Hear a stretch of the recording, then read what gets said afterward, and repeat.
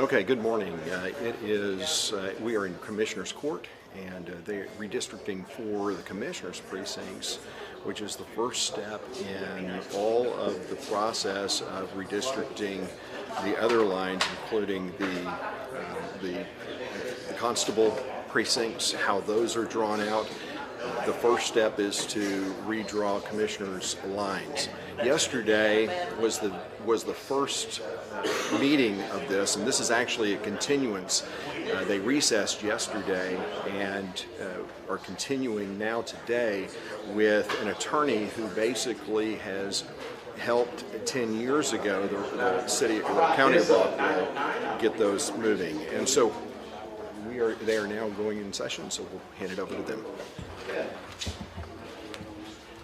Portion of today's meeting, I do want to introduce, we have Mr. Bass, as we mentioned, Bob Bass from Allison Bass. She with us this morning. And so, Mr. Bass, I'm going to ask you to come on up if you will. And then the first question that we want to get some clarity on is obviously we all know that we're operating under a very interesting time frame, if you will. And Commissioner Gilbert yesterday had mentioned we got an email from Secretary of State and for elections talking about the time frame being on the 13th. Mr. Allison, which Mr. Bass, you know him a little bit, sent out one yesterday speaking of the 29th. Can you speak for our benefit? And obviously the public has a strong interest in it. Well, just a confusing bit of business. Senate Bill 13 was passed. Senator Huffman sponsored it. It was intended to give local governments more time under the compressed timeline that we're operating under. Let me give you a little bit of background. The census data is normally released in March. Following the census in April of 2020, we would normally expect to see the census data in usable format by sometime in late February or March. By statute, it was to be delivered to the president and then to the states no later than 31st of March. Due to a variety of reasons, COVID being thrown in there, confusion about what populations were to be counted and which not. The Census Bureau, for the first time since 1790, pushed the release date of the census back to the end of September because of the howl and cry of state legislatures and local political entities that if we get it as late as the end of September, there's no way that we can get the work done in the time remaining before primaries. So they released what they call legacy data. Census did. Legacy data is the raw data. It's not been formatted for GIS purposes, geographic information purposes. It's just the data. It's line after line, column after column of raw data. That means to use it, we got that in August 12th. To use it, we had to go through a fairly rigorous ordeal of formatting it ourselves, or hiring it for formatting. Well, everybody that tried to do that, normally we get what's called a file layout in advance. We didn't get the file layout until August the 12th. The file layout tells you what's in there and where you can find it. So it took us well into September, mid-September, before we actually had data we could begin to use. Then, some counties have prisons in them, and typically we exclude the state and federal felons out of the population. And there wasn't a way to do that with the data we had except to, again, build a formula that worked. And that sounds like it should be easy, but it wasn't. So anyway, it was late in the process. We actually had data that we were comfortable to use. So, the Senate Bill 13 that was passed in later September was an attempt to give more time. It would push the filing period, opening day, filing period back to November the 29th. And that meant that, that would give us 2 extra weeks, which 2 extra weeks was scant, but it probably would have been enough to let us get all of the stuff. Not only do we have to redraw the commissioners' JP lines, but we have to conform the election precincts to those new lines. We have to identify then the voters that are affected by those boundary changes. So there's an enormous amount of work that's done both at our end and locally. Unfortunately, the bill that was passed to take immediate effect had to have a 2/3 majority in both houses. And if it didn't get a 2/3 majority, it took effect the 91st day after the date the bill was passed. So it passed the Senate by 2/3 majority, failed by 3 votes to pass the House by 2/3 majority. So the effective date of Senate Bill 13 becomes December the 2nd. The 29th filing period is already passed, and the bill didn't pass, so where are we? Well, the Secretary of State says, well, the existing statute says the filing period for the March primary opens 76 days before the primary. That falls on the 13th of November. So by statute, it's in authorized statute that exists today, the deadline is November the 13th. Some counties, I hope not Rockwall, but some counties are not going to meet that deadline. And so the question becomes, what are the consequences of not meeting the statutory deadline of the 13th, even though you have a law passed that will take effect after November the 29th, but it will become law. So do you give credence to the 29th date or the 13th date? And the answer is, who knows? That'd be up to the judge in a lawsuit filed by some candidate who says, I couldn't make up my mind, I wanted to file, and by giving me less than the full 30 days that starts November the 13th, I've somehow been harmed. Well, if they will get the map, say somebody puts out a map today. How are they harmed? They're not, because it's before the 13th. How are they harmed if it doesn't come out until Monday the 15th? They've lost 2 days off their filing period, but they still file. What's the harm? I'm a lawyer. I read tea leaves all the time about what would the court do. And under this sort of set of scenario, I hope the court will say the counties did the best they could. There's substantial compliance with the statute. They got a map out. They left plenty of time for people to make their mind up. No harm. Now that's what I hope happened. Jim's email suggests that you could go ahead and candidates probably ought to wait until the 29th to file their application for a place on the ballot. I don't represent those candidates. I represent the county. I'm not going to give them. I'm just telling you that there's a gap there of about 2 weeks and nobody knows what the heck would happen. Yes, sir. Help our audience out, and I agree with you. We do our best to complete it on time, but you are Jim Allison's partner. So Jim's telling us one thing, and you're saying, I know that he had sent something out because we're getting the same question all the time, and I hadn't seen his response until just a few minutes ago. Yes, sir.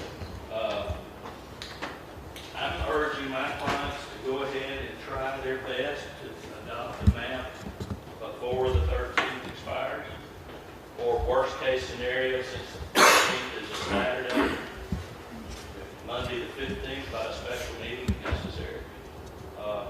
That's not necessarily written in stone, or it's just my best effort to get everybody through this chaos with the best chance to defend themselves as possible. If they were to be sued, that doesn't mean necessarily would be or could be, but it's just one more wrinkle in a chaotic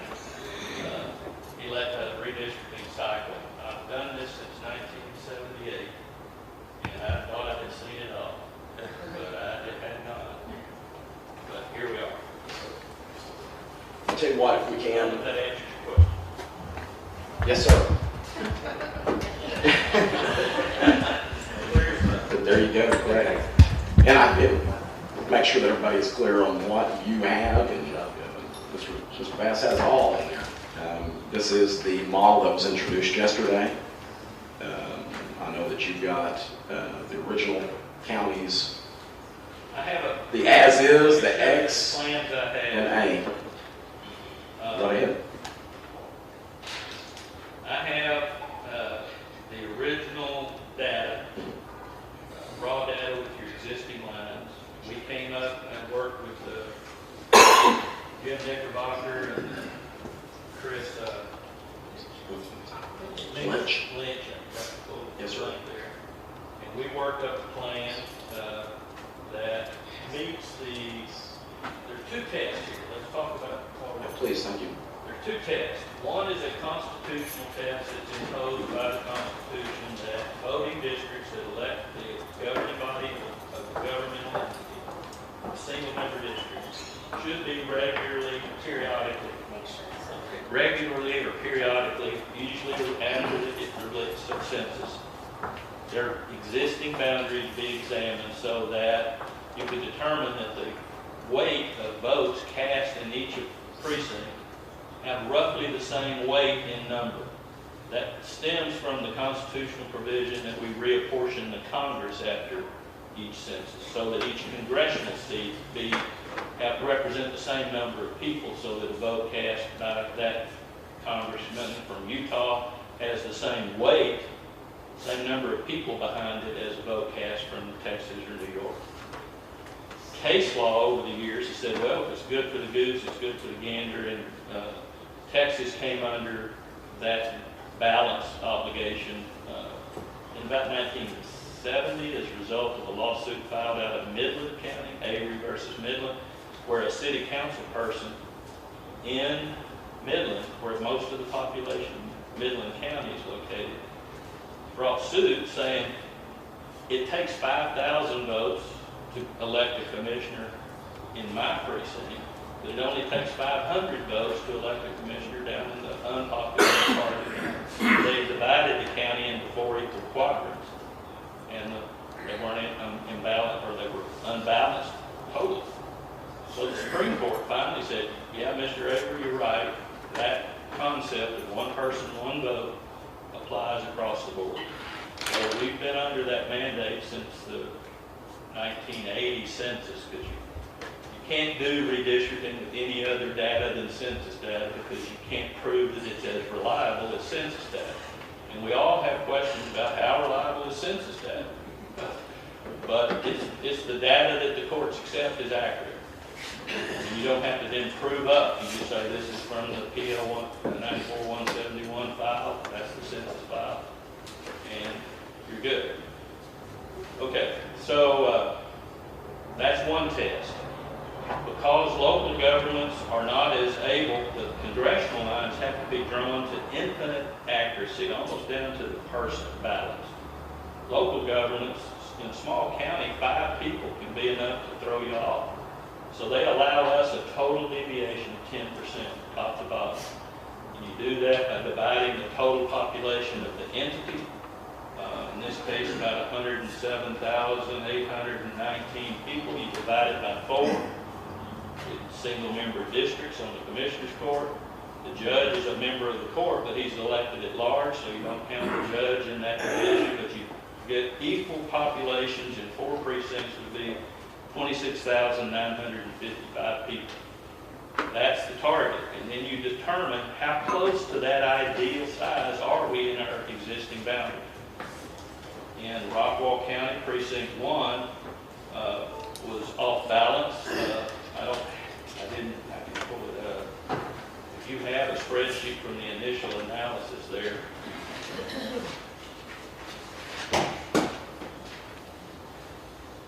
yeah, your total unbalanced numbers, Precinct 1 was overpopulated by 515 people.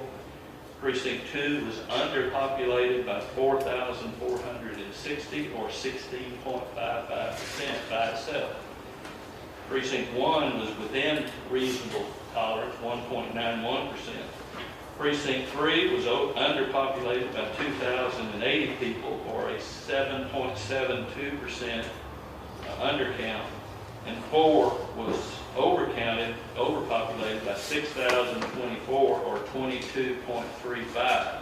So you take the two ends of the spectrum, the most overpopulated precinct 4 and the least or the underpopulated precinct 2, and you add those two percentages together, disregarding the plus or minus sign, and that gives you your total range, total maximum deviation. Anything over 10% is presumptively unconstitutional. You were at 38.9% unbalanced. So you have to do a lot to bring that number down.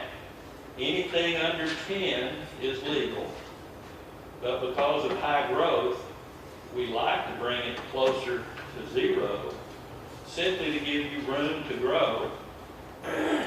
It is possible, although it's very difficult for a plaintiff to bring suit. Now, we no longer have to submit these plans to the Department of Justice. The Supreme Court in 23, Shelby, what was that case? I can't cite the case. The Supreme Court, Justice Roberts with the lead opinion, he said the Voting Rights Act was passed in 1964, and there was legislative fact-finding to support it, saying that there was discriminatory practices in the methods, manner, and procedure of elections to weaken the minority voting stream across the country, but particularly in certain states, Texas being one of those. So certain states had to submit pre-clear, meaning before you could put a plan into effect, you had to get federal approval. Justice Roberts said there's not been a significant fact-finding since 1964.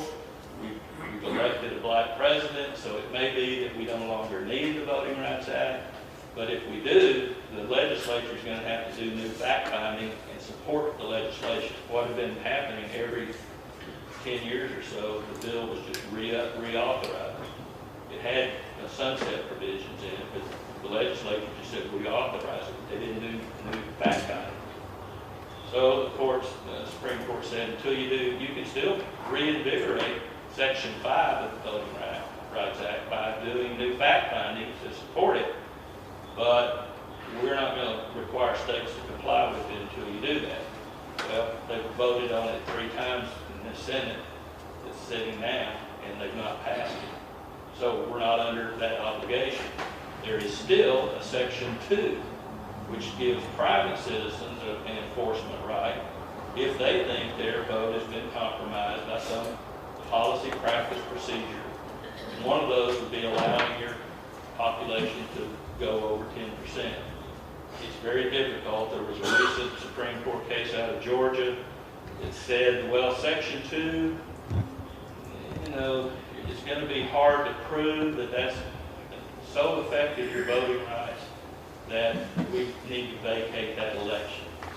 They didn't say Section 2 was void. They didn't say the one person, one vote test was void. They just said on the case before us, whatever that measure, and I think it was just a fraction over 10%, it wasn't sufficient to cause us to vacate the election to make them do it over.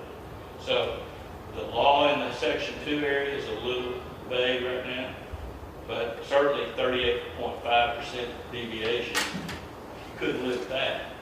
So I would say we need to bring the plan in well under 10%, but how far under 10%, that's your call. I can give you my opinions on what I think of any plan, but all I'm saying is of the 2 tests, the balance test or the voting rights test, and the second test is under the Voting Rights Act. It says that if a county has drawn plans that were pre-cleared previously, then that benchmark sets sort of a bar. And any later plan needs to come relatively close to that benchmark.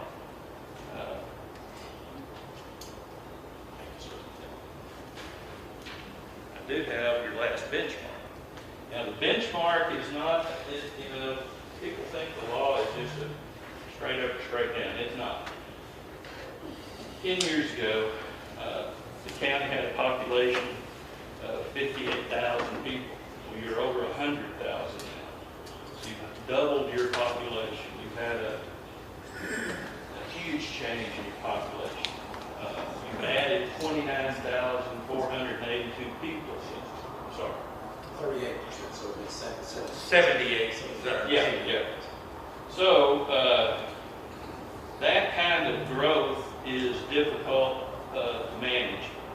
And so the benchmarks that were set back then could arguably have very little relevance to what the populations are now. But that being said, 10 years ago, your overall population was about 74% Anglo, 5.6% Black, and 15.92% Hispanic.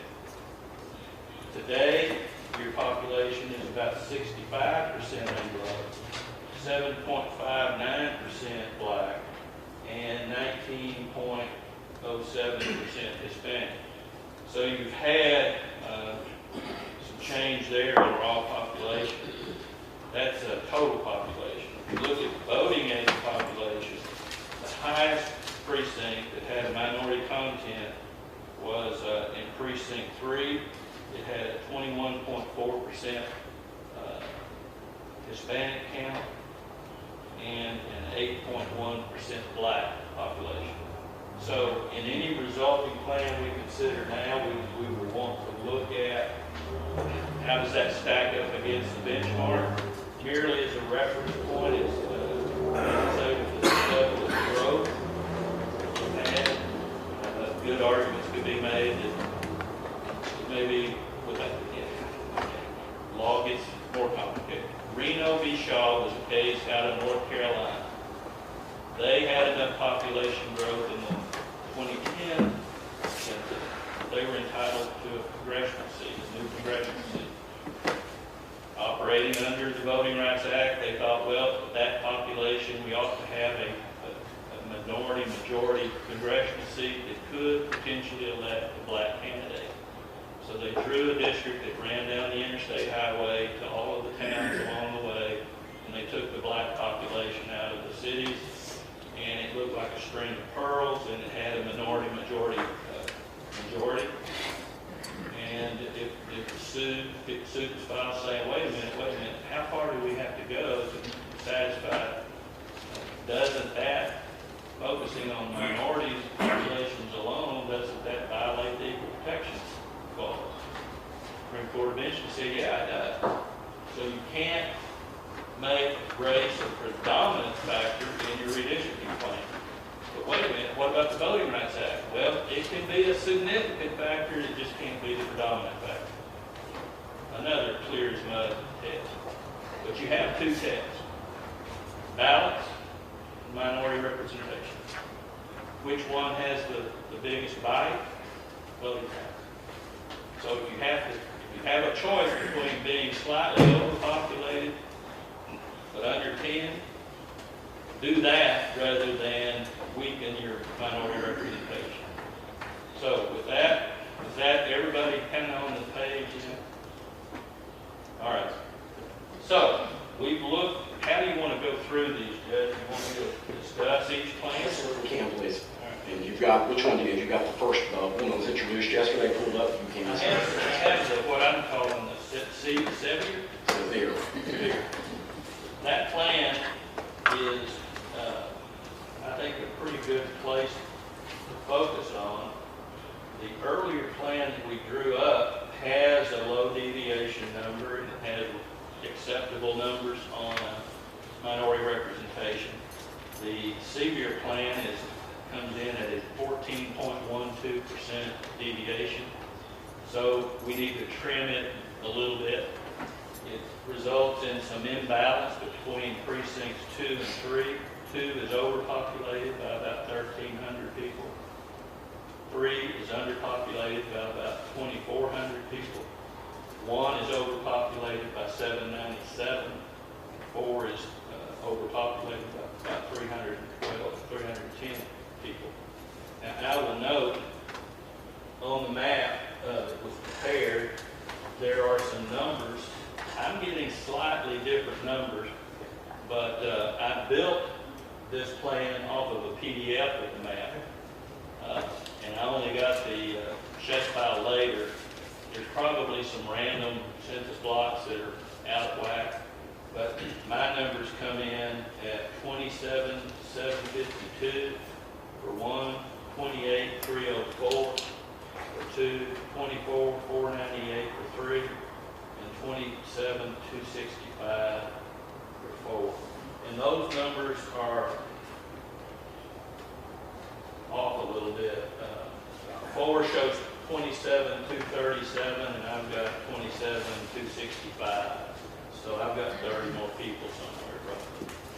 But those things, I think we're within fractions. But anyway, when I get the time, I got last night of the Gilbert plan last night, about 9:30. I don't have that in my data yet. And I've got, I can get a shape file from Knickerbocker, I'm sure, that will make my numbers and his numbers match up. But we need to find out where the blocks are that I didn't pick up, maybe.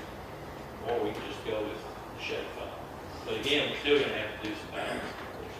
So,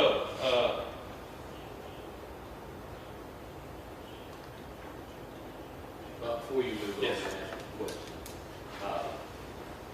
We had determined the other day when we had our virtual meeting that there were several subdivisions that were not part of your count, and one of those is pretty significant down in Ford. Have you updated that, or is there something that we need to give you that you could work well, that kind of goes to what I was saying. The census count is done April of 2020. Any population change since 2020 is not going to be reflected in that census. And there's not an effective way to update the census. The census will come in periodically and do estimates. Those estimates are at the block group level, not the census block level.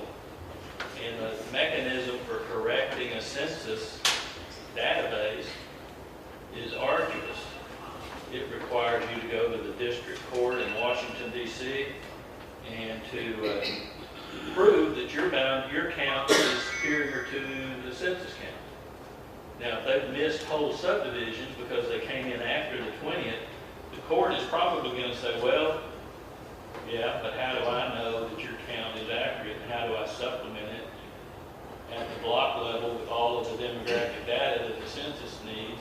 So my answer is basically we're stuck with the census. And I mean, we understand that, and so we can, where that area is, we can deliberately undercount that precinct somewhat to make up for what we know to be there. But you still got to stay between 10%. The numbers are what They are what they are, and this census, there was a period when the prior administration was wanting to not count undocumented persons in the census. How do you, we always know there's an undercount of undocumented folks that are within our border, but how do you decide who's who and who not to count? So that they finally, that's never been the way it's done before, and it wasn't done this way, but there is a significant question about how particularly accurate is the census every time. I think there's more likelihood of a bigger undercount this time than there has been before. But that being said, the numbers are the numbers. And so one last way before we start talking about individual now. You mentioned that ethnicity ought to be number one up there in your Without going to extreme. And so when we established the benchmark the last time we did this, do those precincts need to continue to carry those percentages moving forward? Well, it's not uncommon when there's lots of growth that a precinct that was minority-centric 10 years ago is no longer so. can grow. But a precinct needs to be fairly close to those benchmarks. It doesn't have to be, 10 years ago, that was precinct, did I say 3? It doesn't have to be 3 now, but there should be one that has pretty good representation. Okay. And again, if you're not trying to guarantee an outcome, in fact, your present population is still 65.11% Anglo. It's the maximum. Hispanic population is about 19%. Black population is 7.59. It's probably unlikely that any configuration you can come up with would not achieve a minority-majority district. But what you are now looking at, where can we have enough representation by minority voters that whoever's running for that office has to pay attention to their concerns? But if those pockets of communities have not changed among the precincts, One would expect. you can only accomplish that by leaving it When where I first started doing this work a long time ago, every community had very distinct minority communities. And so it was relatively easy to meet certain benchmark standards in the 80s. In the 90s, we found that some of that population was beginning to move outside of those traditional neighborhoods. By 2021, it's hard sometimes to identify a quote minority neighborhood. That's a good thing. We want people to be economically able to live wherever they choose or wherever they can afford. And so it's a good thing that jobs are offering better jobs, better wages. Laws against discrimination in employment have worked. And so people can find better jobs and move where they want to move. Well, then every 10 years you got to come back and try to gather them back up. It's counterintuitive to, what we're doing is what the Voting Rights Act requires us to do, but it's sort of in its own way. It's sort of perpetuating that concept of a minority ought to live in a specific area. So all we can try to do is stay within the law. And so that's kind of what we've looked at. So when we met the last time virtually and we came up with a plan,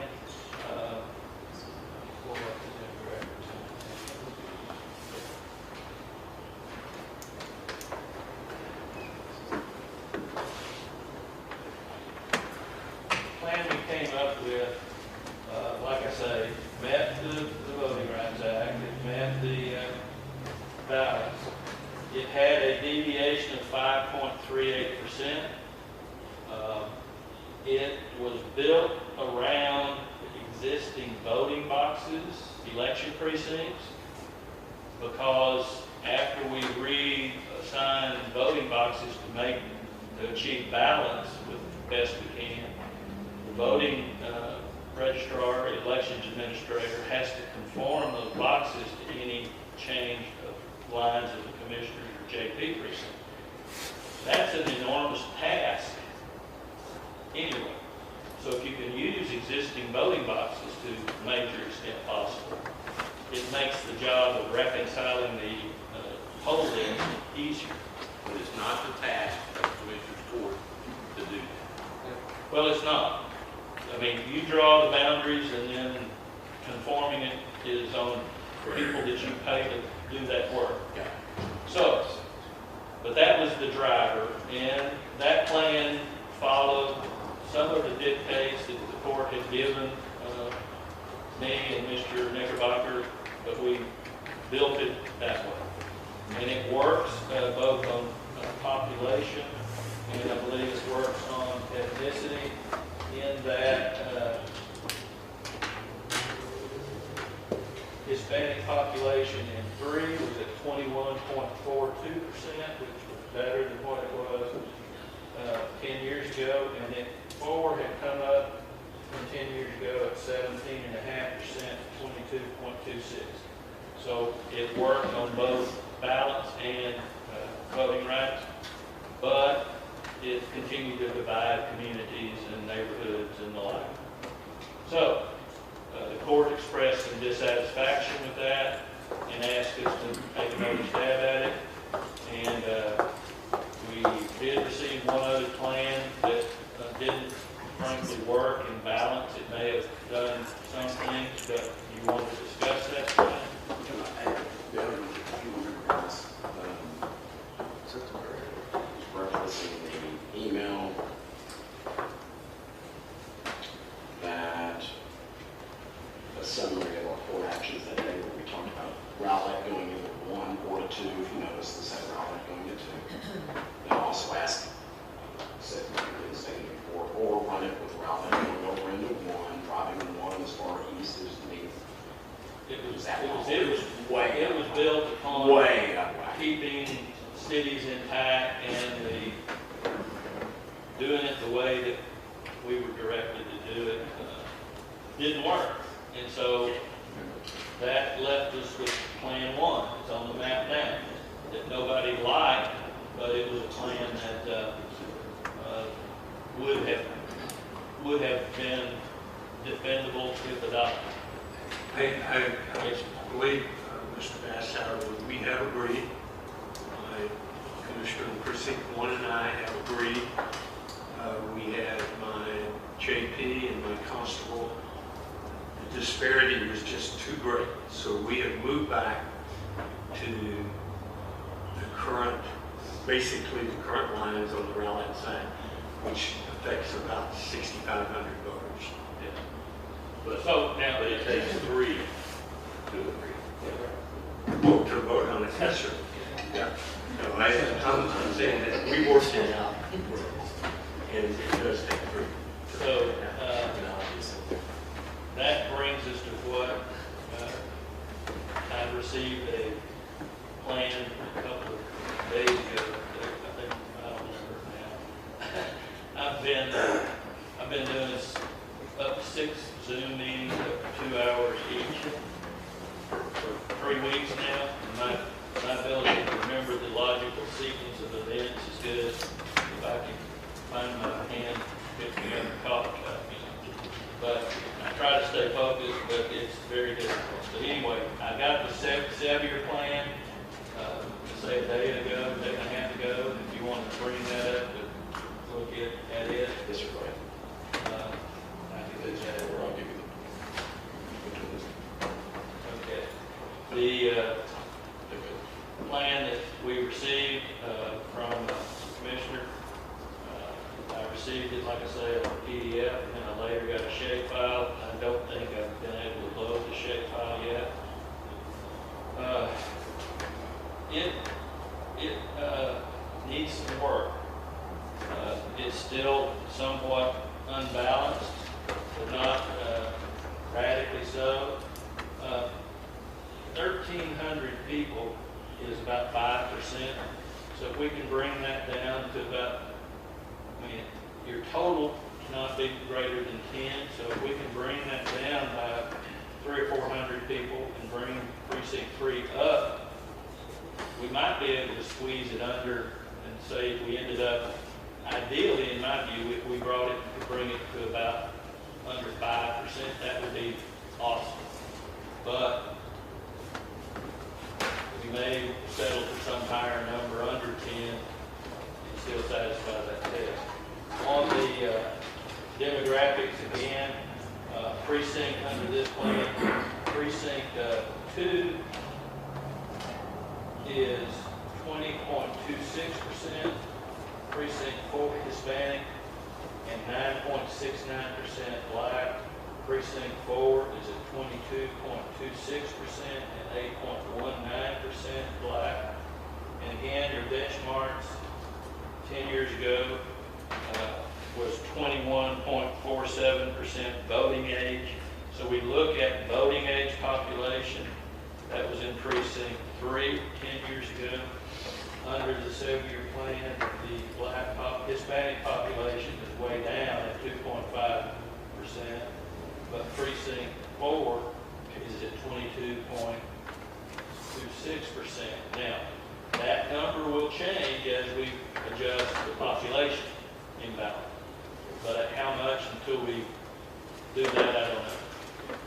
So, I've laid out, that plan is, I think, doable, assuming we can get it under 10 and we don't too badly diminish at least precinct 4 this time's minority content. That's a very quick summary of the plan. Any questions? Any questions on any portions of the presentation? Any portions or any parts of the any portions of the driver or what we must take into consideration for a good understanding of where we're at? You had comments, Sam? It's I will make one comment on this plan, is if you look carefully, a precinct that's been in existence for over 100 years is totally gone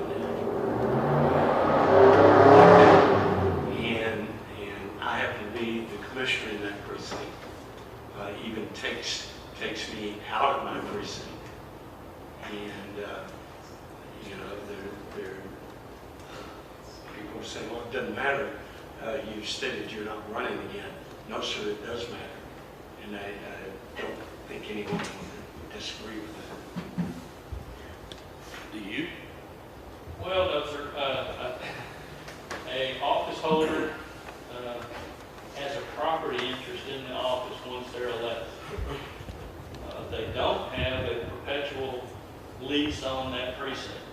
So precincts can change. And precincts can even be modified that would disenfranchise that office holder.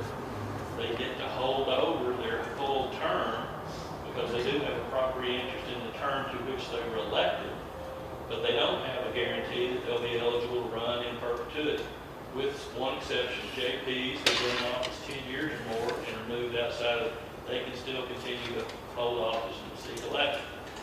But they've not given that privilege to commissioners. So, I certainly understand you spent a long time working with that precinct, and I understand your connection. But the law would not recognize, the court can move boundaries as it sees fit. Let me ask you this, though. If the plan was presented, included all the commissioners in their existing precinct, would that not be preferable?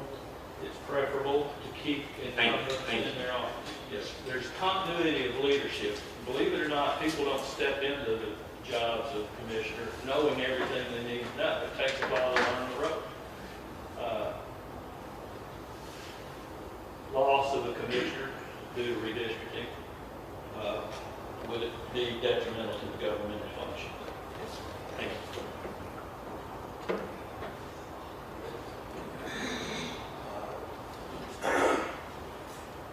I don't know how long it will take you to put the numbers in the Gilbert plan into what you presented here. It'll take a while, but not a long period of time, but probably 30, 40 minutes. Okay, maybe we want to do it, but I would be glad to make the presentation and then we can go forward. Is that yes, yeah. So just as we've done, we'll do it. Go ahead.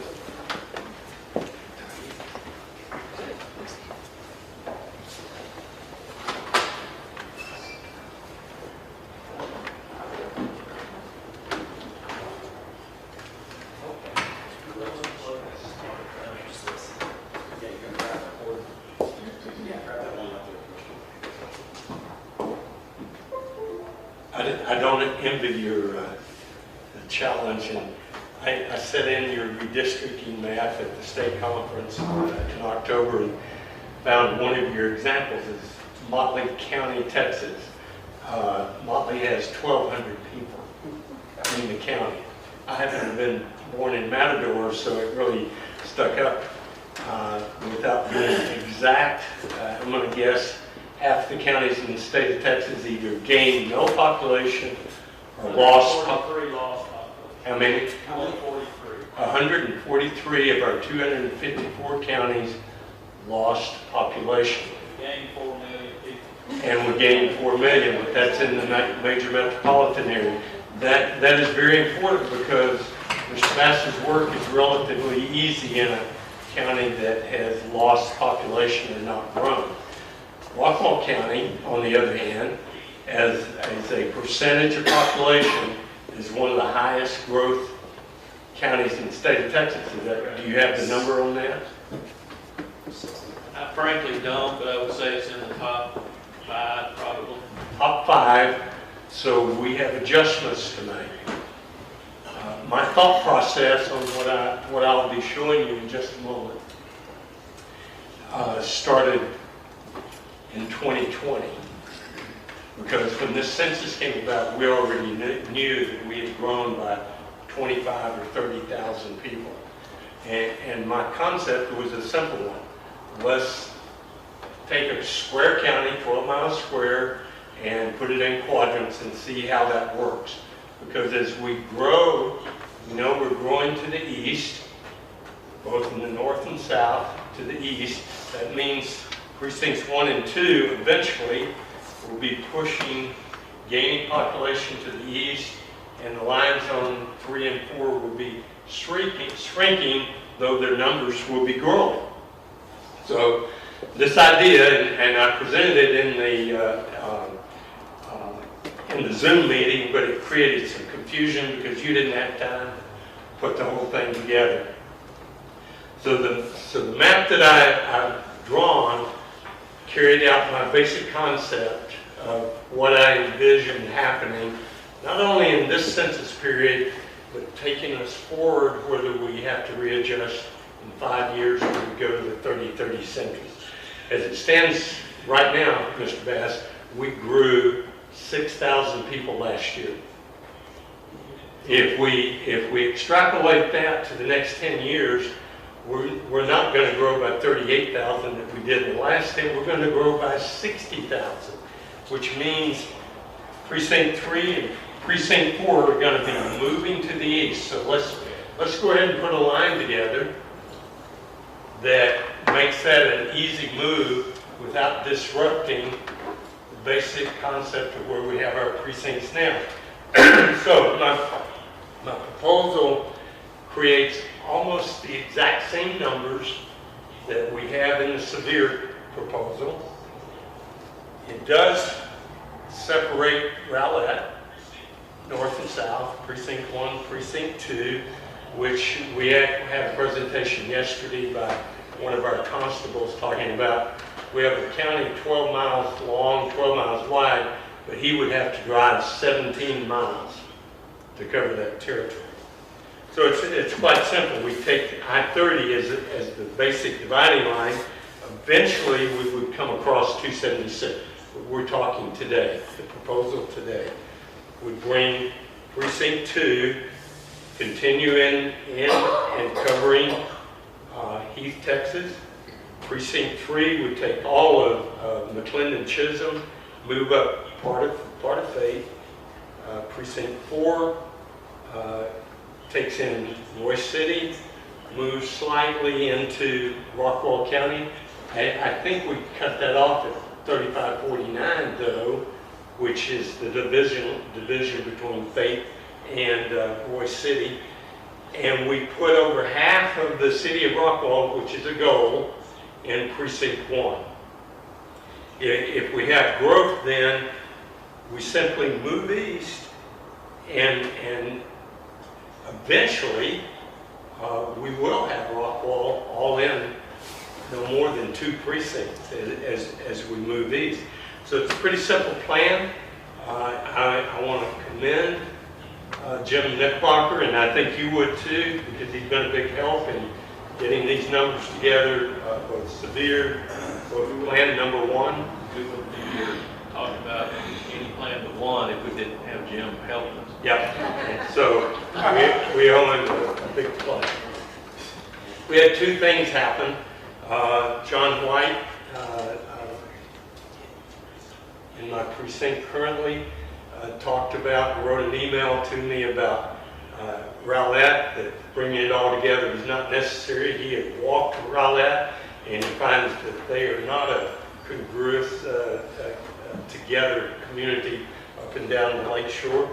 And I appreciate that. That came into to effect when I was talking to Trey and Cliff on this. Mr. Wacker talked about why do we have all these fingers sticking in precincts like a sore thumb. I've eliminated all of that in this proposal. We talk about connection to the courthouse on I-30. I bring three of the points of three of the precincts right together. Only going to have to do the straw of about 3 miles on precinct 4 to get it to the courthouse, where the severe plan only has precinct 2 touching the courthouse at 3 miles on any side. So I understand this is a proposal that this court needs to continue to talk about.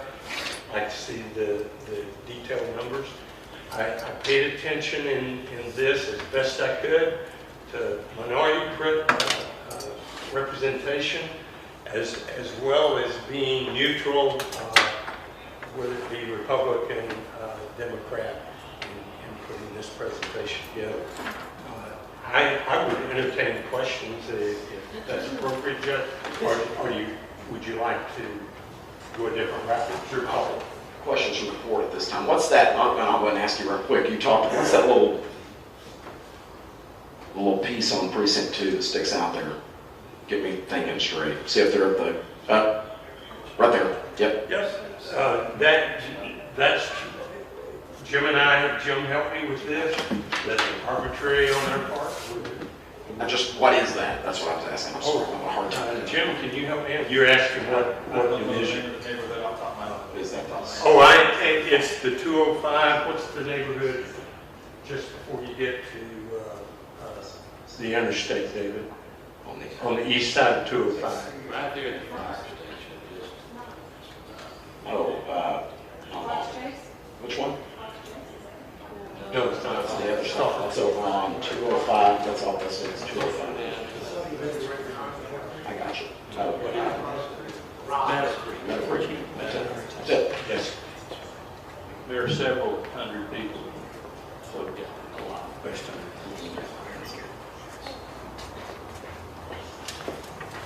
I want to make sure that I understand. So in terms of the map, and I'm still learning the city limits, but in this map, the city of Rockwall is now split into all 4 precincts. Just barely. The majority of it's in over half is in precinct 1. The next largest contingency is in precinct 2. Precinct 3 just touches the tip. But if you'd like to see the city limit map, I'd be glad to show you. Right, but the way I'm looking at it, so the city of Rockwall is in all 4 precincts, so that dilution. The city of Heath is also split into 2 and 3. Moore of Fate is now split into 3, so Fate's been diluted as well. Looks to me like the only cities that are not affected are possibly Roy City and Point and Chisholm.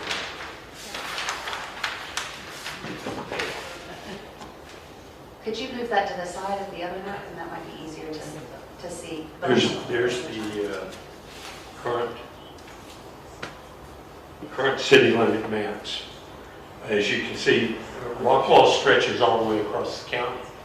It's going to be impossible not to have. I think that east side is mostly industrial. Could you move that map, sir, to the right so we can see both maps together? That would be helpful.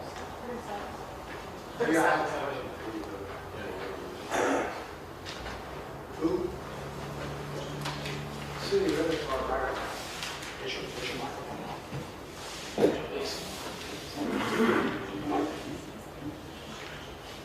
All right, so again, the city of Rockwall is in all 4. You've moved Fate into the city of Rockwall pretty substantially, it looks like. So it is. And Fate has been moved, more of Fate has been moved into 3 as well. And then Heath has also been split. Okay, thank you. None of them have been split. They're split into You separate have precincts. portions, which is an impossible, in my opinion, impossible to prevent that. Thank you, When sir. start looking at the diversity and the breadth width and breadth of the city limits of the 5 cities here in the county. Judge, I appreciate, yes, sir? Got some questions, Commissioner Samir. Yeah, did a good job drawing that, drew me out of my district. So I'd like to be put back in my district so I can represent the people for the next 3 years at least. I agree with that kind of time. Which one on that, make sure that, Yeah. make sure I understand on one end of that. Which one? North? See John King, Yes, sir. took me all out of there, I would have to live in that area. So, that's why, 45, 49. It's on. We're having trouble hearing you, but I believe what you're saying is that you have not publicly announced that you're not running. I have 3 more years on this district. So probably next year or the year after is when I'll make that announcement. Yes, I'll be running, but I'm not in my district now at all.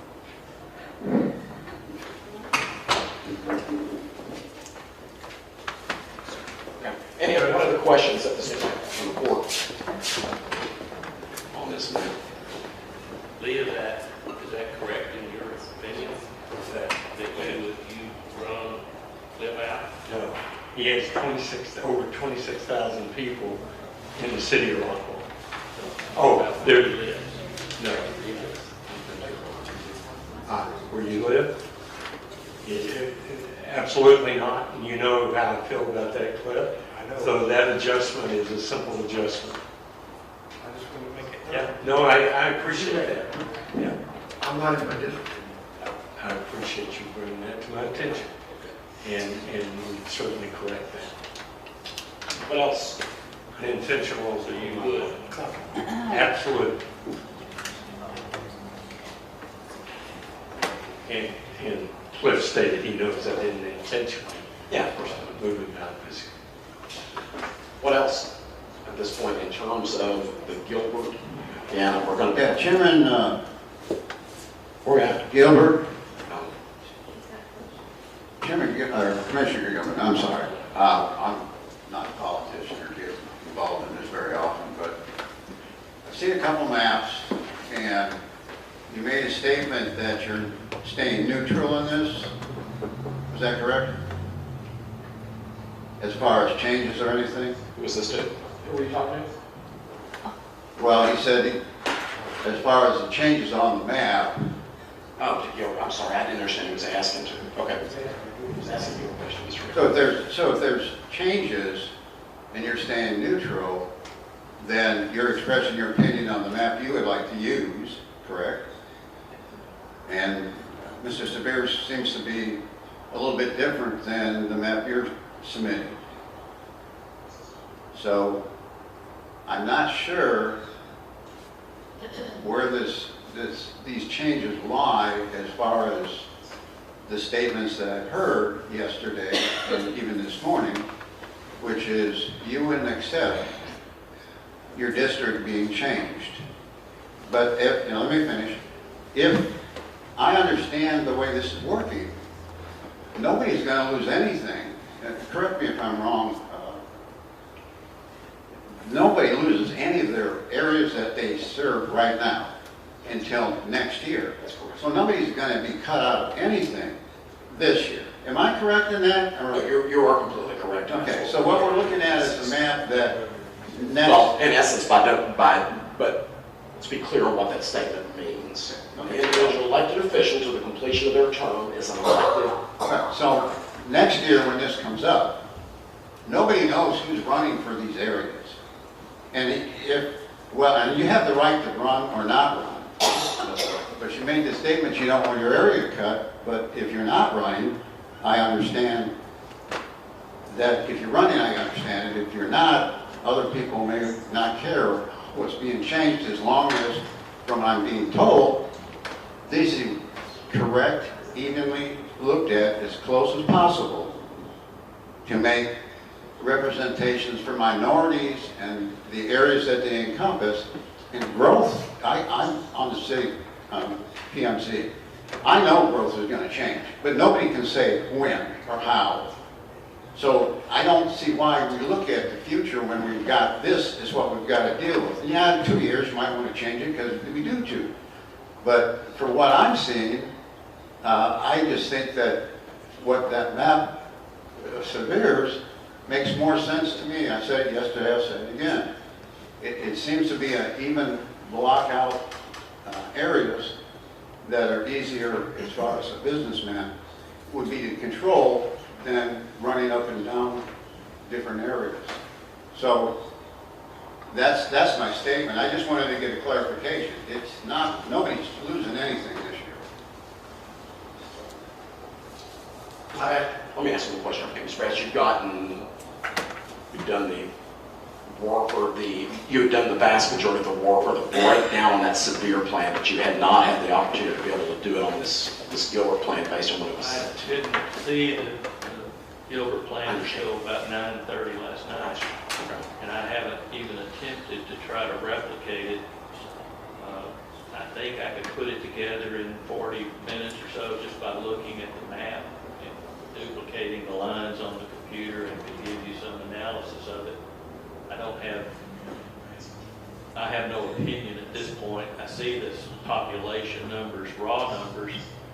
There's going to be a deviation problem with this plan too. There is. There's going to be with either way. I understand that. Commissioner Severe, what were you going to say, sir? Yeah, Thank you, Mr. Bass. I'd like to bring it to the attention of the people. In this room right now, we have 2 people that's running for Mr. Gilbert's position. I've already announced, I've already started campaigning. This map here that Gilbert has, you only have 1 person running now.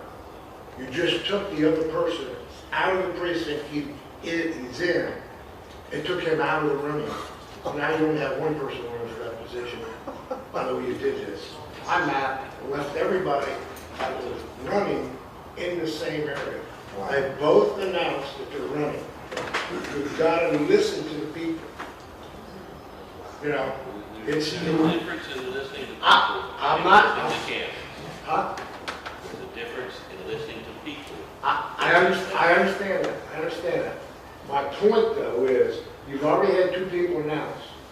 If we do this, you just took a person out that's been there for many, many years in that same precinct that he's been in, that Mr. Gilbert's been in, and now you took him out, or took him out. Let me point out that the filing period hasn't opened yet, so while somebody may have announced an intention, I understand. they've not applied for a place on the ballot.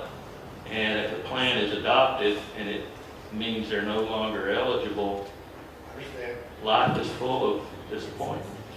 But there's still also very unrealistic, but there are still ways to be able to move into a district or precinct and file in that precinct. If You gotta have a year in.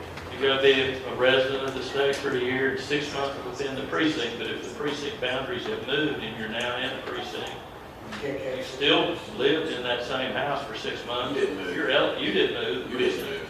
Yeah, precinct boundary. Yeah, okay. That cleared that up. Hey, can I add something to that? Yes, sir. Where you at? Yeah.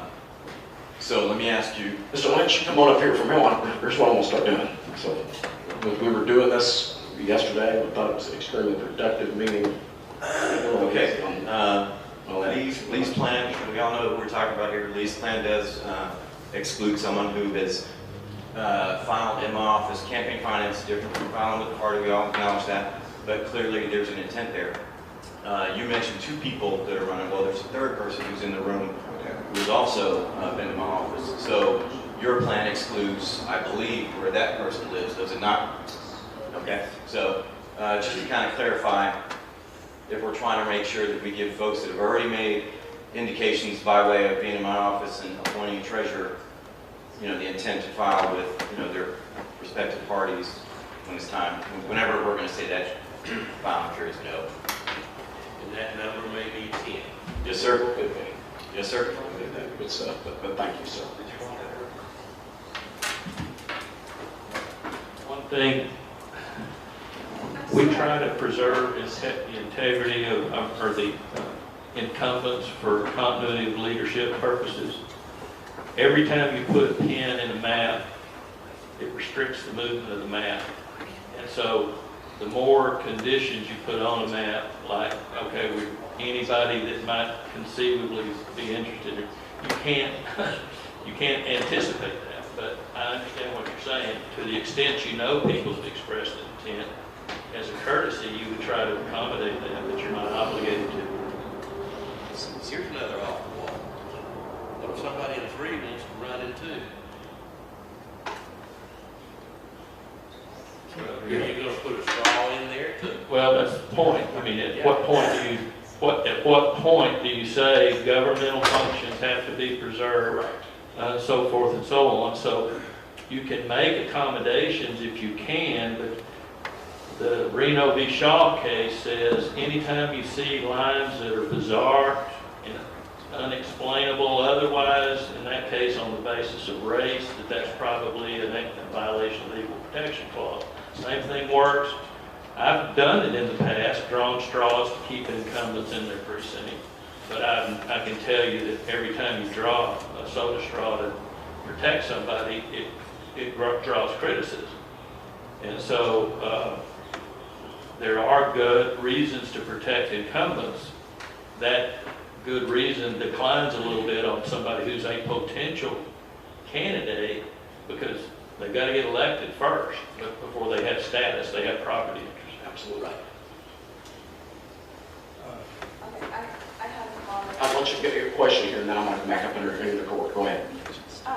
For the sake of community, for the sake of continuity, okay, thank you. For the sake of community and continuity, and for those who have expressed that they want to run on precinct 2, I think that you should carefully consider what you're doing on precinct 2 because the size of our county doesn't give room for those type of map delineation, Mr. Gilbert.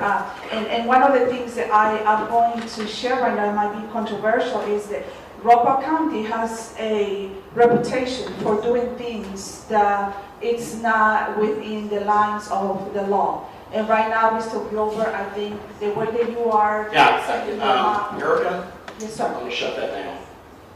I'm going to shut that down. Thank you. Thank you, ma'am. Mr. Gilbert, you have a comment about it? Yes, Ms. Betts, I want to request a break. Would you get with Mr. Knickerbocker and see if the next 30 minutes, 40 minutes, or hour, I've actually allocated the whole day to this process, so. I will need to break down my machine. If I unplug my hard drive, I lose my data. Yes, sir. So I don't want that to happen. Can we I figure did that out? I was in Vernon, what day is today, Friday? I had to speak supposedly in Vernon yesterday, and I lost my computer Wednesday evening, so I drove back from Vernon to Austin, rebuilt my computer, and got into this morning. Let's not have I don't want that to happen. I don't have the time for that kind of problem. I agree. I think he was going to start with it. He was going to present, before he breaks that down and potentially loses stuff, do you want him to talk about the severe? Yes. Well, That's not, we're going right into that. Okay. Mr. Gilbert had some comments, we're going to do that. Let's do this if you can. Yes. You've already done such on the severe plan. If you don't mind, can you take us through that? Well, again, the severe plan, still needs work. I mean, you know, it's not really a final product in my mind. And it's not, and I don't anticipate that either one of them would be, but if you just, and I know you touched on it just a moment ago.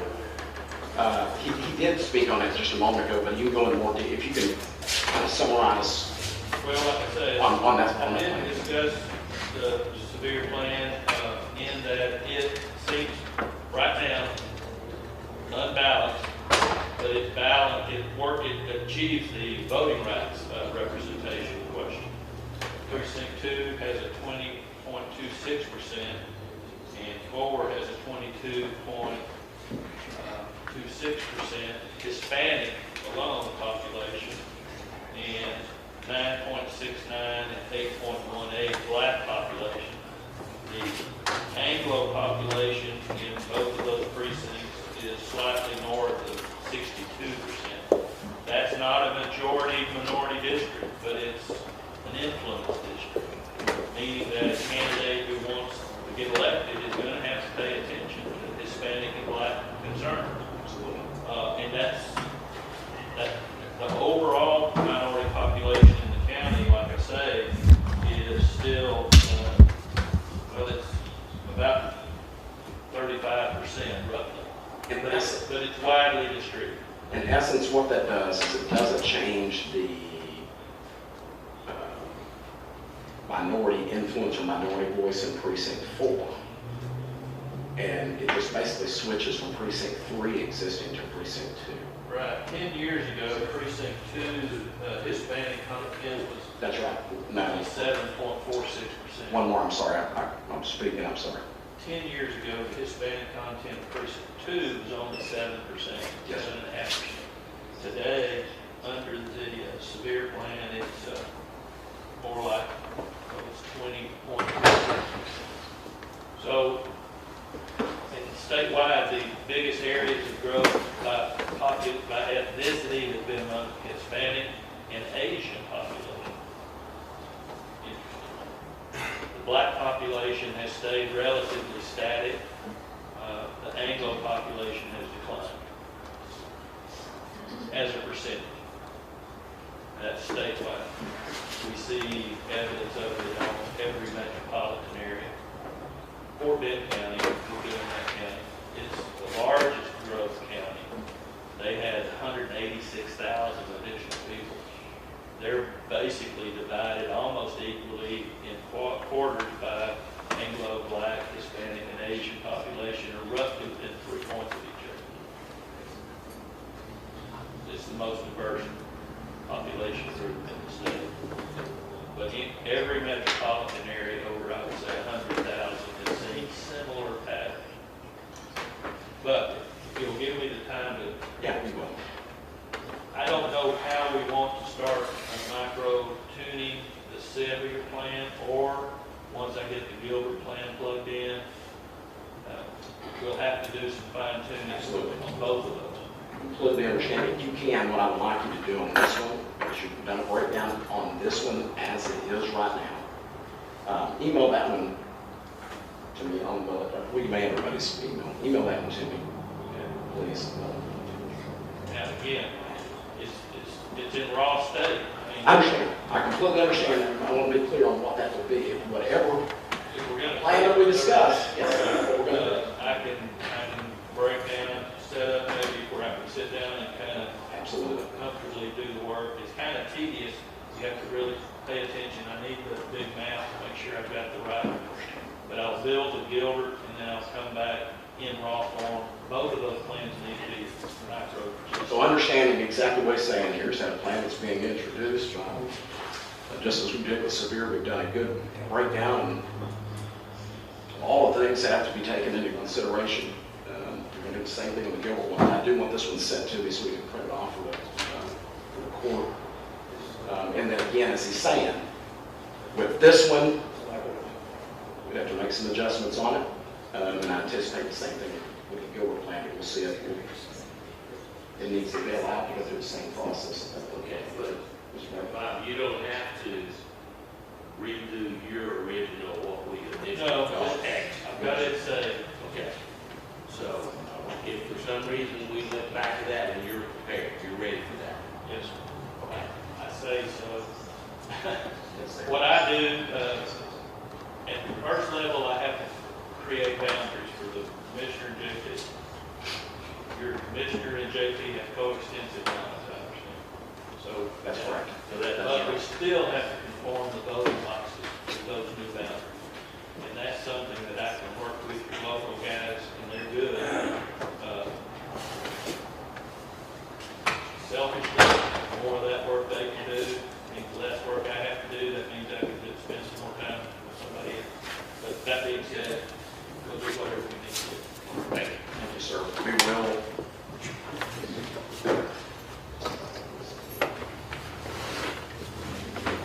All right, we'll recess till 11 o'clock. Thank you.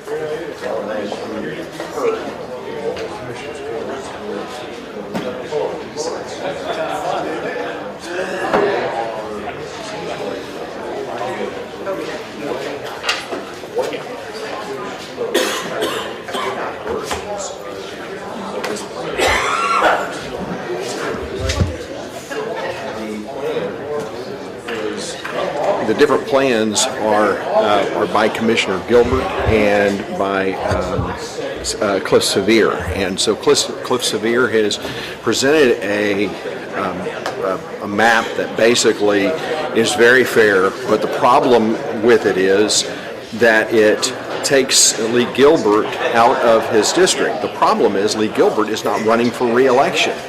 And when I talked to Commissioner Gilbert this morning, I said that you, according to, he said it takes me out of my precincts and you can't do that. And I highlighted the fact that state law establishes that, and it was confirmed yesterday by the district attorney of Rockwall County, that if he is taken out of his district and he will still fulfill his entire term and he will still serve the people of his precinct until his term ends. And so I asked Commissioner Gilbert this morning, so can you confirm for me, because you have two individuals, Frank New from Heath, Jim Pruitt, former mayor of Rockwall, and Frank New is a council member in Heath.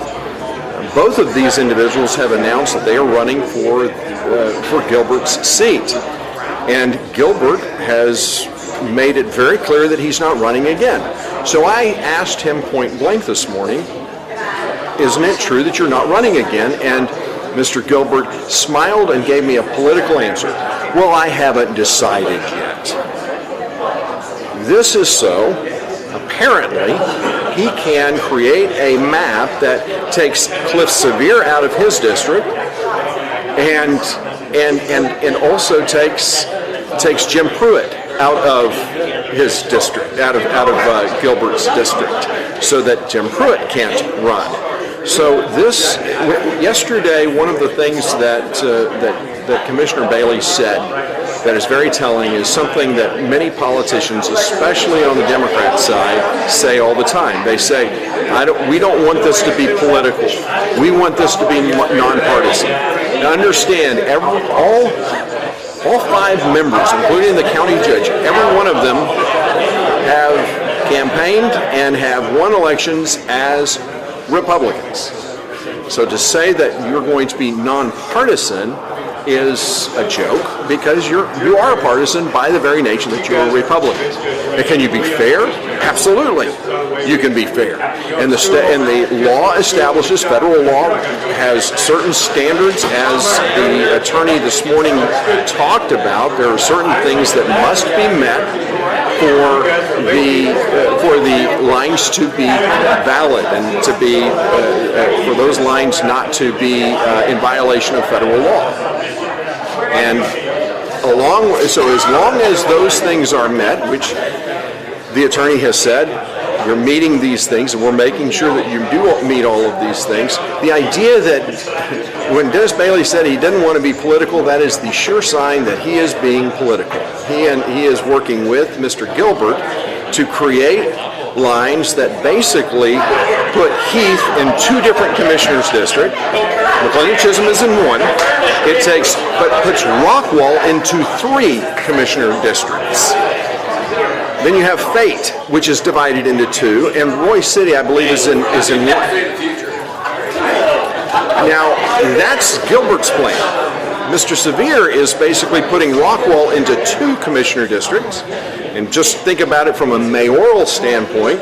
You've got, by the way, and Heath and McLean and Chisholm are in the same commissioner district, which would be a good thing because you have very similar interests, but they're both in one district. And then you have, in Sevier's, I believe he has Fate broken up into two. I'm not positive on that, but so does Mr. Gilbert's, has Fate divided into two. I actually think, and I'll get some verification on this. I think that Sevier's plan actually puts Fate into one, but I could be wrong on that. But bottom line, this is all political, and Mr. Gilbert is playing politics. And what's interesting is Mr. Gilbert, when you look at where he lives, his district currently goes into Heath. That is his current district, but it really serves mostly Rockwall. But a little sliver goes into Heath. And he says, you can't take me out of my district. But he has no problem taking Mr. Sevier out of his district. Why is his little sliver of his precinct why is Heath in that one little sliver of his district? And since he's not running for re-election, why should it matter? It shouldn't, but they are playing politics with these lines. Make no mistake. And it is sickening from a conservative point of view. Mr. Sevier has presented some lines that make sense. They make common sense. And most citizens, I believe, would say, well, this is the easiest thing to do. But to listen to Mr. Gilbert and Mr. Bailey talk about these things as though these are make the most sense. The thing about politicians, and the problem with Cliff Sevier, frankly, is that his plan makes too much sense. And so that's why, and so you get politicians like Gilbert and Bailey. They want to make sure everything is as nonsensical as possible. Why? Because that's why politicians work. Because what that does is it also helps them to be the experts. Well, let me explain how my district works. You see, they seem to like to have the inside scoop on a lot of things. This is what I hate about politicians, and what I think this is going to come down to is I believe that this whole thing is going to come down to one vote, and that is going to be the county judge. I believe, based upon what I heard Janet Nickel say and Cliff Sevier say, Janet Nickel she's the former mayor of Fate, and she is someone who, and the current mayor of Fate was here yesterday. And someone had asked, well, have you asked the mayors? Well, Janet Nichols stood up and said, when referring to Cliff Sevier's map, I've spoken with the mayor of Fate. He's good with this, and it makes sense. And so what I believe is going to happen is we're going to see a map we're going to see two maps. We're going to see the Gilbert map, and we're going to see the Sevier map. And you're going to have Janet Nickel and Cliff Sevier on one side, and you're going to have Lee Gilbert and Dennis Bailey on the other, and the decision is going to be made by David Sweet, the county judge. Problem with David Sweet is he is a politician, and I got to tell you, he's a good one. There's a reason he was mayor of Rockwall and now is county judge, because he understands how to work both sides of the aisle. He is very good about trying to make everyone happy, and I suspect that he is going to try to come up with some kind of compromise that no one's going to be happy with. And it drives me crazy when people are like that. But there's a reason why he's in office and I'm not. There's two things I don't kiss, and that's babies and ass, and he's good at doing both. And so while I hate compromise, while I hate the whole idea of how the sausage works, I think that's the reality that that is going to come into play. Jim Pruitt, who is the former mayor of Rockwall, suspected before the meeting started that he would be taken out of the Gilbert's district, and as expected, that's exactly what happened, and so it should be no surprise. And so Mr. Sevier highlighted the fact that there are candidates who have announced that they're running, that are already forming committees, that are already trying to begin the process of preparing to raise funds and preparing to run a campaign. And the attorney basically said, the filing is not open yet for these districts, and so you have to wait. So they couldn't necessarily do that, but they have announced. I mean, they've made it very clear. Both Frank New and Jim Pruitt both have made it very clear they are running. One of the other things that I understand is that Frank New, the councilman from Heath, also likes the Sevier plan, as does Jim Pruitt. And so far, I haven't heard anyone who has been in support of the Gilbert plan. So that is kind of what I've been watching for. Who is going to to put their support behind Lee Gilbert and Dennis Bailey. So far, nothing. I haven't heard a thing. So I guess this is how it plays out. So what's happening now is the attorney is going back to the drawing board. He is taking Mr. Gilbert's plan, Mr. Gilbert last night, about 9 apparently, after 9 o'clock in the evening, sent his plan because Mr. Gilbert was not prepared yesterday with a plan. Mr. Sevier was. Mr. Sevier presented a plan. Mr. Gilbert didn't. He waited until late last night to send his plan to the attorney, to this the attorney consultant that is helping Rockwall County create these lines and draw them in a way that is going to keep the county of Rockwall out of federal court, if you will. And so now what has happened is the consultant / attorney is now going back and taking Mr. Gilbert's plan, and he's putting it in his file, in his data file, so that he can input all of the data, because there's two things about both plans, both the Sevier plan and the Gilbert plan. The first is that neither of them are perfect. Each one of them puts over 10% variation of population in certain districts, and there cannot be more than 10% fluctuation from all of the different precincts. There's going to be 4 precincts, obviously. They kind of explain that. I don't want to beat that dead horse, but I do want to make sure that you understand that they can, one precinct can have 5 or 10, up to 10% more than another district. But that variation cannot be more than 10%. What they're trying to go for is 5%, and the attorney basically said ideally it would be 0%. Now the reason we would want to see the district the precinct that has McLennan, Chisholm, and Heath with a smaller population for a commissioner's precinct is because those are the 2 cities that are going to see the greatest amount of growth. And it's not just those cities, but the ETJs, the extraterritorial jurisdictions that are not incorporated into the cities.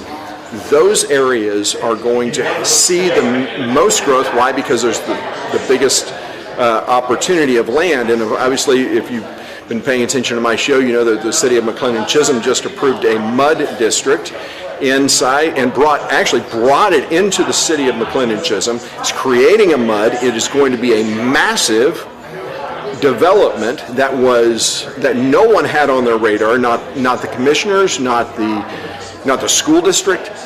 No one saw this coming because, McLennan Chisholm, all of these people who are on the council now and the mayor, they all claim that they believe in protecting the wide open spaces and big lots. They don't. They never do. They never have. They never will. But they will always say whatever people want to hear because they're politicians. They're not statesmen. They are politicians. They tell people what they want to hear and then vote what they really believe. And so their actions have demonstrated what they really believe and who they really are. And so you have this massive growth going on in this area, which would be, and so when you look at the map, there will be, and the map is not up now, so, but we are plugged into the maps and everything that you're seeing, that the people are seeing here, the commissioners are seeing. They've given me a feed so that I can show you what's happening. And so if you have questions or anything like that,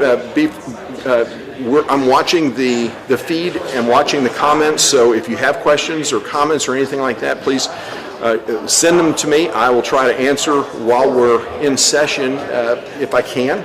And if you want me to ask a question of the commissioners, what's interesting, what's great about this process is Judge Sweet has really opened this meeting up to dialogue. He's not put a lockdown on people commenting. In fact, it's been invited. So if there are questions that you would like asked, I don't mind asking them on your behalf. And if you want me to say who you are, if you want me to say, hey, I've got a comment from this citizen, I'd be glad to do that and find out what they have to say about that. So this is a recess. We are recessed until 11, which is about 20 more minutes, I think. Yes, 20 more minutes. So I'm going to come back to you in about 20 minutes as we reconvene. So, but I'll keep the cameras on so that you can kind of see what's going on in the meanwhile. So thanks for watching. I appreciate it.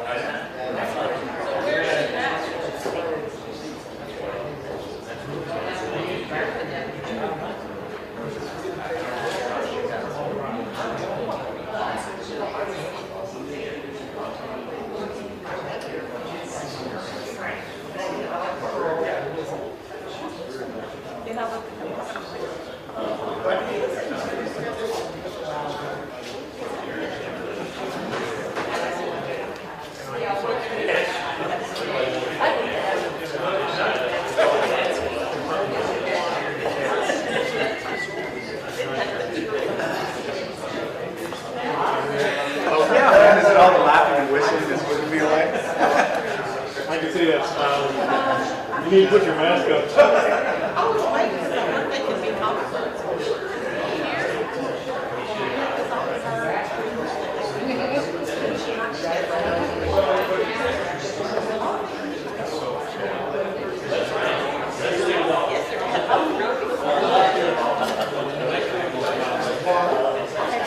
Yes, sir.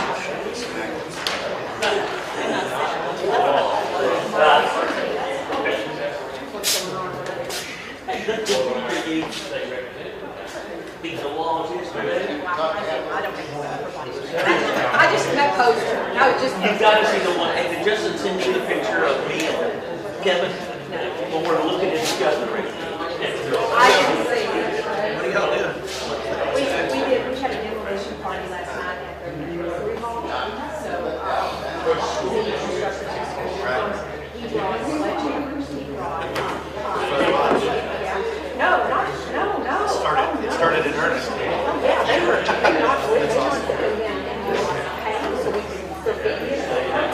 Crowbars so we can tear out that old fashioned dance floor. I mean, people were having fun, but I didn't know. And I knew if I tried to do this, I was going to call somebody and say, so, but yeah, so that's, we're pushing it down.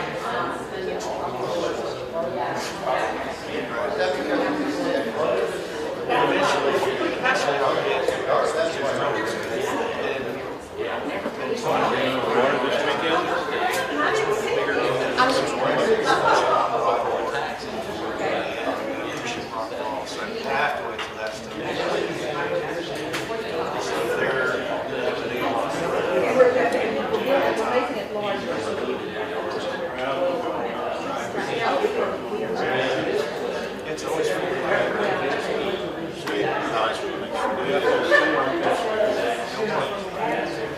So our community, it's not going to really look quite like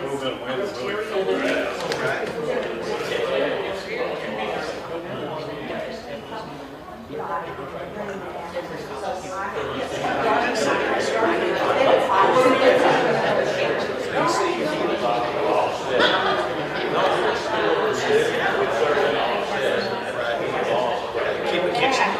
No, it's just, Kitchen's going away. well, it's not going away just now. Right. Caterers. Yeah. But the good thing is that's going to change. That'll, Sure. I mean, people will say, wait, we're not getting ready to do this. Whereas, I mean, I just feel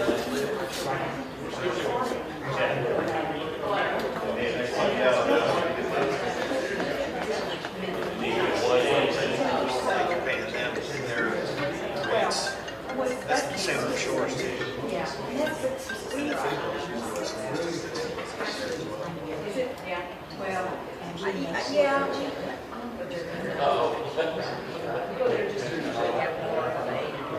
Yeah, they just want their deals on it.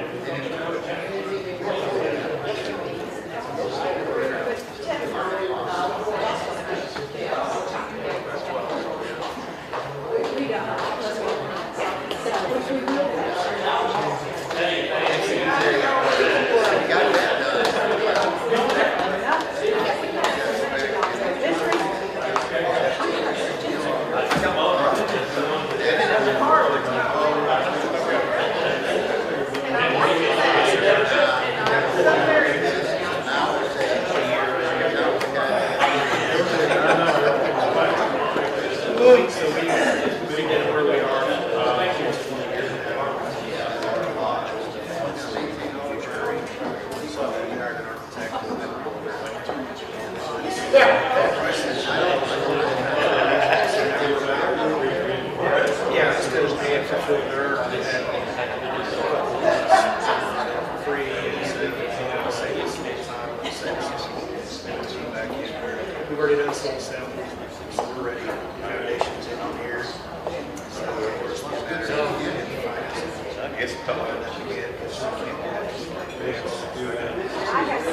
Hey, you bet, thank you.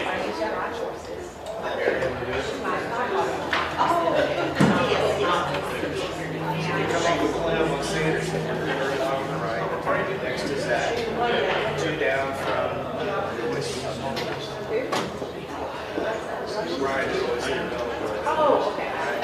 Next to Joyce is Couches, across the streets in Benedetto's, two lots. So there's starting, Ryan told me there's an 500 square foot home. Ryan's just like,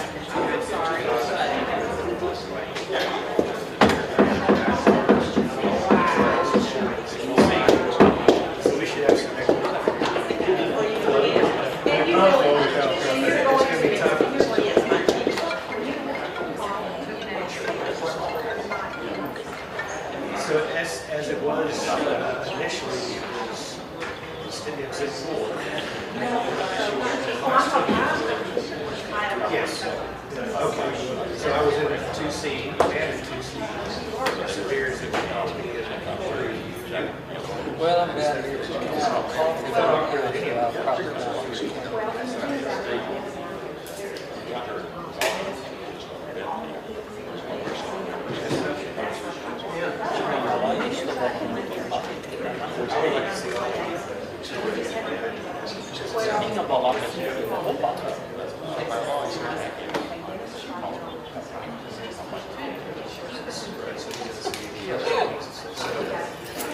so you can make everything work.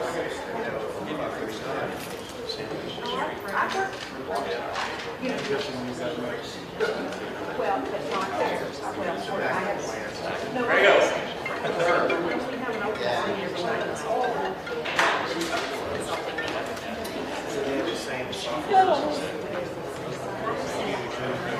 What is it?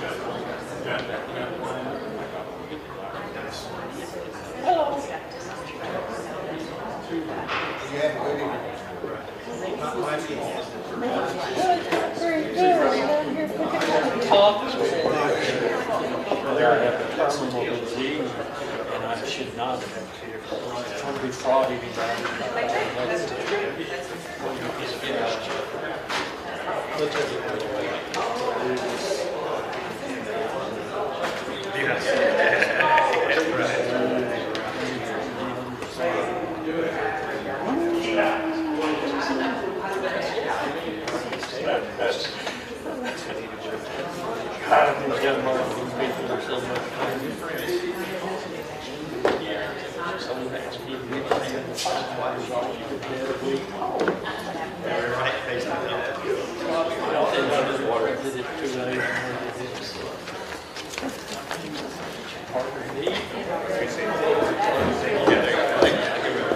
How are you able to change your schedule so you can just come do this kind of stuff, huh? Well, I work from home and consultants. I know you are. And what's good? This is very, yeah, well, this is very informative to the community too. It is very.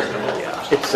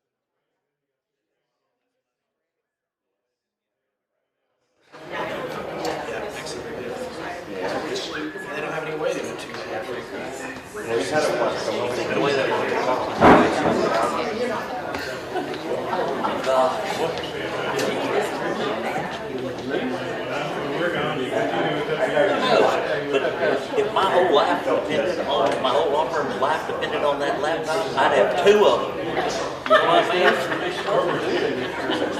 Of course you are.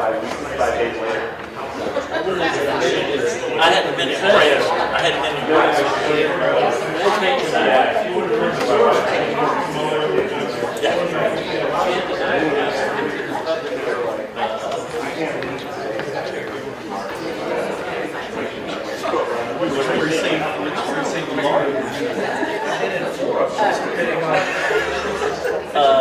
It's coordinate whether it's happy hour time, yeah. Go to the military.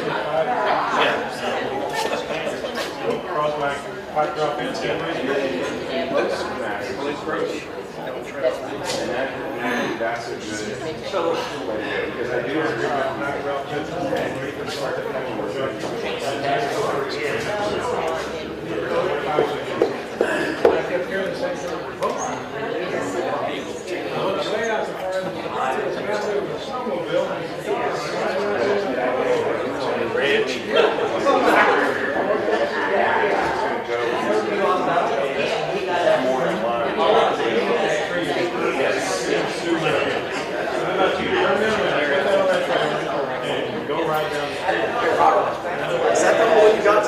What's that? Is that the only camera you got today? No, I've got 2. Are you, those yours? That one, and then I'm plugged into y'all's feed for the maps. So yeah, yeah.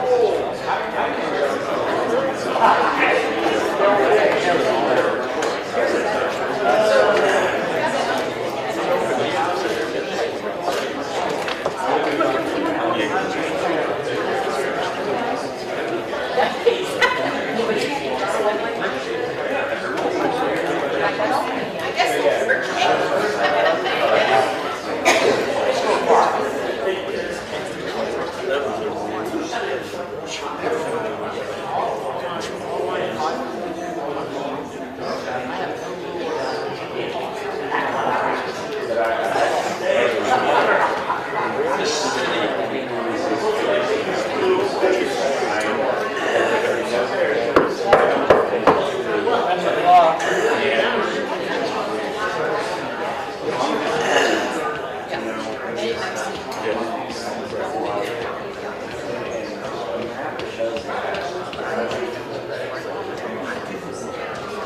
is taking the lead. I had to go. They're gonna fix that.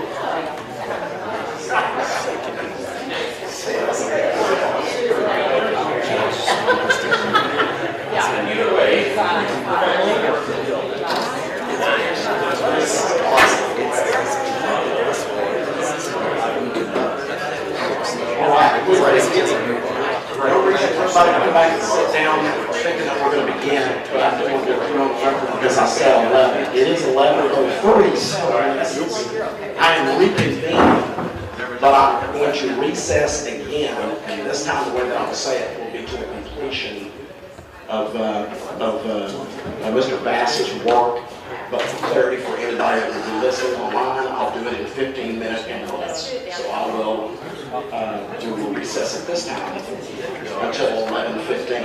All right, thank you.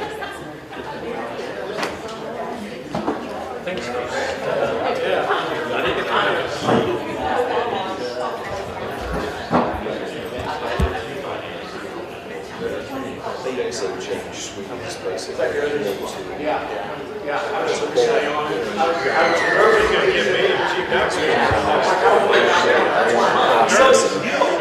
Meetings is adhered to, and so we're back at 11, but the process of redrawing the lines for Gilbert's proposal is not complete.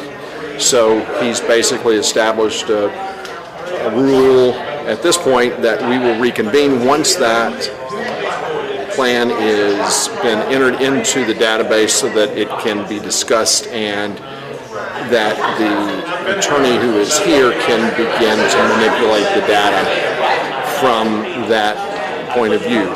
You've seen Severe's proposal. You're going to see Gilbert's proposal as well, and so we'll wait on that. And he's going to basically, the county judge said, he'll come back every 15 minutes to update us and see if we're going to continue in recess. So bear with us. We'll let you know what's going on. I'm also posting the differences from my understanding of Severe's proposal versus Gilbert's proposal so you can get a better handle on what we're talking about. I got some clarity during the first recess about that, so hopefully as I enter in the details you'll have a better understanding. So we'll be back when recess is over.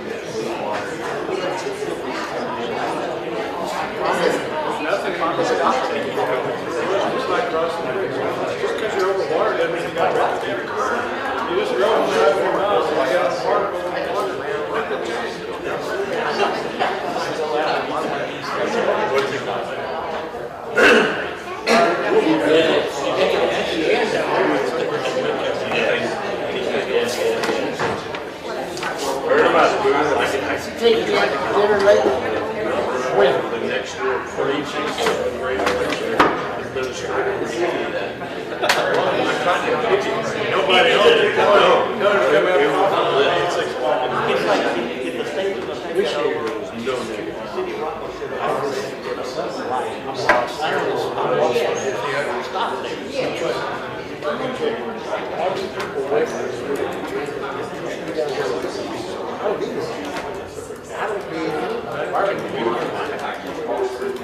I just swear my boundaries off. If you heard, on one point, to be honest with you, the goal is stop.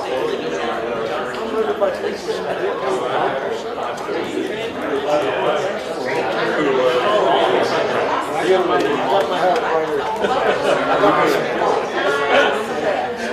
Now that you got it, you're But he did. we got more erection than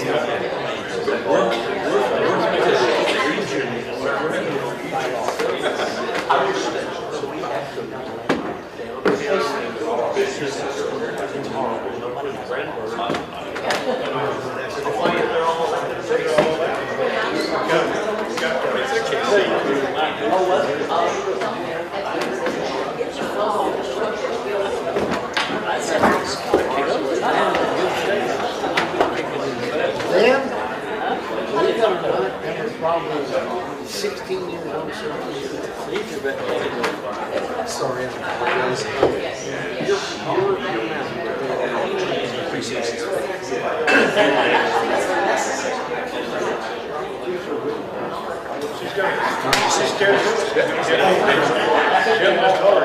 whatever you do, don't let that railroad change.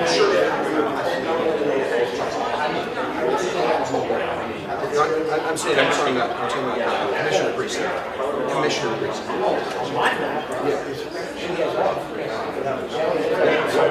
One had, okay, so Vegas has basically one precinct.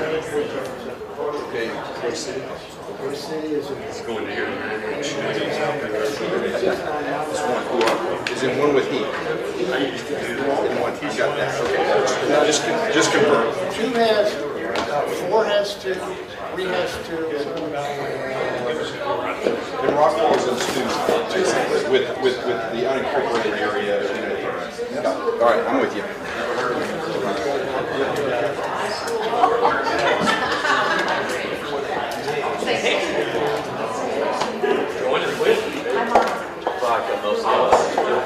I need it for this nonsense.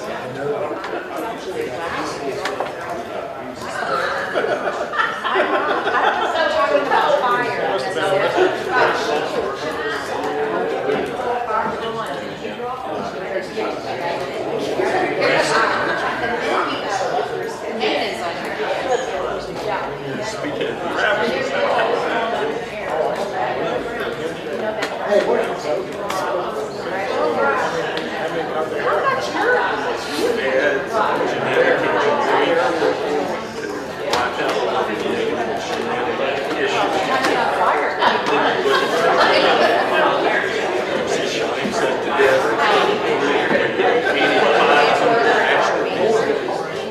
If you had been taking a little pill, that's been wrong with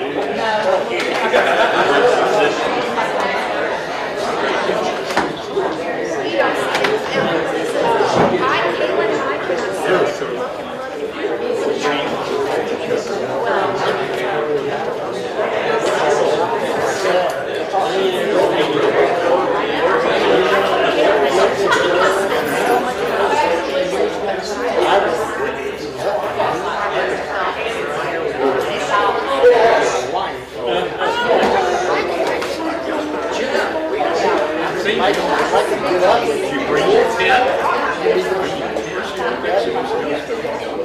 See, here's the big difference.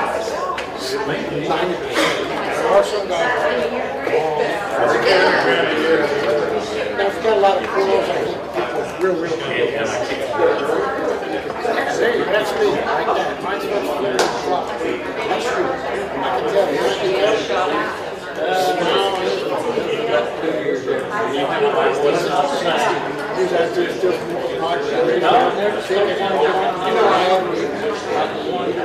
I can tell you. I've never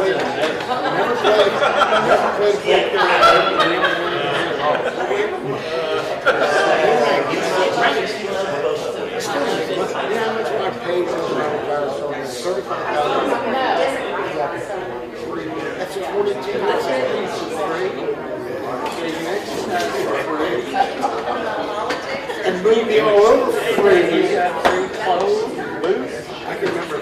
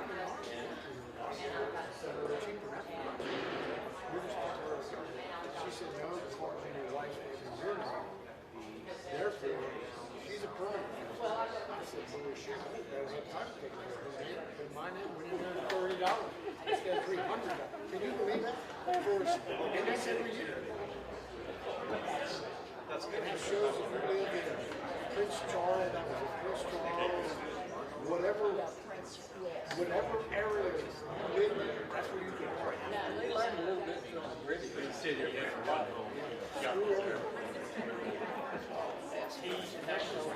up and go to another place. Get this shit over with. Don't get to sit. And you know what? Oh yeah, we get people. We know about the law, we're not going to do it.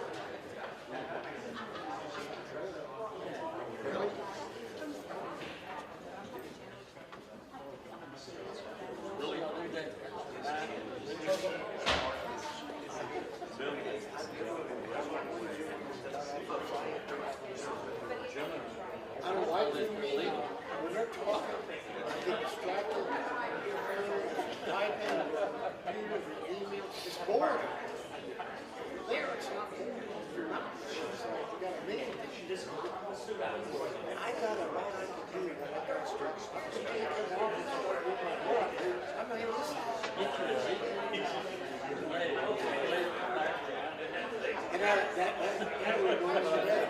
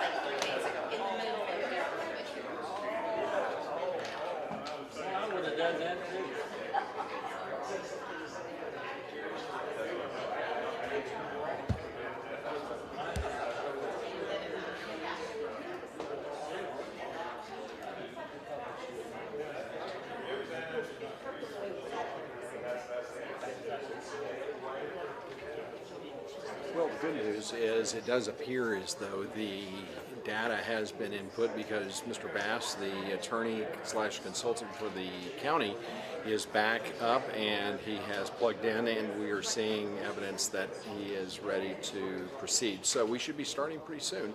So hang with us. We will be, the judge will bang the gavel to reconvene in just a matter of minutes.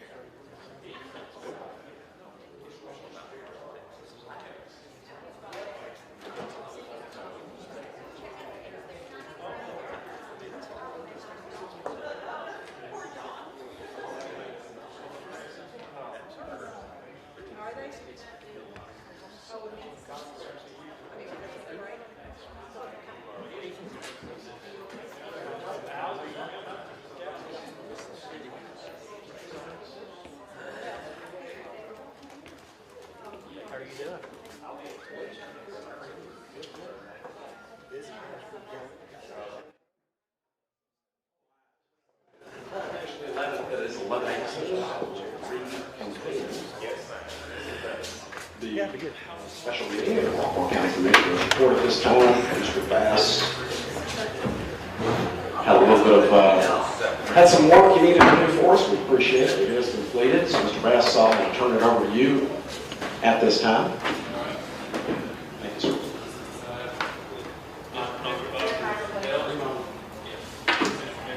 I think we've correctly replicated the Gilbert plan.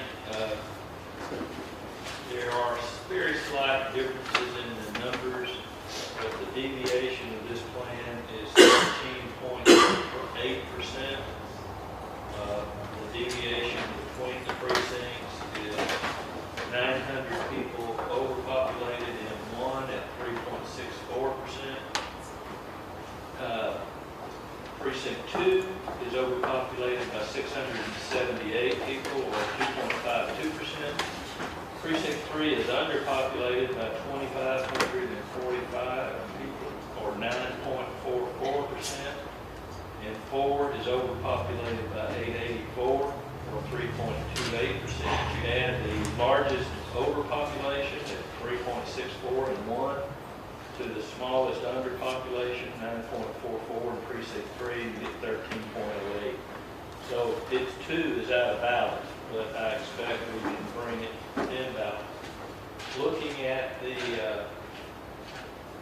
ethnicity issue, we look at the voting age population, and it slightly retrogresses from 21. Precinct 3, 10 years ago, it was 21.47% Hispanic in 3. Today, 3 is 18.78. The other largest minority precinct is Precinct 2 at 18.66%. 4 is at 18.10%, and 1 is at 12.10. Now, could I say without any equivocation that retrogression is fatal to the plan? No, it's 2.69%. Given the size of the population growth, as I said 10 years ago, the overall minority population was 15.92%. The Anglo population was 74%. Today, and they go over all population, the Hispanic population is 15.92 10 years ago. Today, it's 19.07. Anglo population was declined in percentage from 74% to 65%. Any retrogression is not necessarily fatal. 2.69 doesn't sound like a lot, but your Hispanic population has grown from roughly 12,000 to 20,500. I think, given there should be a higher percentage. So that retrogression may not be absolutely fatal, but you don't know until it's been tested and tested in court. So I don't know. I can't. It looks fairly small, but it is a retrogression. So I prefer that to be positive, not negative. And we might be able to address that somewhat in the final fine-tuning. But I would think of the two plans, and I'm not here to judge, really, I'm here to give kind of a technical analysis. The severe plan is slightly better because it does need enhancements. Both plans probably can meet scrutiny with a little adjustment on the population. Not so certain about it.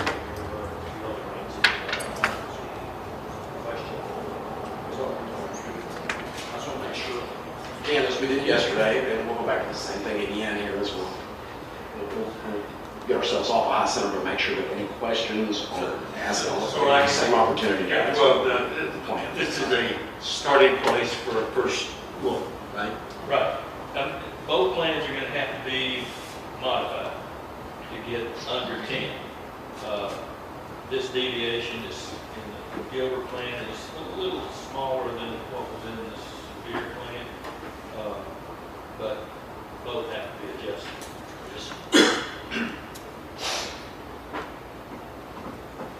And where it will matter how that's done, and it sometimes is somewhat tedious because what I will do is call up Hispanic percentage population so I can see the census blocks that have more than 50% Hispanic content.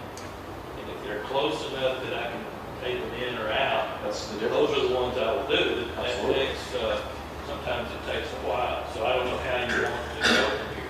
Hey, I do want to mention one thing to the court. Please make sure when you're talking into the microphone that you've got the microphone closer. I have a couple of concerns on it. Thank you. I'm sorry. Thank you. Thank you. You need a microphone back there to tell me that, but I think thank you, Mr. Gilbert. Looking to the future, so what do you envision happening when we have a homogeneous population? Does all of that, those questions go away, sir? And Rockwall's headed that way. Yeah, I think, I don't want to sound political here at all. I'm trying to answer your question. As long as there are persistent patterns of discrimination that can be proven, and I think Texas is an example. Right. Efforts to make it harder for minorities to vote. A lot of people don't agree, and I'm not, maybe I am. When you ask somebody, prove to me who you are, other than your voter card, there are a lot of folks who have difficulty financially and situationally to get voter ID cards. And that has a disproportionate effect, the evidence tends to show, on minority voters. So as long as the legislatures are passing that kind of bill, I think the Voting Rights Act will stay in place. At some point, hopefully, people will be able to vote freely without much regard to anything other than they're a citizen of the United States and they're eligible to vote. And so that ought to be done at the registration point and not at the polling place, because there is also some intimidation. You're going to be grilled when you go in to vote. Who are you? So those factors to me are more than the way we draw the line. And that's what's driving the current emphasis to reinvigorate the Voting Rights Act, not the boundary issues, but they're tied together.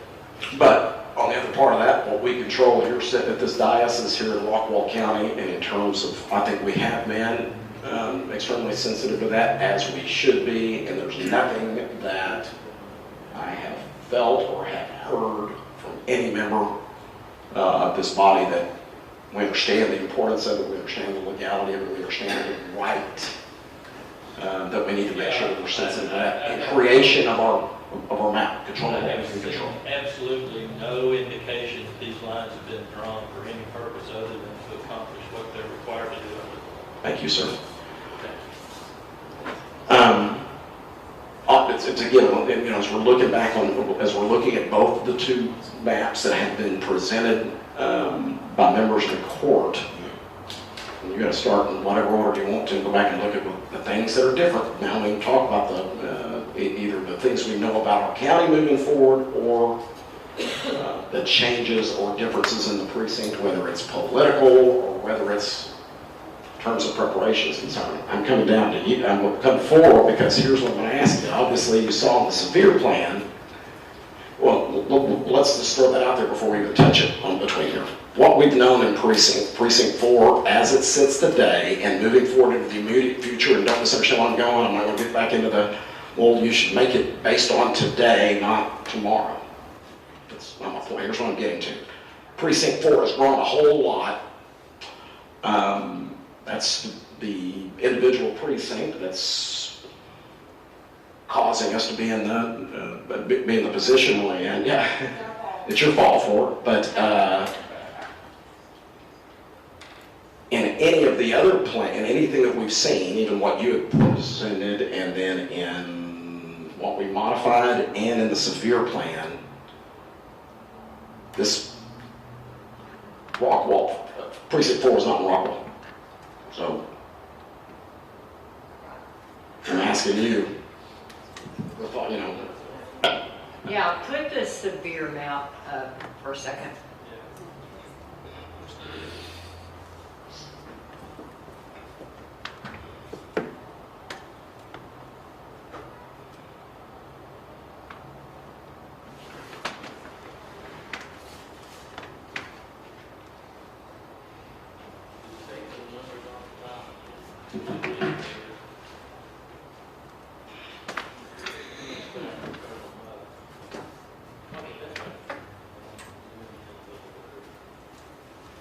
You know, really this software you're working, it's rare you work at the county-wide level. You're zoomed in neighborhood levels, and so I've got a lot of stuff on there that clutters, but it's helpful as well.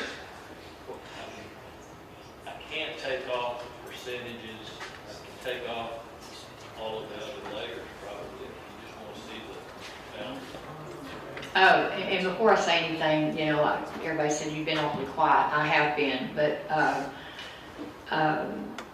this has gotten really political, and I know that politics come into this and will, but I do not want to cut anybody out of where they should be, even though it doesn't matter, but if they have already said they're going to run there, I think they should be able to do that. I don't want to cut a community out that would hurt someone, completely cut one out. I think that everybody should have a fair chance to run in what they're doing. I certainly would not want to be sitting out there and someone up here doing that to me. So with that said, take the severe amount and put a little bit of Heath back in that, taking it away from 3 would be.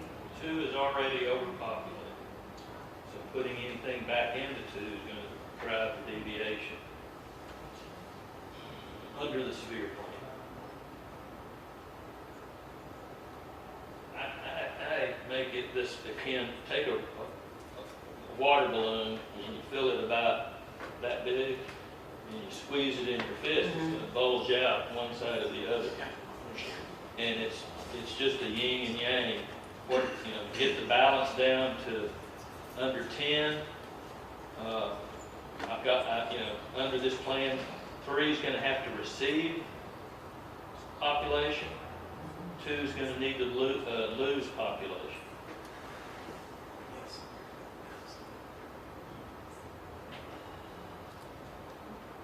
So if I add anything into 2, it pushes the deviation upwards. Take it out of 2, it drives it down.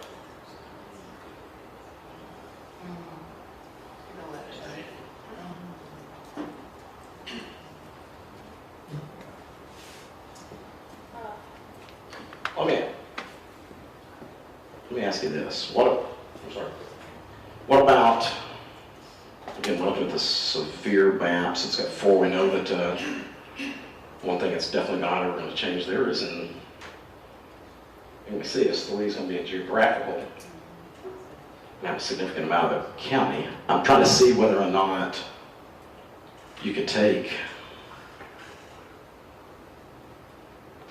it's one of those things where we're trying to talk out loud here. 3 is, under the severe plan, is out of balance by 2,500 people. Okay. It was overpopulated by 1,349. That's at 5%, okay. Yeah, so, and that's a 5 and 9% respectively. 5 positive at 1,349 over, and 9 under at 2,457. So we're gonna have to take about 1,000 people roughly out of 2 and put them into 3. And you do that obviously where the boundaries touch, but they touch, a lot on, there's a lot of. That's what we're talking about. Yeah. Can I ask a question? Yes, ma'am, of course. If you could zoom back out, Mr. Bass, I don't know the answer to this legally. Yeah, can I make sure, because again, we're going way beyond my I don't know office. if, I'm just asking the legal question. I know that the bottom part of Rowlett has, what was somebody telling me, like 1,200? No, it's 27. What was that number in Raleigh? 27. Remember what it was? 2,700. If the map is correct, that if the numbers are. It's right there, 2771. I'm sorry, Commissioner. Okay, so if you took Rowlett and put it in 3, and I'm not espousing this at all, I'm asking the question, can you legally connect Rowlett to 3? Because would that solve the problem? Because it's about the numbers that you need. Well, Could you you would get have to there? come along this shoreline, which is in most places is sparsely populated, but not always. And you would have to connect Rowlett over, what is that, 66 or is that? Yes, that's 30. 30, Interstate 30, and then move down this shoreline, well, right? Right in this area, I'm looking at census numbers. In this one census block, there's 718 people, not counting the 2,700 or so over here. So then that's going to overpopulate 3. So I don't think that's a feasible. Well, but could you move down 30 and come down, so could I approach, may I approach the bench? I don't know how to do this. I mean, to bring this, Can you move it down this though? Because you're using thoroughfares, can you move it onto this, what is that number? 205. I know that we can move down thoroughfares. Well, we theoretically could take Rowlett, use strictly Interstate 30 right of way, but to connect it with 3, you're cutting 2 in half. Now, you might be able to do, Or use 205. yeah, come up in 205. And that would be less. I'll reach out. I think it could be done.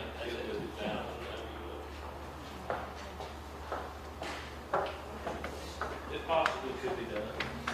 Can I, It would look peculiar, but I guess it could be done. where are you getting the population number? Because the population number I have off the census that was given to me by Justin Holland, there's 7,518 people in Rowlett, and there's 1,442 in Wiley, which is about 9,000 for that whole side over there. That whole, that number, I believe, was coming out of the voting box numbers that were over there. Okay. Not necessarily the census blocks. Okay. So the census block numbers, and looking at, I'm looking at 107, 52, 64, and then I get into all these little ones. And they may be about 1,000 or so. Look, here's a 395, so they're closer to over 2,000.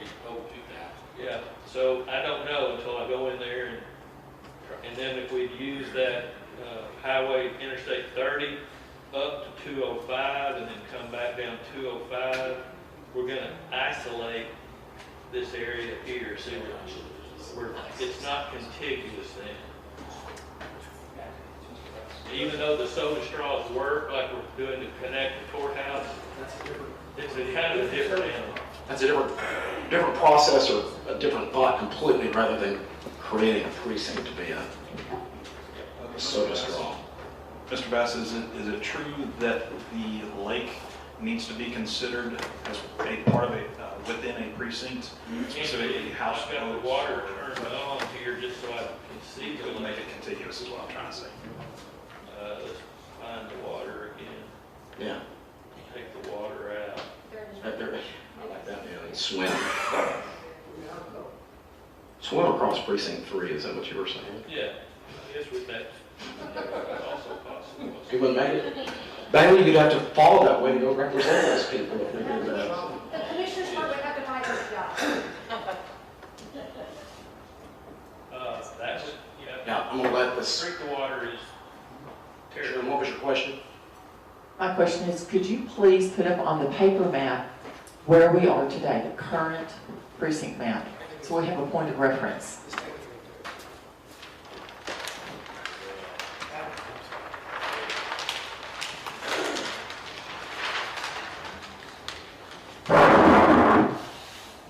And just see, of course, we got cameras on this. There's where. Here we go. Precinct 1, precinct 4. There's 1, there's 2, there's 3, and there's 4 as we're structured right now.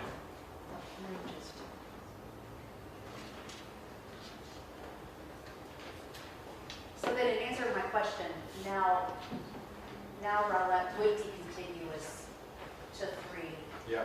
based on the water legally. Mr. Bass, is that Yes. correct? I think so.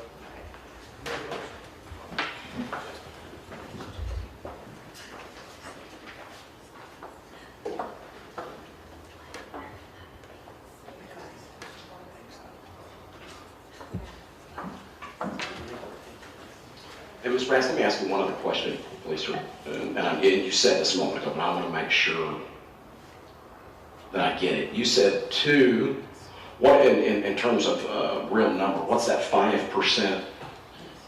What is 2 over? Under which plan? Gilbert? This is the severe plan, correct?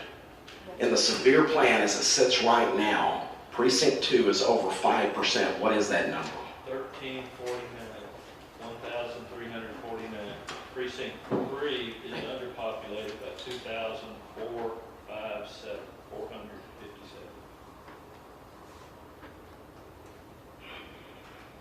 Okay. Let's see here. Then go to precinct, go ahead and pull it back up just for a minute for me. What am I trying to say? Zoom out. Zoom out. Thank you. And then precinct 4, that 1.15% is what in real number? 1.15% is 310 people. Thank you.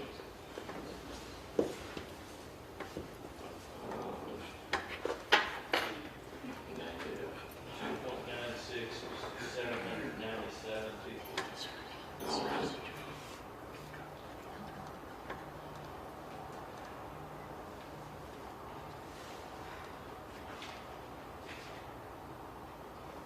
And then what about the, take it back to, if you don't mind, and again, I know we touched on this before, but I want to talk over it again. Talk to me in terms of demographics under this plan. We talked about it a moment ago in Commissioner Gilbert, so let me see. Severe's again. Again, the ethnicities of the precincts, Hispanic is what we're Yes, sir. focusing on. Yes, sir.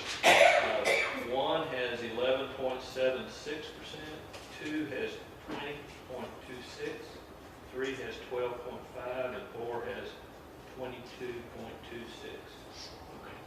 And the benchmark again, 10 years ago was 21.47. So 4 enhances the minority content over what was in 3, but again, you don't have to stay with the numbers, but you don't want to retrogress if you can at all avoid it. If you had Rockwall states.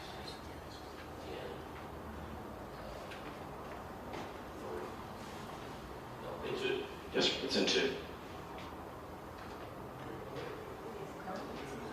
No, well, in the severe. Just want to see what it was. I'll show you all. It's a red, It's in 2. right next to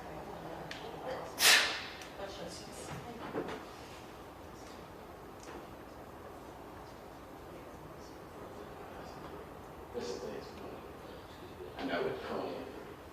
that. I believe that's what LRE is. I'm sorry? Yeah, LRA. It's LRA. Correct. Both sides. And just to understand what I've heard, because the Voting Rights Act is the most significant thing we're dealing with in terms of this, is that the severe plan can comply, or at this point, based on what we're seeing, does comply with the Voting Rights Act. The Gilbert is farther away, they can both be changed, but we have to be concerned with Ellery and Southside and the downtown area, which are currently in the severe plan built in 2. And then there's an area in North City Yeah. on 4. On If I wanted to, this is just kind of play with this a little bit. If I wanted to target precinct 3 and source it from precinct 2, so I'm proposing to theoretically move some population out of Rowlett, put it over into 3 by using the lake as the connector. Let me see how far we go before we start running. And I'm wanting to move roughly, call it 1,000 people.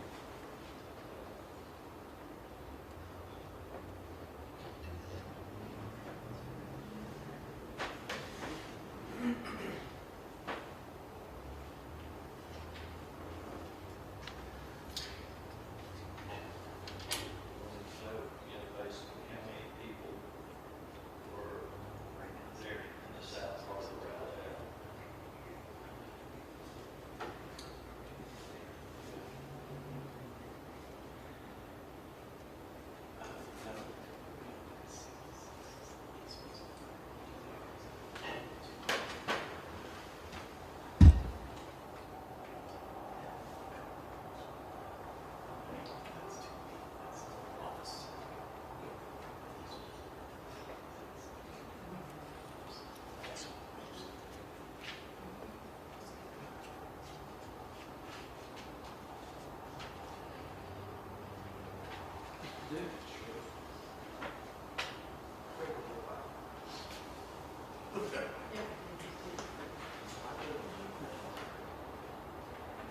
Roughly, that's 2,791 people. 2,791. So that would, it would achieve, I'm not sure how much it would push over. We only needed to push 1,300 people out of 2 to get that to almost 0. So we're going to push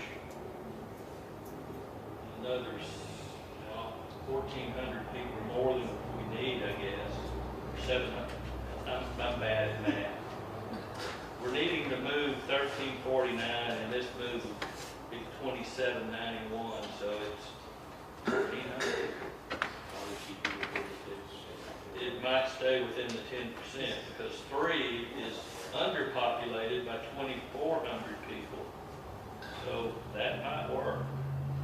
Guys, hey, that's one of the most worst moves you can make.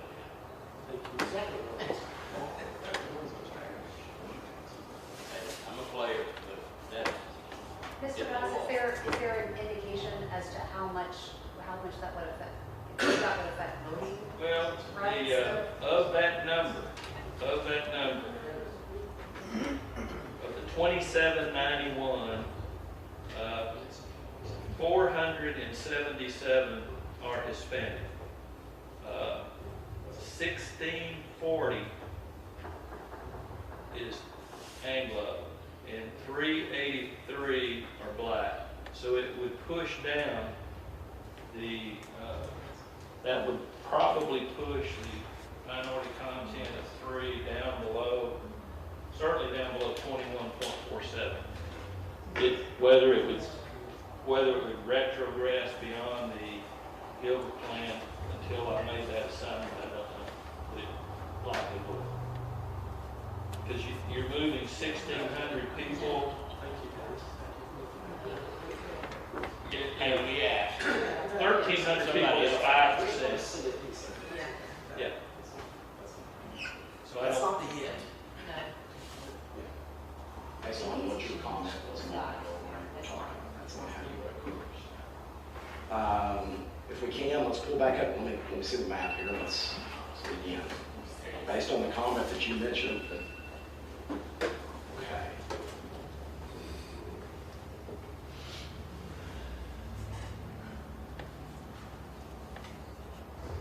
Folks, I got hearing aids. Mr. Severe completely understands that. You see that when you're answering the phone? I hear my phone ringing in my ear. That's right. Y'all discuss among yourselves. Yeah, that's fine. Cliff, you have the, Commissioner Severe, didn't you have the city map Yeah. on this?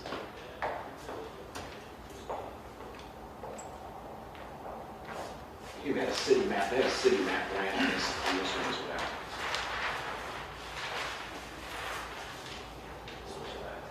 Yes, if you don't mind, that one I'd like to see.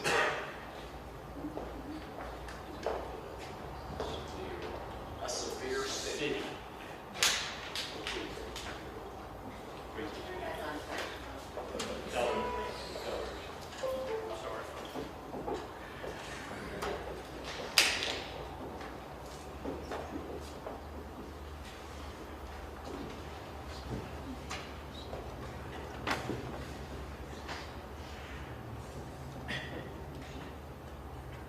So that shows the cities.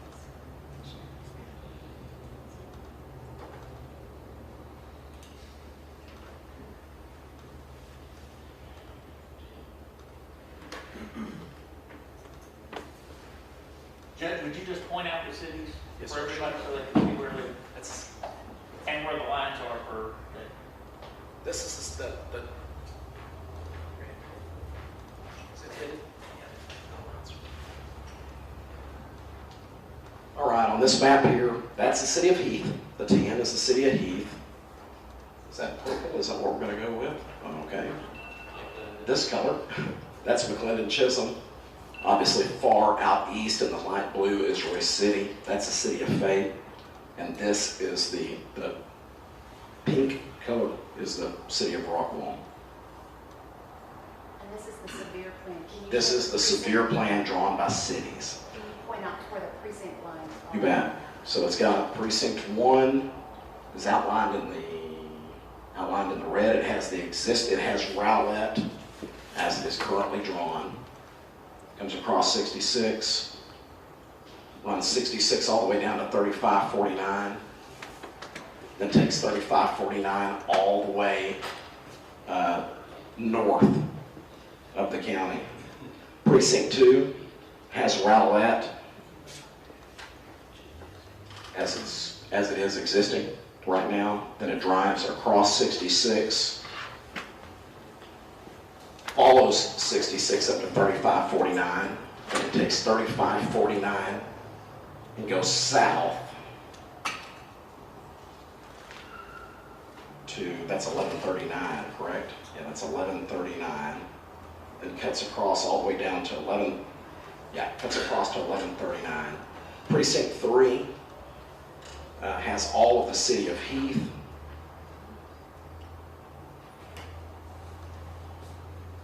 Following its existing line all the way to the east of the county. So it would include, this is again, city of Heath, some unincorporated portions of the county, city of Heath, an unincorporated portion, McClendon, and then I guess from the McClendon city limits all the way out.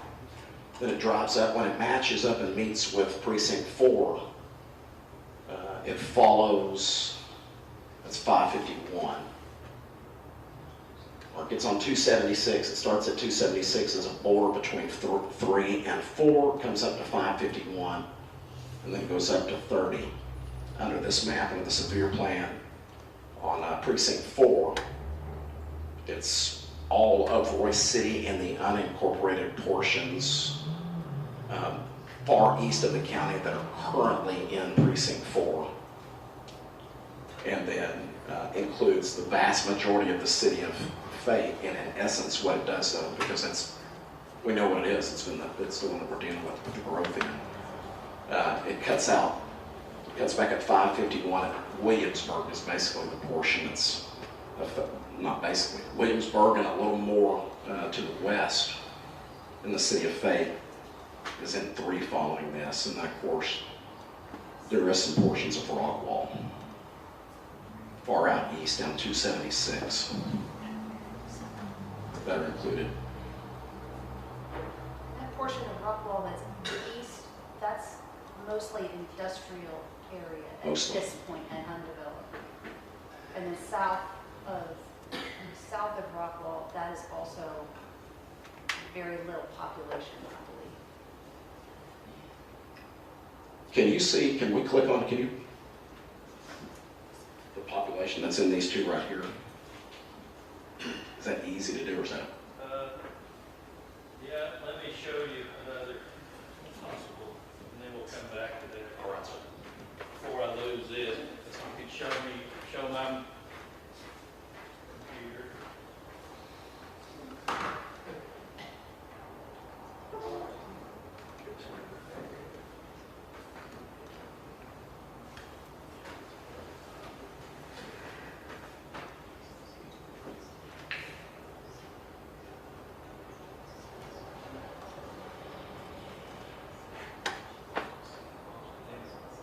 This area right here, I had it pulled up a minute ago, but apparently lost it.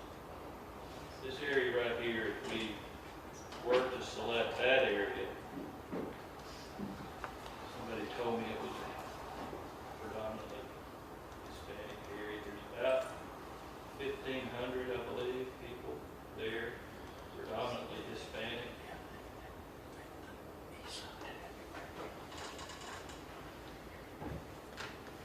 That area were added to 3 out of 2. The pending change would be 1705, and the Hispanic portion of that 1705 is 1533. So it would up the minority content of 3 significantly, and it would come pretty close to fixing the clock.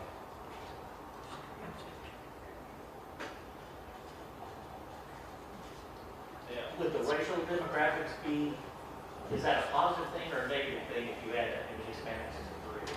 Well, it would increase the minority content of 3, which already is about, under the severe plan, is 22%. I don't know about how much until I make that assignment. It's easy enough to make the assignment and take it back out if you don't want to do it. Let's go ahead and assign that and see what it does.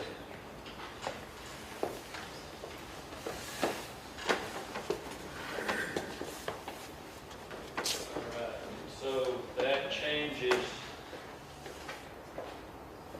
This is where it gets a little tedious.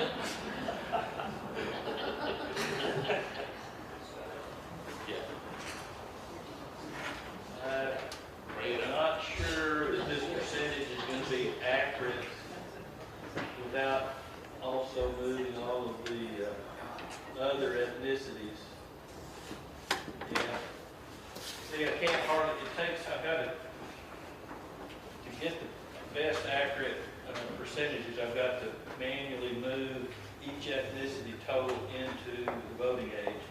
I can do that, it won't take but a few minutes, but it doesn't, right now, I'm not getting the true number. It went up a little bit, but it doesn't take into account what percentage of the whole. So let me, one moment, I'll try to give you a better answer. That's pretty much going to take you right back to where you were. Yeah.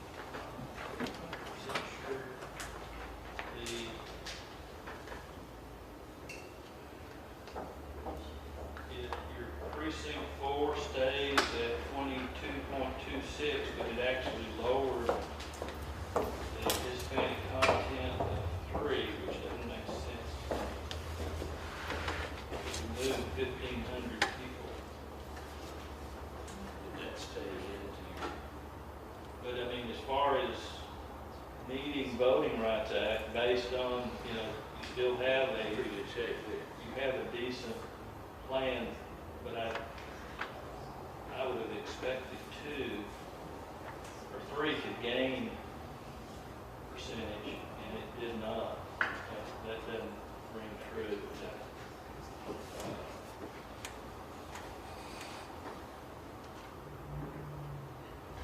But does the apportionment work out? Balance works out better. It's 5.75, so that's good. I would have to run all of the data to give you the actual ending numbers, but it looks like it doesn't hurt the minority majority impact district of 22.26% Hispanic. We didn't touch what we made is an adjustment for 2 and 3. That doesn't look right. We need to do a little more homework.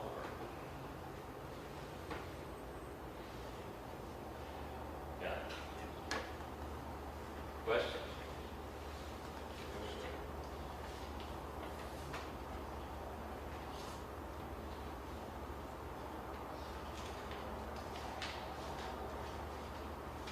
What do you want to build off of? I'll make one comment, since all of you and my current precinct is gone. Your statement, Mr. Bass, at the conference and in your handout is that commissioners, wherever they are, should remain in their precinct. And there is no reason absolutely no reason for that not to continue. So That is certainly one of the criteria that we try to leave people in their office. Can you make that work? Well, It goes right down the shoreline. I'm wide open. Yeah. Yes, sir. Finish what I'm doing right now first. Okay. And,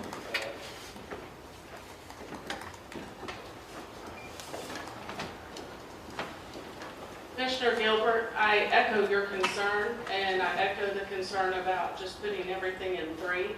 Heath is gone. Now you have 3 representing Rockwall, McClendon, Chisholm, Heath, and Fate. And you have 1 and 2 that are all Rockwall. Are we also going to do this same procedure for the map that was drawn up by Mr. Bass and also by Commissioner Gilbert? Are we also going to piece together and see if we can also make those work? Thank you.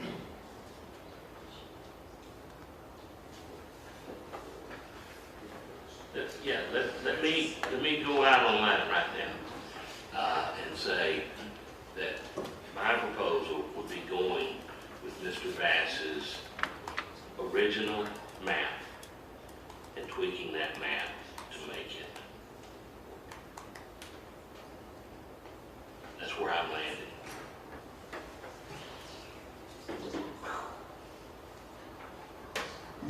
I certainly have no problem with that. And I guess the fly in the ointment's where I'll at, because I'm going to stand strong that my JP and constable should not have the northern Be beetle. more than happy to give the constable and 2 more gas money.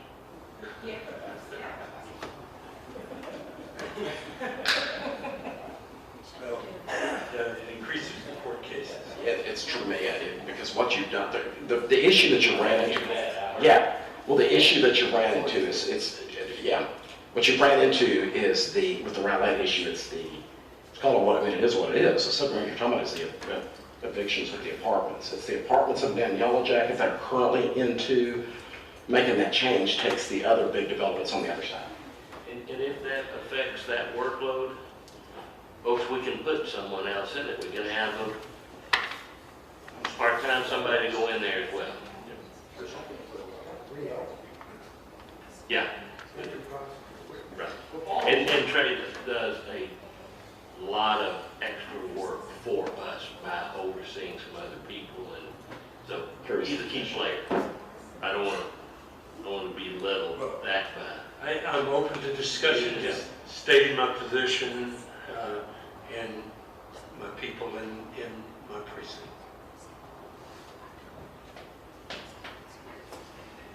I'm really intrigued to see what this winds up being, and Then you want to look at that. And, yeah, this is part of it. I mean, this is how we're going to end up getting done. Discuss whichever proposal that we want to go through, but we need to. I do want to see what this is one of 2 steps. Remember that. We're talking about if you're going to. Your point a moment ago was we're talking about taking. You had concern, and no problem with the way that it was structured. Thought that it made sense on 4, but that taking Heath completely out of 2. This is, you've solved the numbers where you've got to be able to do that, you've got to relieve some pressure off of 2 to be able to absorb something, and this is a big chunk that you could take and put into 3 that he currently has in precinct 3. well, See, look there. it's your best shot. Look. I'm not seeing what I thought I would, but that all of the numbers seem to check out. I'm seeing 16.85% minority Hispanic content in precinct 3. And that's a little bit less than it was before. All that.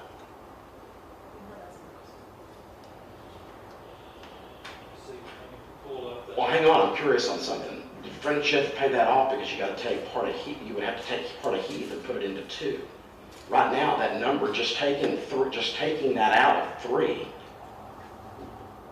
it's going to be diluted. Let me be clear on what we're saying. Yes, exactly. But my point is, by not just taking it out of 2 and placing it into 3, where all of Heath currently is, it's diluted. That was wrong. Taking that out of 2 lowered the Hispanic content of 2. Yes. Because we took it out. That's right. And adding it into 3. But 3 was 12.5 originally, and now it's 16.8. So let me show you So something. those percentages, So follow me right quick. Bring it back up. Because it's taking it from a more balanced precinct, and then it's taking it to one that has such a low content, it's that's high percentage Anglo, and throwing it in there, of course it's going to be diluted. Its strength is going to be diluted, adding it to it. the only thing that change improves is the deviation. I got you. It doesn't really adversely affect the minority content of 4 because we didn't touch 4. But it does bring you under the deviation problem. And I had it in my head that we were going to bump I was thinking 3 was the minority. It was in 2011, but it's not now.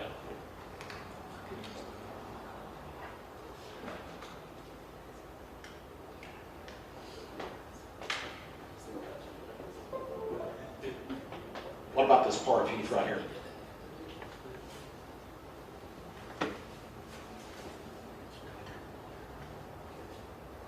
Up, down, 1140. You want to know how many people are in there?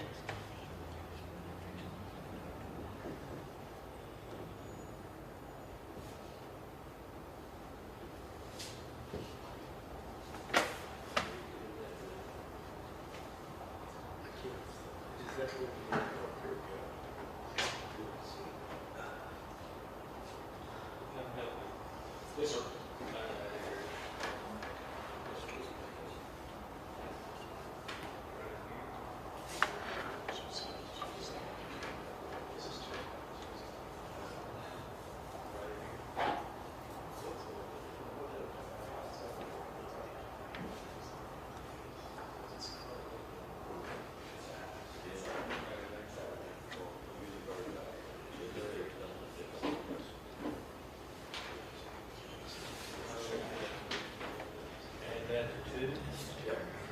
Just the essence of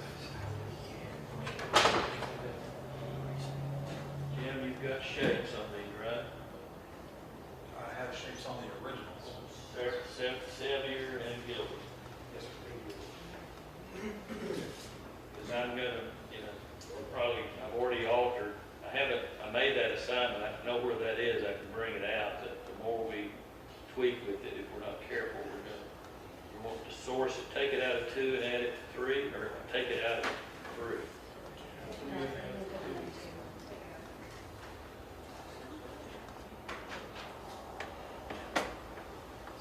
Okay. How far south do I go? Right in there? Oh, yes, we don't have that back up on the map.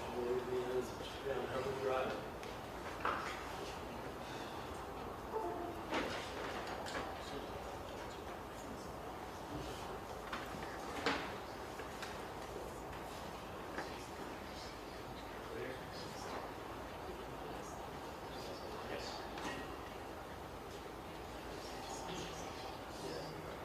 Yeah, north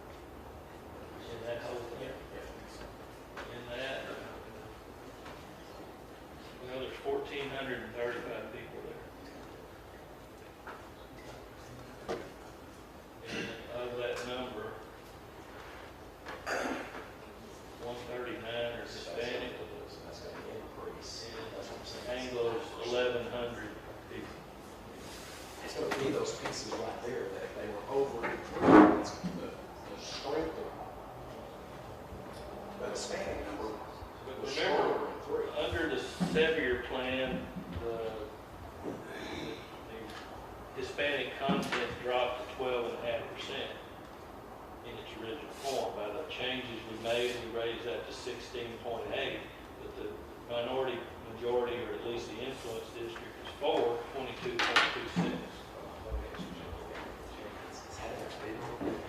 This district would have been through because of areas like that. You know, Yes. right, and I'm curious if you take what your comment was all of that being in three. Okay, well, we're into two, more than what that is, you will have Hispanic population that freed up space. And also, there's a huge Hispanic area in the market, you're taking from two to 5-1, taking from three to go back to one. Is very Anglo. Yeah. That we're having to really maybe that might be up there. What's it? I'm sorry.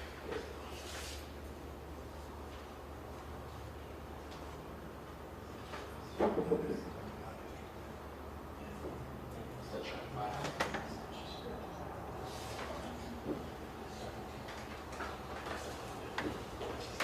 That only bumps it up to 1590 from 1435.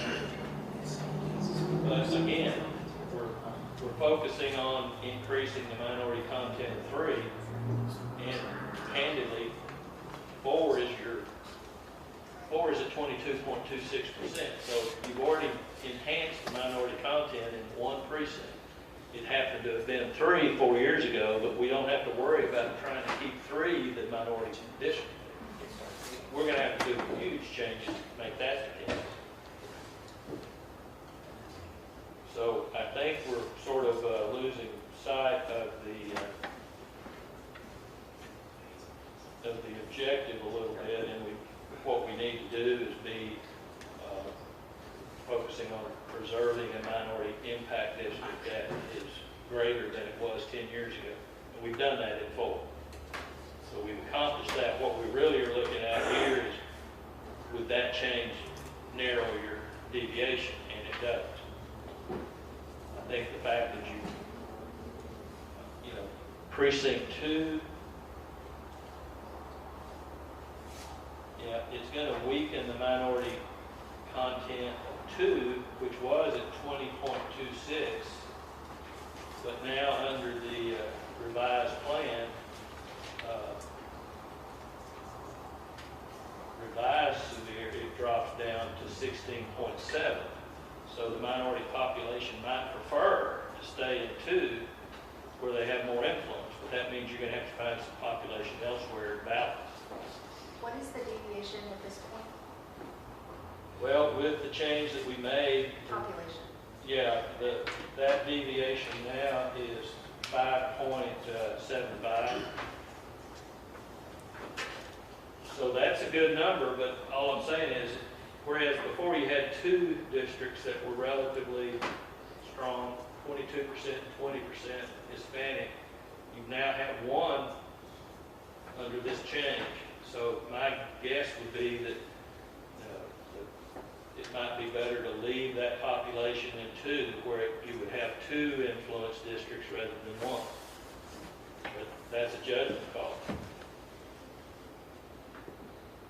But you are going to have to make this plan work constitutionally, balance-wise. You're going to have to move about that number of people, 1,500 people, out of 2 into 3 somewhere. I don't think you have to worry all that much about, well, you do have to worry about it, but if you add mostly Anglo, you're going to dilute that minority, that Hispanic percentage again. So whereas you dilute the ethnicity in 2, you enhance the ethnicity in 3, which is a give and take. Well, 10 years ago again, the precinct minority content in 2 was low. It was 7.46 Hispanic, 4.05 Black. So the influx of additional Hispanic populations has affected those precincts. But Mr. Bass, what you're saying though is that 4 is the influence district. So given the fact that 4 maintains that high level, that it's going to meet voting rights. I think so. Yes, ma'am. No matter what 2 and 3. Yeah, you know, you've got 2 minority districts that are above 20%, your threshold was 21.47, that gives more voting strength to the Hispanic voter than they had 10 years ago. But their population has increased a lot in that period of time. We're still going to have to find 1,500 people, and I expect there are going to be more Anglo. You're still going to drive that number down somewhere. And so, you know, it's not an easy formula. But you're also not. What you're saying, I've turned the census block on to show me where Hispanic population is greater than 50%, and it's right where we were. And we're off, but the problem is precinct 3 is a long way off from being a minority strength district. And you could add a whole lot more population to 3 and not get it back to this. You want to take Anglo population out of 2 if you're going to take any population at all and put it into 3 and bring that balance, and that would achieve both things. But, you know, to do that, I would think right through here, I know there's 700 people right there, but you've got to get to it by adding these.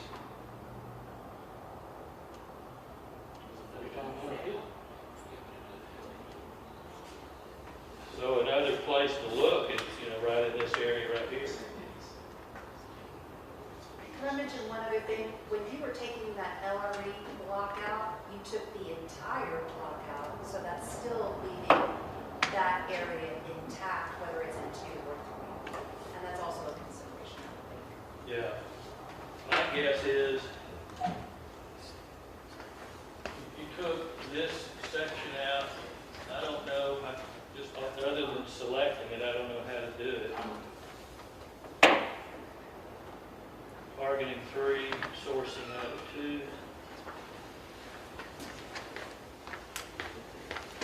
Like I say, this is the tedious work that takes time. It's just, I've got all of the tools I have available to me to make it go quicker, but it's just a tedious job.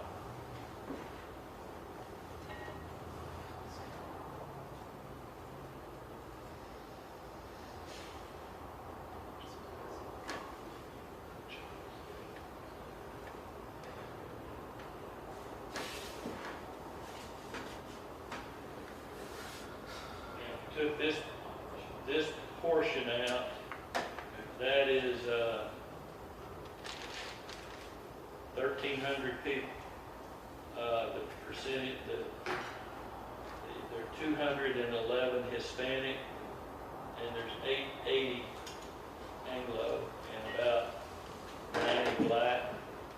By putting that population into 3, it will push up the minority content of 2 because you're taking mostly Anglos out. And it would get us fairly close to balance. So just for sake of looking at it, I'm going to make that assignment.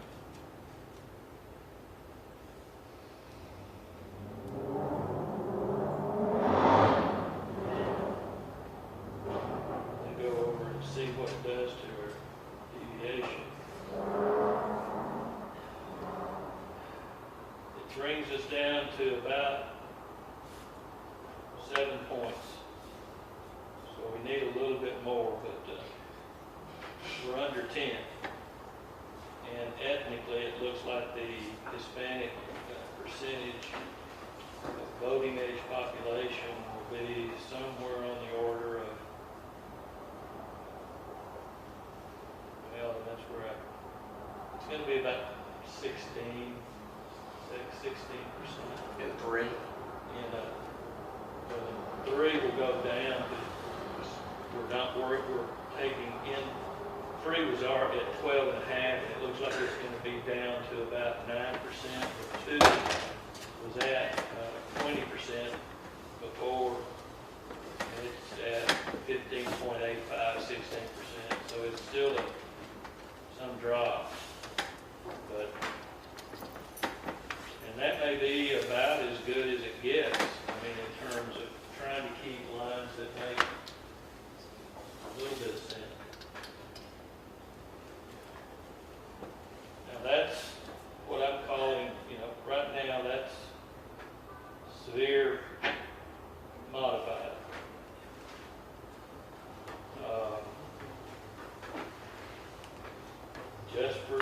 illustration's sake,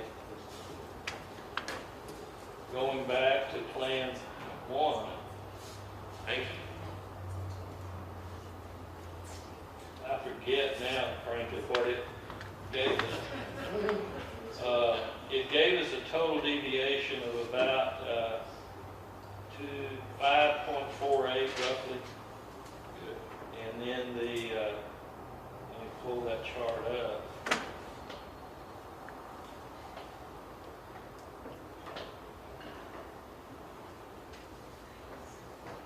Yeah, 5.75 in the deviation, and the Hispanic numbers, 22.26% in 4, precinct 3 was 16.85, precinct 2 was 16.7. So it's not appreciably different than this severe 2, but it,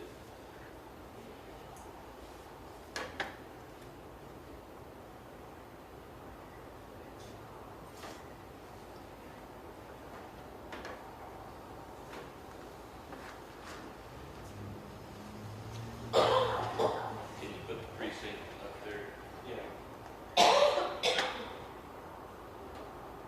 And that's what the plan looks like.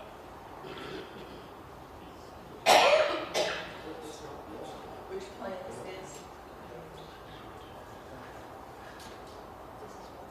This is the plan that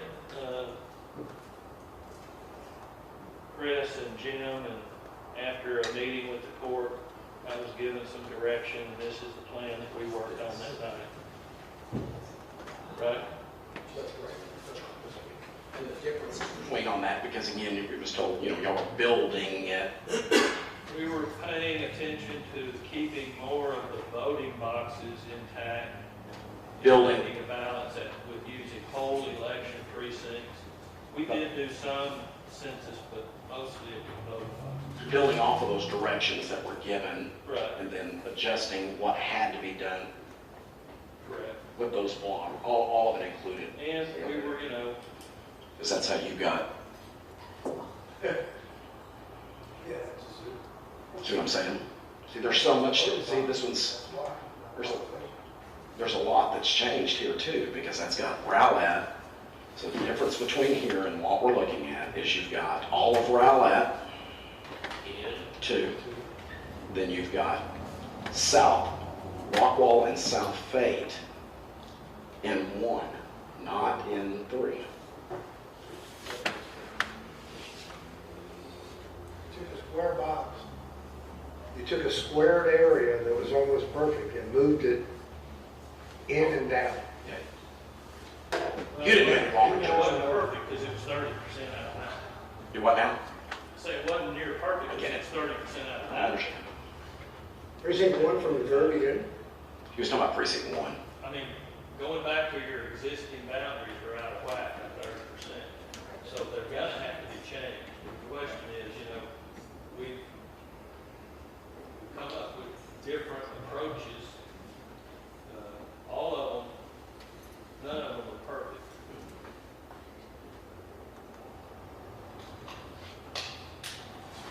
But as far as the critical factors, Plan 1 and the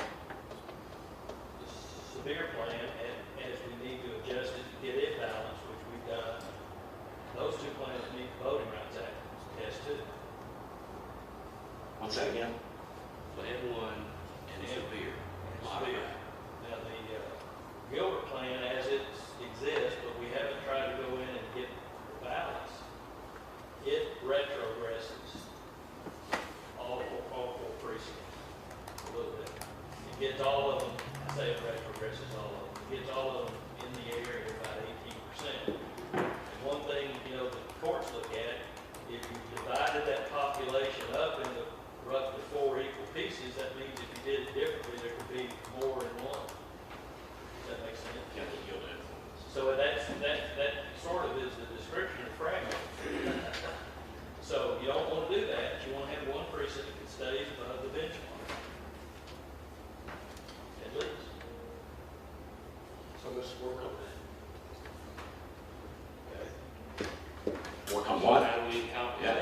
Wasn't it always out on plan one? Or on I'm severe? curious to follow your direction. I'm not here to tell you how. I understand that, but in essence, though, you're, I think we're closer to being to an acceptable plan using either one as a base or severe as a base. We've got farther to go to use Gilbert as a base. That, I'm trying to verbalize kind of what the analytical. what you're saying, yeah. That's So, not to say that Gilbert couldn't be fixed, but it's not gonna be Gilbert. It'll be a lot different than than Gilbert. what it was. And the deal here is, so with this one, because you're going to, and follow me, because what looks fine here, the automatics that are going to change, you guys are going to go back in there and, again, like you said a moment ago, it's still got to get to 3 votes, but the problem is, y'all want to go back and reset Rowlett, and then I know that Commissioner Severe, and I'm not putting words in your mouth and say, no, I'm okay with it, but you didn't want to come back over there and get that little leg. So if I took those two, if I took the leg, if I split Rowlett, took the leg out of, and when I'm saying the leg, that little hook piece that comes across Interstate 30 over in Fate and put it over here, guess what Matt would be working off of? You're not going to be that far off from the severe, this is plan 1. I'm talking about Severe's plan. You're going to be right back to, with respect, yeah, you are, with the respect to the only thing that stands out different than then after that is the City of Heath. And then you see what your numbers are. In other words, take Fate, take the south side of 30 that's in the pink, the 2 pieces of Rockwall, throw those back over into one, split Rowlett, then look at your numbers.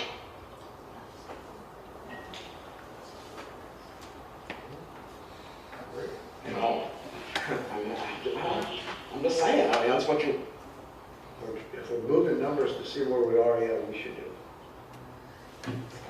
Well, we've moved numbers on your plan, Commissioner Spear, and we got it tolerable. We've not moved numbers in the Gilbert plan, but we've got farther to go to make that tolerable. You have not manipulated plan one. I've not touched plan 1 since I thought it was an agreement plan. Well, we talked about it the first time. I was given some marching orders, and I thought we met those, and it worked, and so I thought we were done, and then we weren't done, so we're still not done. And you're the political person. Well, I'm intensely political. You I have don't know anything about rock. You have to answer what we want. I don't, and I say this, I've been doing this work for 40+ years. I have always tried to keep politics out of the way I do my plan analysis. Politics, frankly, Kills. it doesn't really appropriately fit into a redistricting mode. It skews the process. Now, that's not to say, the courts have kind of stayed out of it. They call it the political thing. And even today, as convoluted as our politics are, the courts have been pretty reluctant to get involved. Although we look at the door push the decision and say that, yeah, the Supreme Court that might be political. But anyway, all I'm saying is that I don't pay much attention to politics. You have to. And this is darn near what we have today. There is a reason that those numbers work. That's where your populations are. You can split the west bank of the lake, the north, to make the population work. And this one will put them back together. Take the population and have the population where it is and the lines follow. Let me understand you clearly. So the plan 1, as is, maybe a little tweaking, works. Well, plan 1 right now is within the deviation and within the voting line. Plan Severe and Plan Gilbert in their original state are out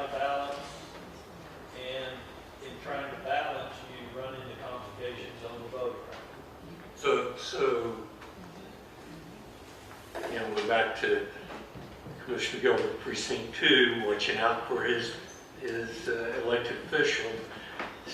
I still have an issue, but if there's no solution to that on the Rowlett portion, let's get on with it.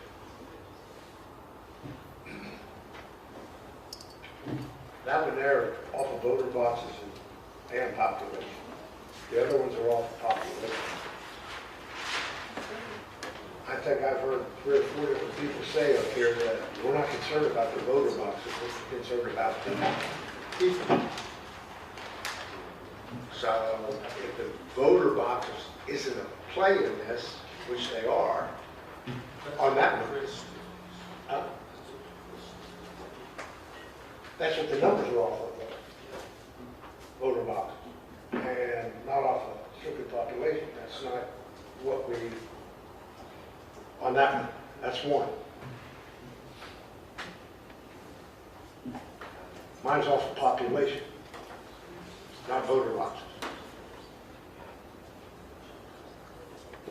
So if we do that one off of voter boxes, then you should do all of them off of voter boxes, or we should do them all off population. But you're comparing one number with one map and another number with another map.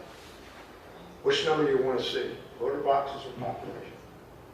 There's one thing that I understand and I agree with you in a lot of ways, but the problem is you've got a 12 square mile block that's got significant municipalities in it, and you're going to have to divide those up in any plan.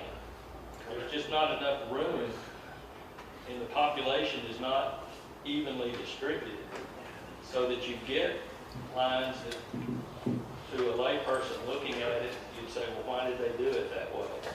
Well, as you've seen, you do it that way because that's where the numbers lead you to. And whether you base it on the voting boxes, which are people numbers, or whether you do it on municipal boundaries or trying to keep communities intact, you've got to make the one person, one vote balance work, and you've got to meet the voting rights. And so you winnow down to 2 or 3 options, but in most every place it's about 2 or 3 options. And, you know, we could draw maps all day, but it's eventually going to winnow down to about 2 or 3 options. I understand. I feel that part of the discussion. Yep. And I'm sorry.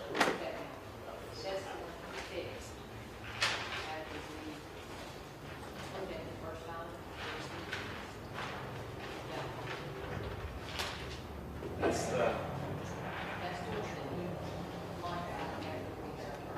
Can't hear. Yeah, so what I call the year plan has been modified.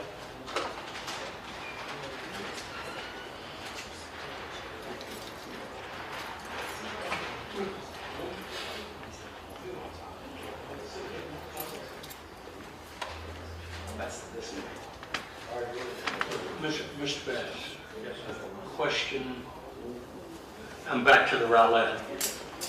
What would be wrong with putting North Rowlett back into one and moving one then west on the eastern side, move it back west?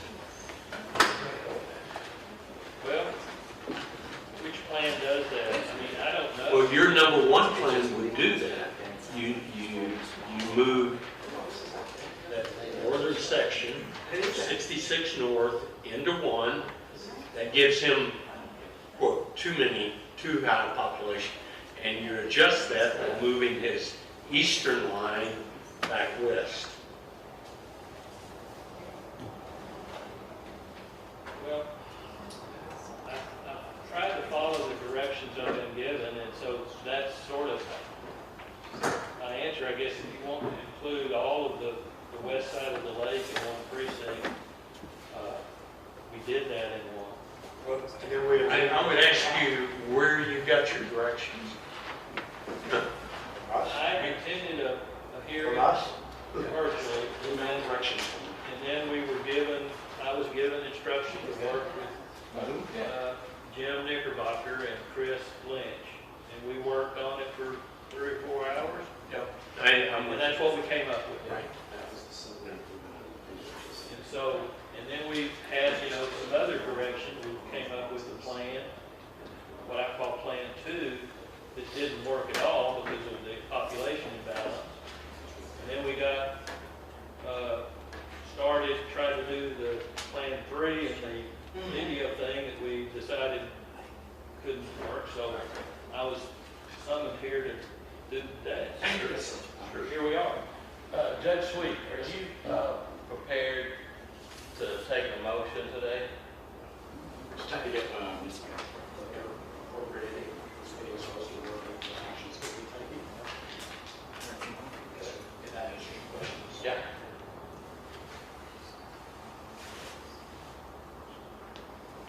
High Center now, which map do you want to walk, which map are we preferring to walk off, or excuse me, to begin? Because there's going to have to be modifications made anywhere here. This one, let's make sure that we're clear on what the heck we're looking at.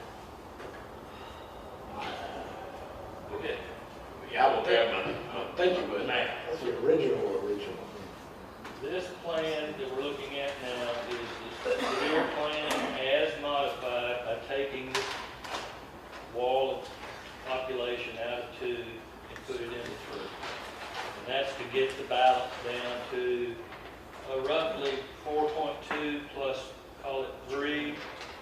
That's going to be about 6-7%. And if I call up the severe plan divided, I haven't yet made a chart, but it's going to be 4.24 plus 2.96. I'm mad at math on my head, but call it 7%. But ethically, it appears to work. Now, I need to do a bit of homework and move the numbers into my analysis spreadsheet. I've got a spreadsheet that if all the numbers don't add up, it tells me that there's some missing population. So that's why I do it the way I do it. But if you want to give me just a couple of seconds.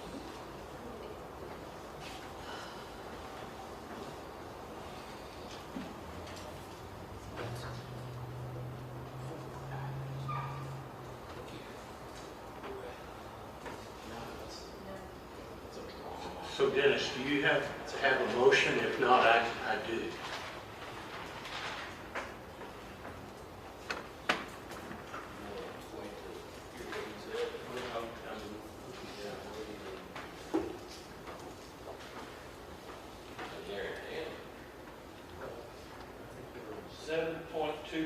Deviation. That's a little high, but it's legal. It'll take me 3 or 4 minutes to get the rest of it.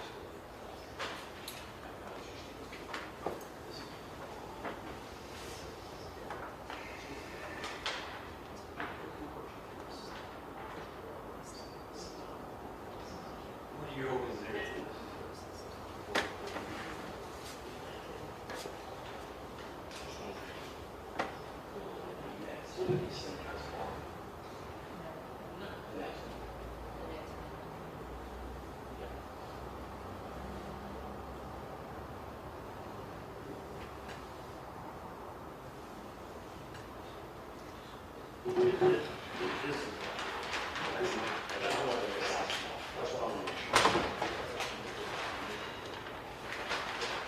I am prepared to make a motion if we're ready to go. Me too.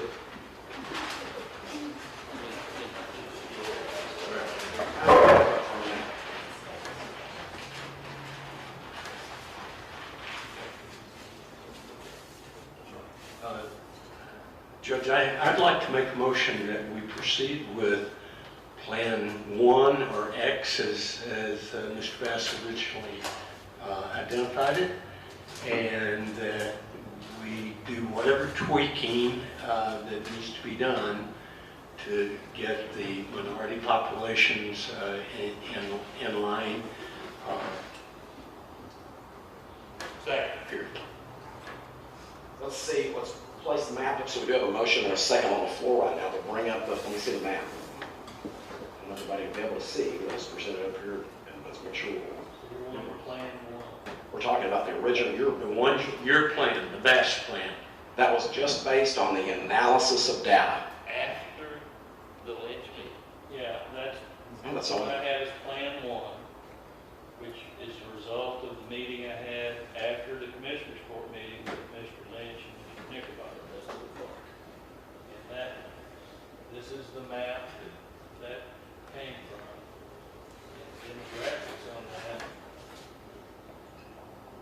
That's how it like it is, and fate going south of 30.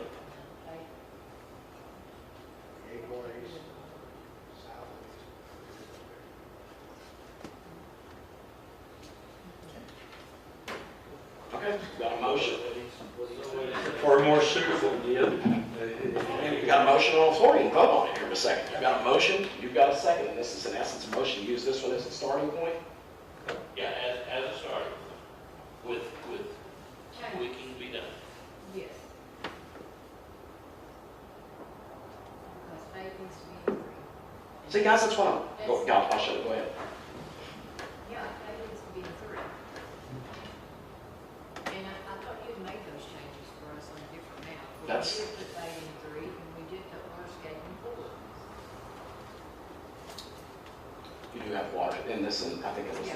waterscape is covered. You just got simply The only you got is what's in faith is in that you felt the like severe. should come out of 1 And and go go to to three. 3. Yes. And then aren't you, I thought, you see what they did on Round Out? You've got, The map, this is map 1 that we worked up with Knickerbocker and Lynch, going off of the directions which were which I Summarized. understood, and Jim said he understood them, so this is what we came up with. This plan has a deviation of 5.38, and it has an ethnic count of 21.42% in 3, and 22.26 in 4. So Can't get any better. it's significantly better than either the Sevier or the Gilbert plan in terms of voting rights compliance. And it's balanced as it is. It doesn't need to be any more tweaking. I could continue to fiddle with it, but it's legal as it stands. It meets both tests as it stands.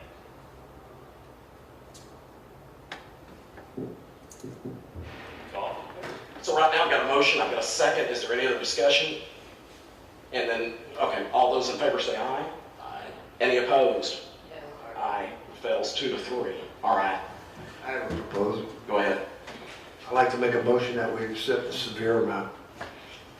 And again, I'm going to go with this, the idea that you're motioning to use that one, With the tweaking and anything that needs to be and that done. there can be still more tweaking involved. It's different than this one, Understand? and it's not a finished product. I understand. No, I'm asking. That's what you're, Correct. It's not a You fixed say product, it's so not we're a going to tweak it. finished plan. Show up to us. yep. I'm pulling it up as revised.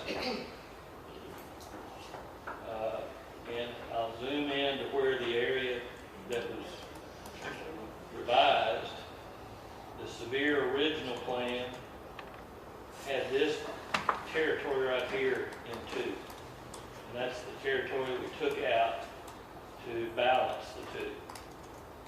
So you just have to accept that revision. Yeah, what is that? Yes, sir. It's got 4, it's got the south side of Fate into 3. And while y'all have interrupted me twice trying to get the numbers finalized to do something else, but let me make sure that, if you don't stay focused on this stuff, you screw up. So I need to make sure that we're talking the right numbers. So, as I understand it, this Deviation on this plan is 7.20. And the voting age percentages, I've yet to be able to get all of the numbers moved.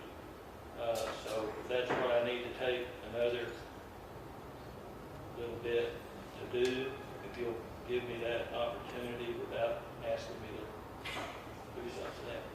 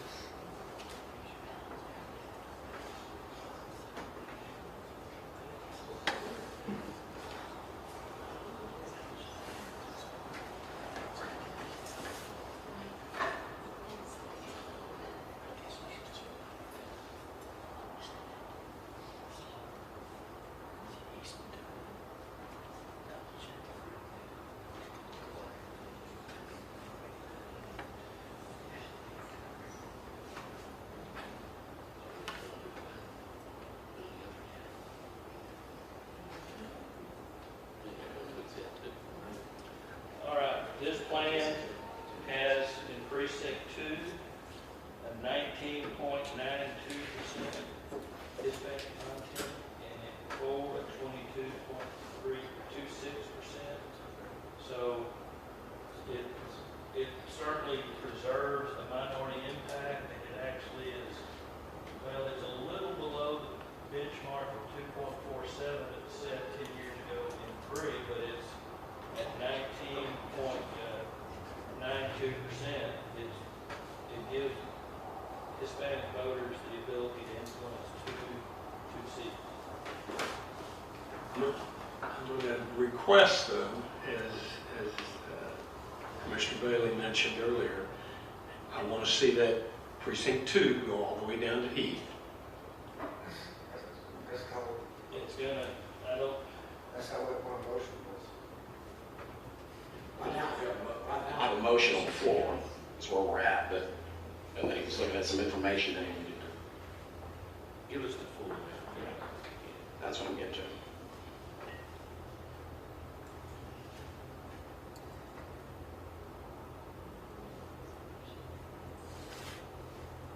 that's about as good as I'm gonna do. Where I was going a moment ago, when we were walking through, was our folks from both ends of the county speaking to, and that's what I was trying to do. And I know you weren't following me completely a minute ago, Mr. Bass. What I was trying to do was not only addressing the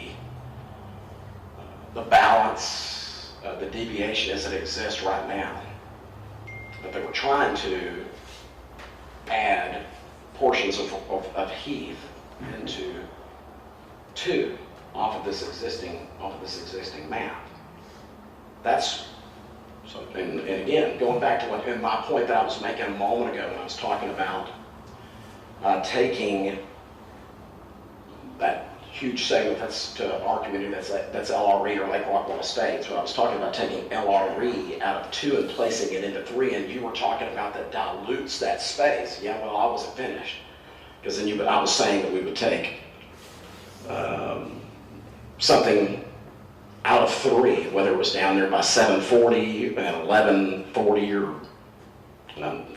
whatever that portion was, and throwing that back into 2. Yes, into 2. Well, that's a heavy Anglo area, so it would offset the impact of Lake Rockwall Estates. The high Hispanic area would have a bigger impact on 3 if a high Anglo area was being taken out of 3 and thrown into 2. That's where Well, as this map stands right now, 3 is underpopulated, so take any more out of 3, you're going to drive the deviation. The overpopulated area is in 1 at 2.96%, but I understand what you want. I'm just saying that I got you. Numbers, you can't take one piece of property that has 300 people. It messes you up. So I mean, you're at acceptable balance. You're at 7.2%, and you achieve decent voting rights compliance as this map stands. Is it what you perfectly want? No. It may be a compromise that you have to take.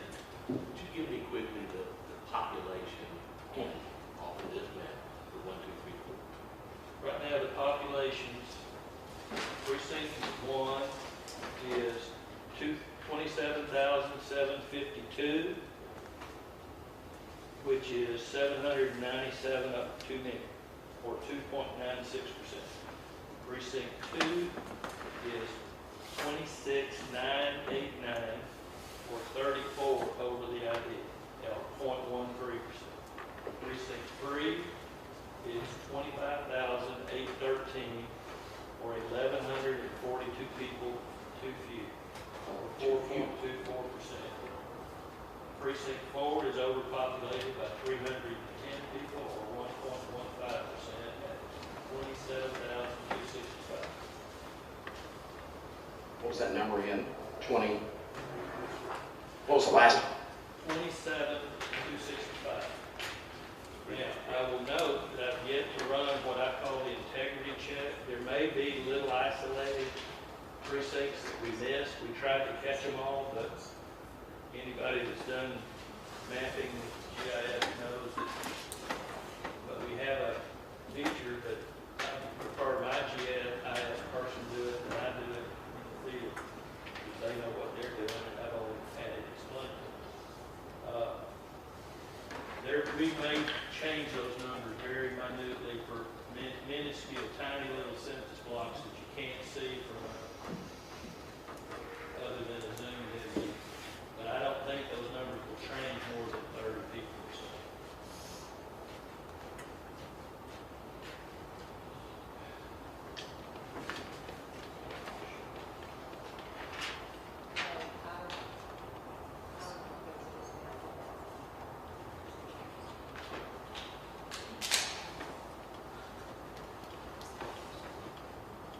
I vote straight up and down, but I don't even have a. Sure, you heard the comments that I've heard right there. That's what I was trying to do a moment ago. I mean, listen, I recognize what the elephant in the room is. I get it. I understand. Bottom line, my point is we can build off of either one of those two maps. The other one, the other way, had issues all the way far out east. It was not going to get the support to be able to get it. It's got issues out east. It had problems on one. This one here has the two parts of Rowlett taken care of. The only thing that it's got Fate taken care of exactly as it's got one in a box. It's got Fate and Royce City into 4. And it's got 3 taking the south side of Fate into Williamsburg. You've got 2 with the existing portions of Rowlett. I don't think there's concern, and I'm sure there is, but it doesn't seem as though there's big concerns in terms of the impact that it has in Rockwall. But the elephant in the room is whether or not it comes down and there's my, I'm not ignoring the obvious. I can second it and call for a vote here and go for it. You're the only person that can say. That's my point. I can call for a vote, or I can sit here to say that we need to figure out a way to be able to do that, and that's. I can fail another one. I can fail another one a moment ago, but didn't go to vote. Just so you, or we can work on trying to figure out what to do on that part. Understand what I'm saying? So that's what I was trying to run a moment ago. Commissioner, you can still leave on your, I've got a motion on the floor. You can leave the motion as it sits? Yes, sir. All right. I've got a motion. Is there a second? The motion fails with no second. All right. The motion doesn't have the motion is not seconded. There's no sense in, from my point. 740 and 740, we need to look at that. I want to know the block, again, we've got to try to, so the bottom line is precinct 2.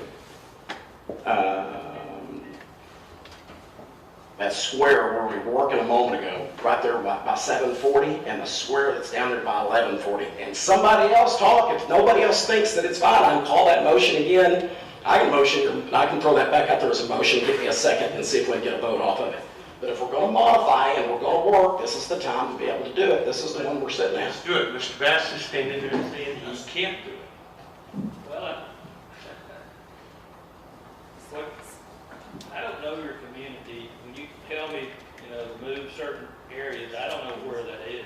So, if somebody can lead me by the hand and say, click up, move that area right there. Okay, you're gonna go down 740. Could even do 740. Right here. So here's 740. Go 740 all the way down to 549. Take a right down to 740 again, and all the way down to Kaufman. And you want to put that into 2? Yes, sir. Put that out. I don't know how many people are in there, but there's not insignificant ones. And you're underpopulated 3 already by 4%. And so if you take more people out, add them into 2, you're going to have too much. Go back. Go. Give us the full map again. Numbers add up. That's all I know to tell you is you're right now. So you take them out of what is now proposed as 2 and you put them in 3. But I thought you wanted me to go south and 7. Correct. All the way down to That's into 3. And then if I move that population, it's going to go into 2. you're gonna. I mean, I'm not arguing with you. I'm just trying to understand what you want me to do. Well, we could take population out of what you've got now as number 2, up to I-30, even north of I-30. Tell me what is you want something in 3 that's not in 3 now. What is it?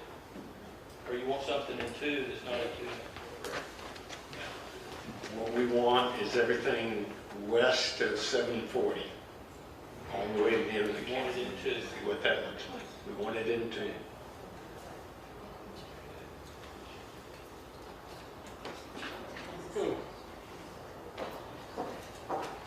But you'll be able to get everything. Good Lord, you get everything west of 740. We're talking about 7.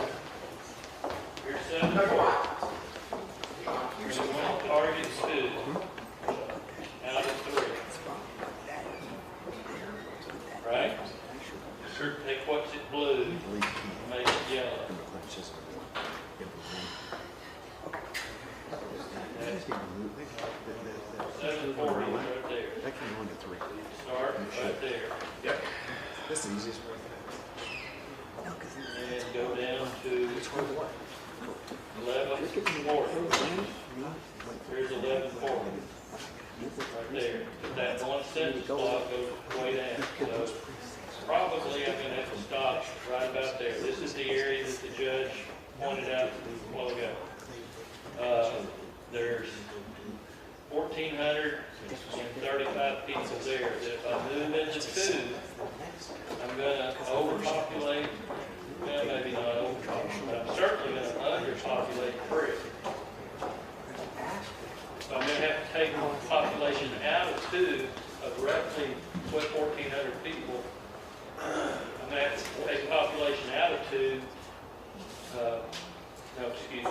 put that into 2, I'll further underpopulate 3. So I'm going to have to repopulate 3 from somewhere else out of 2. Do I make that assignment?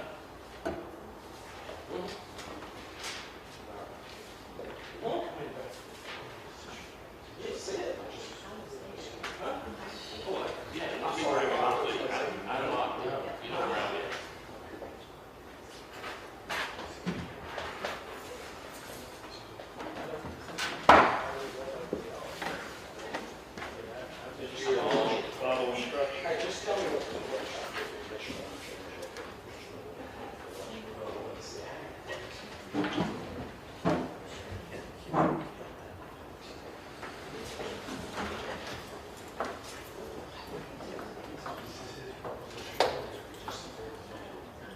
We're working on weird plan.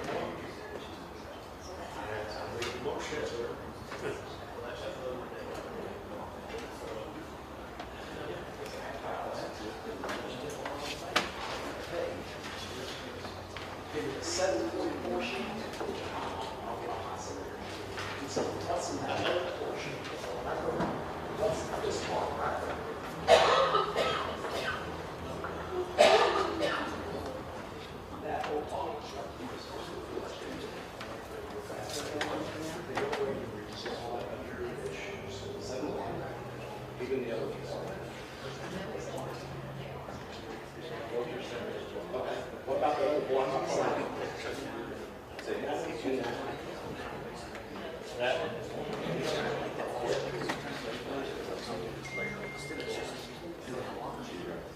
All right. If you did that, there are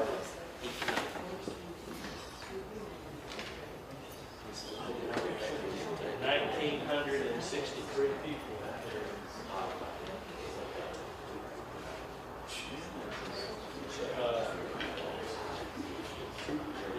It's heavily ALO. You want me to make that assignment and see what it does? We got a few isolated blocks.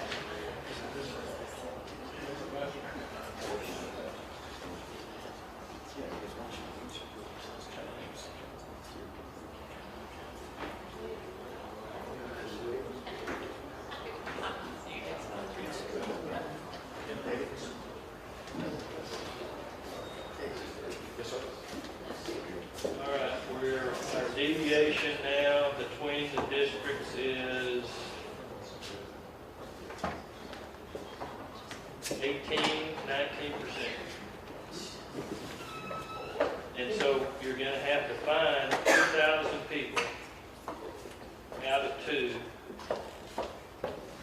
to move into 3 to get it to balance again.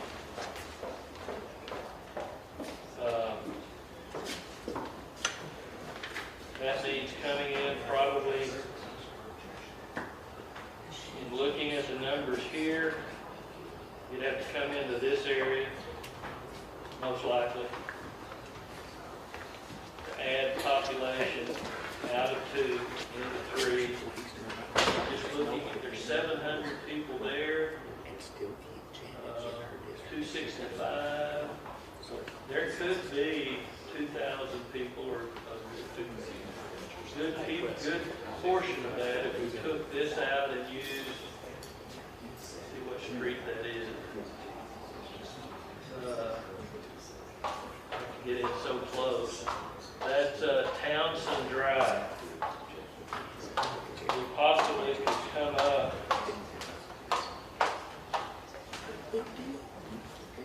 Come over from, all the way over from 3594, all the way over to Townsend, and we might have a similar number.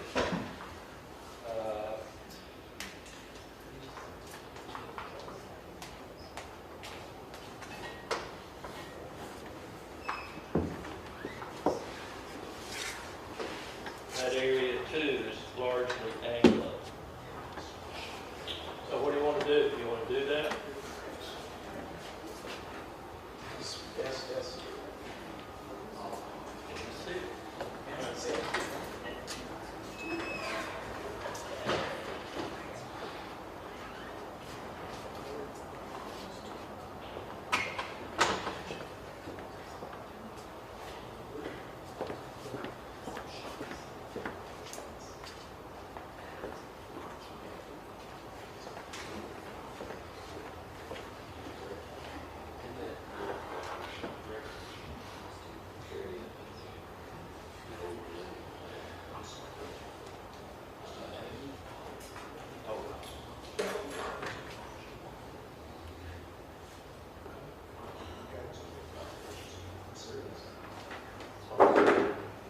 In that area, which isn't as far as we're going to need to go, there's only 448 people. So we've got to keep going back to the west. Should surprise you. It's probably your that's in Rochester. That would mean what it means to you, right? Now that, for us, that's one of our big parks and kind of an industrial area. So it's just a big square.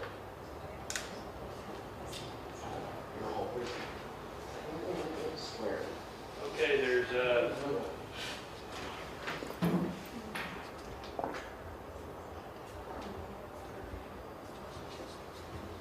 1,600 people there.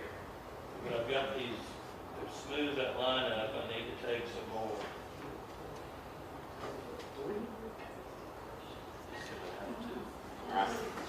This is coming out of 2. We'll go back into 3 to see if we manage to balance by doing that.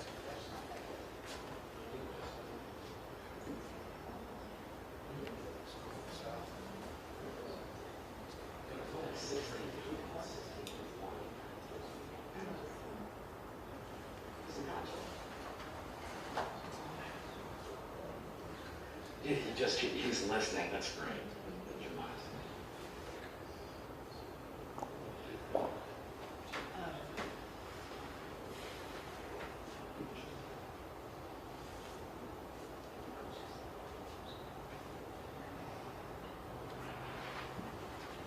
Just find a straight, relatively understandable boundary.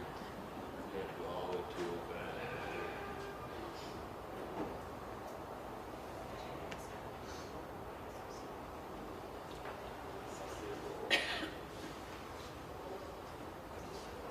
Start over. See, you get distracted if you make a mistake.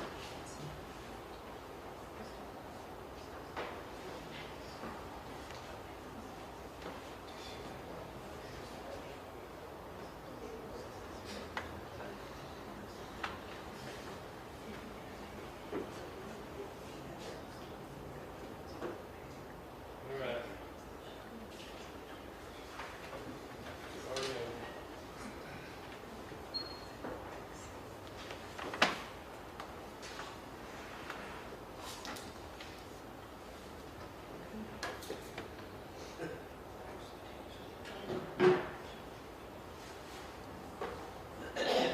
This is Interstate 30. You want me to stay north of that? What do you want to do?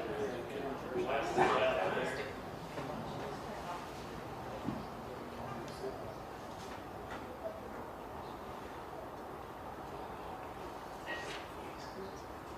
All right, like I said before, at that point, your pending changes are 461 people, so you've got to take, we're trying to get nearly 2,000 people.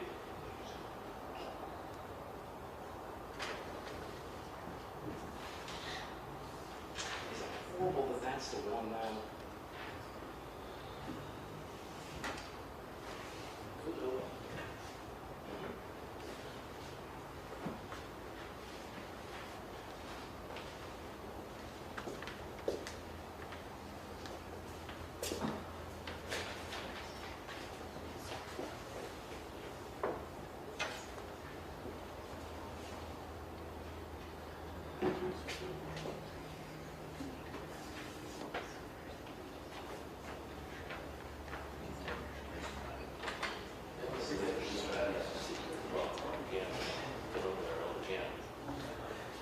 You been kidding, you're gonna have, didn't you present it on this, the land, I know.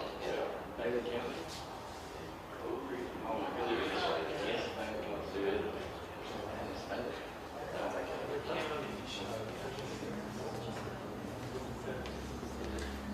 You are.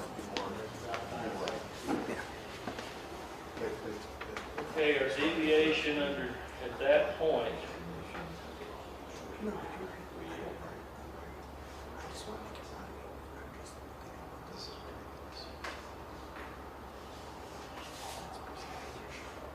is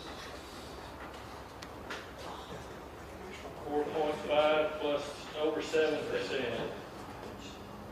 And the ethnicity, I would have to again go through that. It's Hispanic population, and 2 appears to be about 14, and 2 looks to be about 23 and a half, and then 4 looks to be 24.6. If those percentages hold up, I don't have total confidence in those percentages, but I'd have to transpose all of the numbers. But that appears to be balanced as well as, I mean, it's 7 plus, but it's,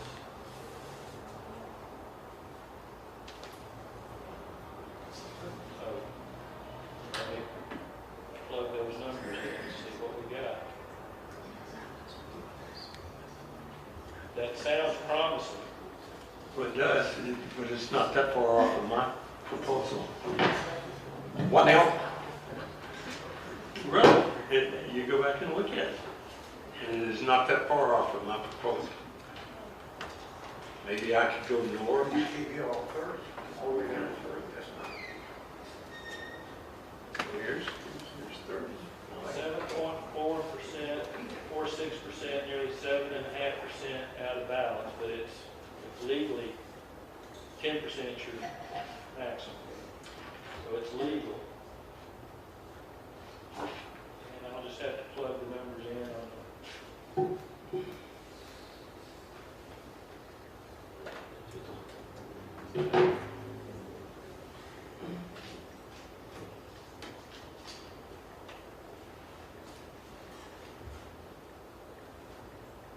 Geez, almighty, he gets us a couple.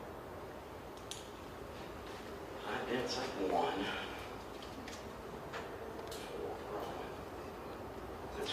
Go ahead and pull this up so we can see the whole county. it is when I finish doing what I'm doing. Okay. Every time I get distracted, I might. Yes, sir. I understand. Do work, I'll get you what you want later.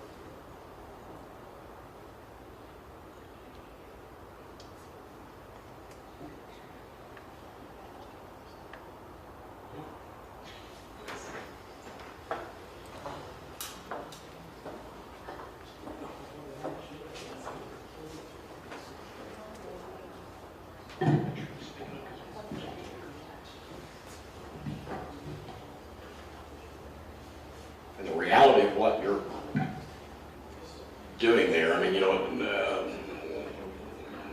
geographically this looks, I recognize what it looks like. I fully do. But the reality is all that population, there's no population base in the middle of that square. I mean, that's what, so you're trying to go down on the shoreline across into Heath, taking that from 3, and then you're trying to balance out the number in from what you added to 2.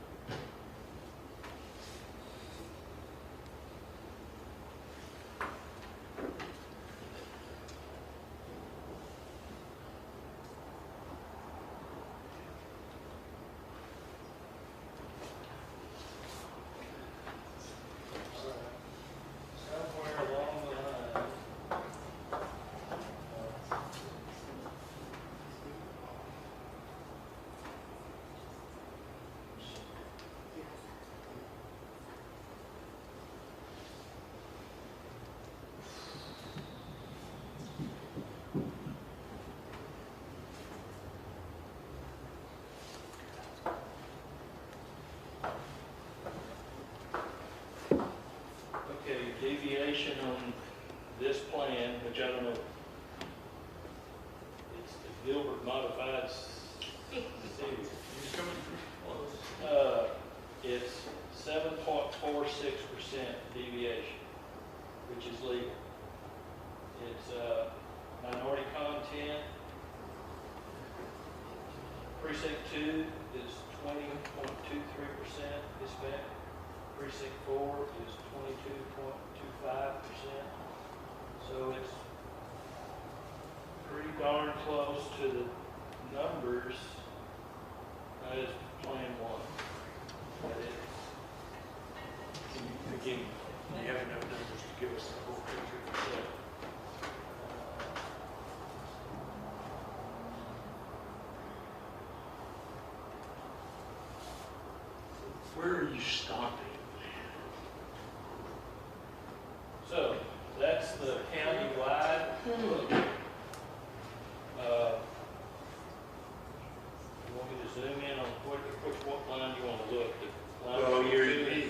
you know, we're back to, I won't say what I'm thinking, but only halfway meeting.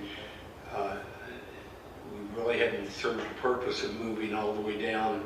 If you wanted to take in Heath, it's gonna. Well, we can bypass Heath, but you see the little green dot down there? Yeah. Needs to go to there. If we're gonna play with this, what we're doing. Well, This green dot. Green dot. well, I'm giving you a green dot to go for because that's where we need to go. So you want to go from here down to here? Yes, sir.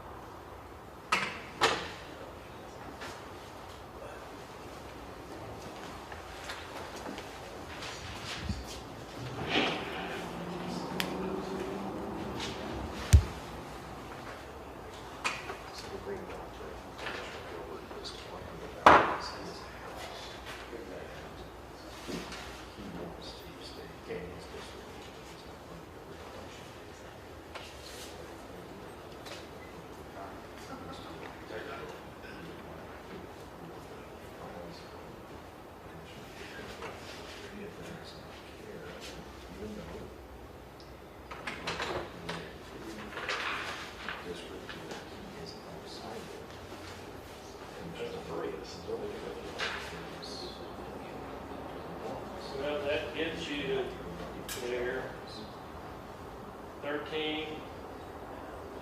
1333, but it makes no real, that connector is just the shoreline. All that's doing. So if I take in along, you know, there's additional 279 people there, there's 99, 142, there's another 500 people if I make that line a little more sensible. Right.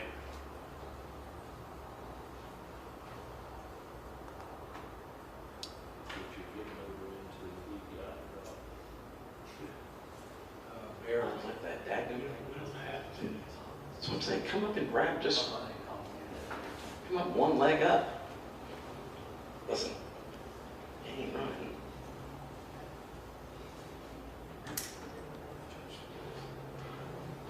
I don't know what you want to do with this stuff in here. It's pretty populated. System can stay in the district.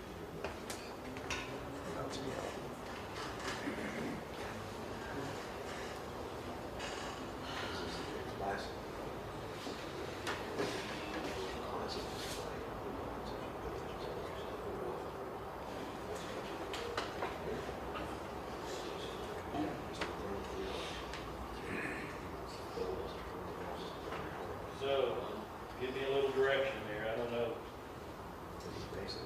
You want to take 1140 as your boundary? Yes, sir, that's a natural boundary that goes all the way up. Have it come down. How far do you want to take 1140 or 740?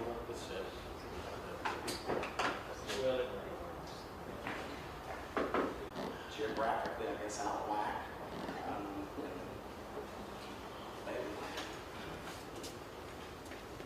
it's But I would green assign dot. that. I would assign that bottom part. I think it's very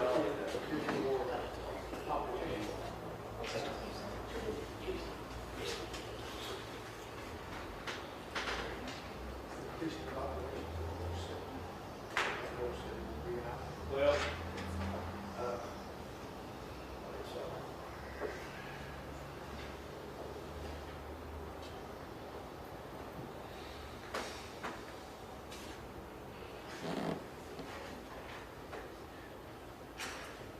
what do y'all want to do? I can't say anything, sir, they shot me dead. So, I'm out. Well, if I make that shot, then we're going to have to adjust. You made it. I didn't mean to shut down. We ever shut down from a conference? No. Participate in the conversation? No, not at all. No, not the conversation. We voted down. I understand what's in the proposal was we could have built off, but if we would have been open a moment ago in terms of building off of that plan, and you would have modified whichever one that you wanted to go, I just thought that this one was, it's creeped up into some unusual spots, but I understand what people are trying to accomplish here. No, I know they're not easy. You're right, I know that. I know that. And the end result isn't home. I mean, we've seen the map from, that we just inherited that sure wasn't pretty. It's just somebody's got to make some tough things here. I'm not comfortable with it coming down and taking all that pink, Commissioner Gilbert. I'm comfortable with the yellow like I asked for it to be mapped just a moment ago, coming down to the yellow portion. So no, I don't want that pink reassigned, and you can in a minute. You can do that in a minute here, but I don't want that pink reassigned right now. So pull that back out, just for essence of the drill. Let me see it again. If you do not reassign that portion of the pink down there on the end, is that the numbers that I'm already looking at? Yes. I'll say yes. I gave you some numbers a minute. I understand. So if I take that out, you want to know what it does to the map? It's not been assigned. Okay, so it's no big deal. The numbers that you see there now are what you would have. The 296 overpopulated in 1, 0.44 in 2, underpopulated 4.5 in 3, and 1.1 overpopulation in 4. And those numbers are 7.46 with precincts 2 at 20 plus, 20.23, and 4 at 22.25 Hispanic. But, like I say, it does leave the diamond out of 2. Now, Plan 1, I remember, we didn't move anybody. Right? And like I say, on the numbers, Plan 1 and this plan are virtually the same on the numbers, but they have a different map. But there's at least in terms of population and balance and ethnicity, this is pretty close to what Plan 1 would do. But, you know. Basics.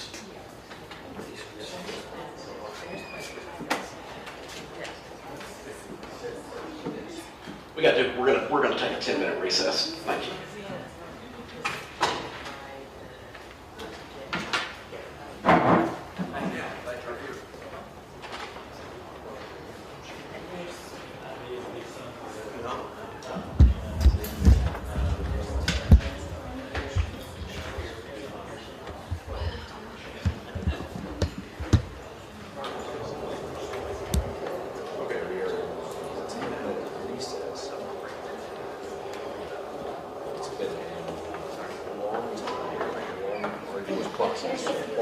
And we've had obviously a lot of mismatch. So they turned down the original plat or plan or map that was presented that really was just very, very convoluted. And then they didn't even consider Gilbert's map, so they went to the severe map, and it failed for lack of a second.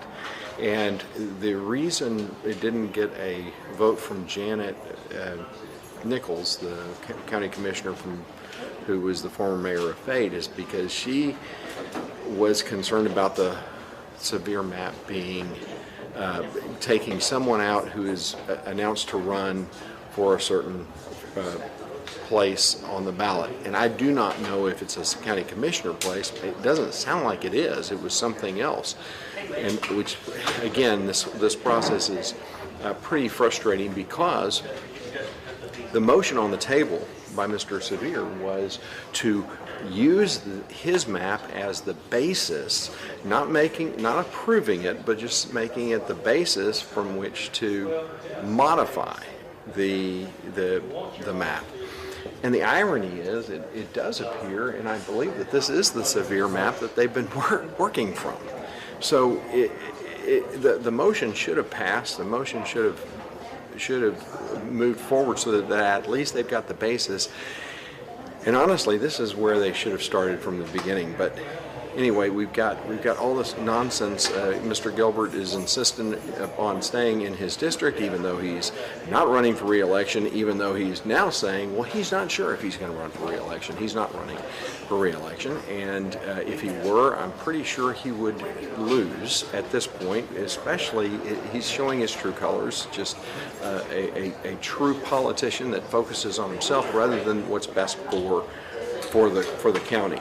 By splitting Heath, this should be the most frustrating thing to Heath, but you've got to also understand that Mayor Kelson Elam came before the county commissioners last week, before voting, before the vote started, or before the vote for the Rockwall bond election, and criticized the county commissioners for not thinking it through, for making it very convoluted, for a bad plan. I played that on my show. I played his comments. Well, I think what's clear about that is if he comes and criticizes them, they take it personally, or at least Mr. Gilbert and Mr. Bailey do, and so they're going to punish the city of Heath for a mayor who stands up for his people, for his citizens, and frankly for the people of Rockwall. I think Mr. Elam would be a far better representative on the county commission than Dennis Bailey, especially for our precinct. And so basically they're going to try and screw the city of Heath, the population is 6,500 people, so that Mr. Gilbert and Mr. Bailey can play politics and kind of get back at the people of Heath and in hopes. And this is how it works. And this is, as a mayor who has experienced this myself, when you criticize the county commissioners, they take it very personally, and they go after you. They help your opponents, and Mr. Elam can expect for Mr. Bailey and Mr. Gilbert to work hard to get him out of office. But the fact is, we should be a county where people disagree amicably and be okay with disagreement, but that's just not what we have here in Rockwall County and in the county seat. We get the kind of government that we elect, and this is what we've elected. And so now we are in this power play on trying to basically make. We have gone from Mr. Severe's very simple plan map that basically takes Heath and McLean and Chisholm, puts them together.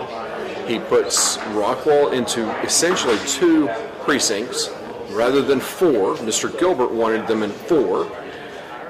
He put Fate in essentially 1 district. 99% of Fate would be in 1 precinct. Royce City would be in its own precinct.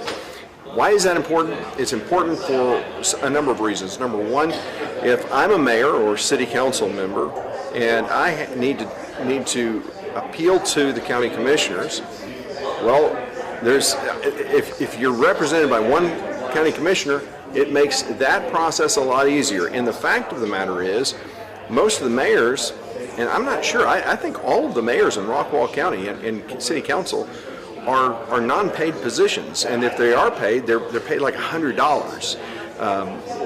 The county commissioners, on the other hand, they are fully paid. They get a good salary, and so you have these volunteers. You have those of us who have served on city council and as mayor, and we have to work with county commissioners, and it makes it very difficult to have your city split up among two county commissioners. Now, in the case of Rockwall, Mr. Severe has made it possible for Rockwall to really just have 2 county commissioners to deal with. The problem with 3 county commissioners out of 4 is that a mayor could not go and talk with 3 county commissioners. They can only talk with 2, and the reason why is because 3 makes it, under state law, a walking quorum. So if you try and make your case and go and meet with each one of them, you're essentially violating the Texas Open Meetings Act. And that's why you want to just talk with one county commissioner and try to get them on their side. Now, when I was mayor of McLennan-Chisholm, Dennis Bailey was never on our side, on the city of McLennan-Chisholm's side, never. Because we were against growth, or I was trying to prevent the developers from coming in. Now that the city council of McLennan-Chisholm is made up of people who love big government, but more importantly, they want small lot sizes, they want big, high density. Well, Dennis Bailey and the city of McLennan-Chisholm get along just fine. Mr. Bailey does not get along very well with the city of Heath. Why? Because you have Kelsom Elam, you have Donna Relator, I forget the county commissioner the city council member who is going, and I had his card, who's running. I spoke about him earlier. He's running in the same for the same county commissioner seat that Jim Pruitt's running for. And gosh, I wish I could remember his name. And Adrian, she'll send me a text with his name. But anyway, these people are really more in line with the way McLennan-Chisholm was, and so Dennis Bailey, of course, is not a friend of the city of Heath anymore. That's why he's probably not going to be running again. I've gotten wind of a couple of people who think they're going to run, which I think would be hilarious if they even thought about it. And hopefully we can get actually a conservative who will represent, and I would love to see somebody from Heath represent the people of McLennan-Chisholm, because frankly they are more in tune with what's going on in McLennan-Chisholm than the city council and mayor. So hopefully we will see some changes happen in our city government, more importantly on the county commissioner seat. Now, up for re-election is my understanding that Judge Sweet is up for re-election, as is Mr. Gilbert, and I think Janet Nichols probably is as well. The next election will probably, that's when we can get rid of Dennis Bailey, and hopefully I suspect he's going to resign. The maps really make this process, the way that they're going about doing these maps makes the process even more difficult than it really needs to be. They are probably about to reconvene, and so we will see. I'm going to try to talk with the judge and just see if I can get a piece of information.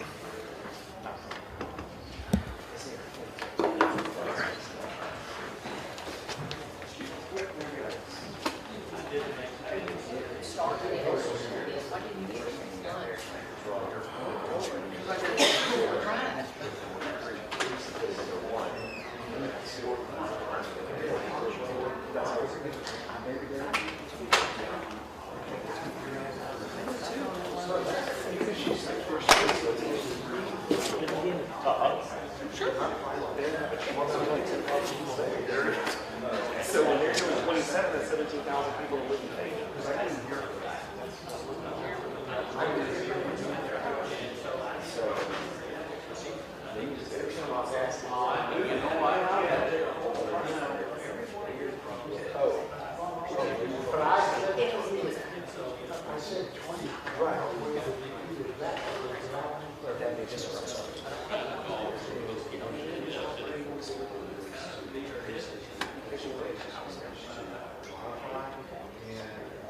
Give a second because I know you're pumped up.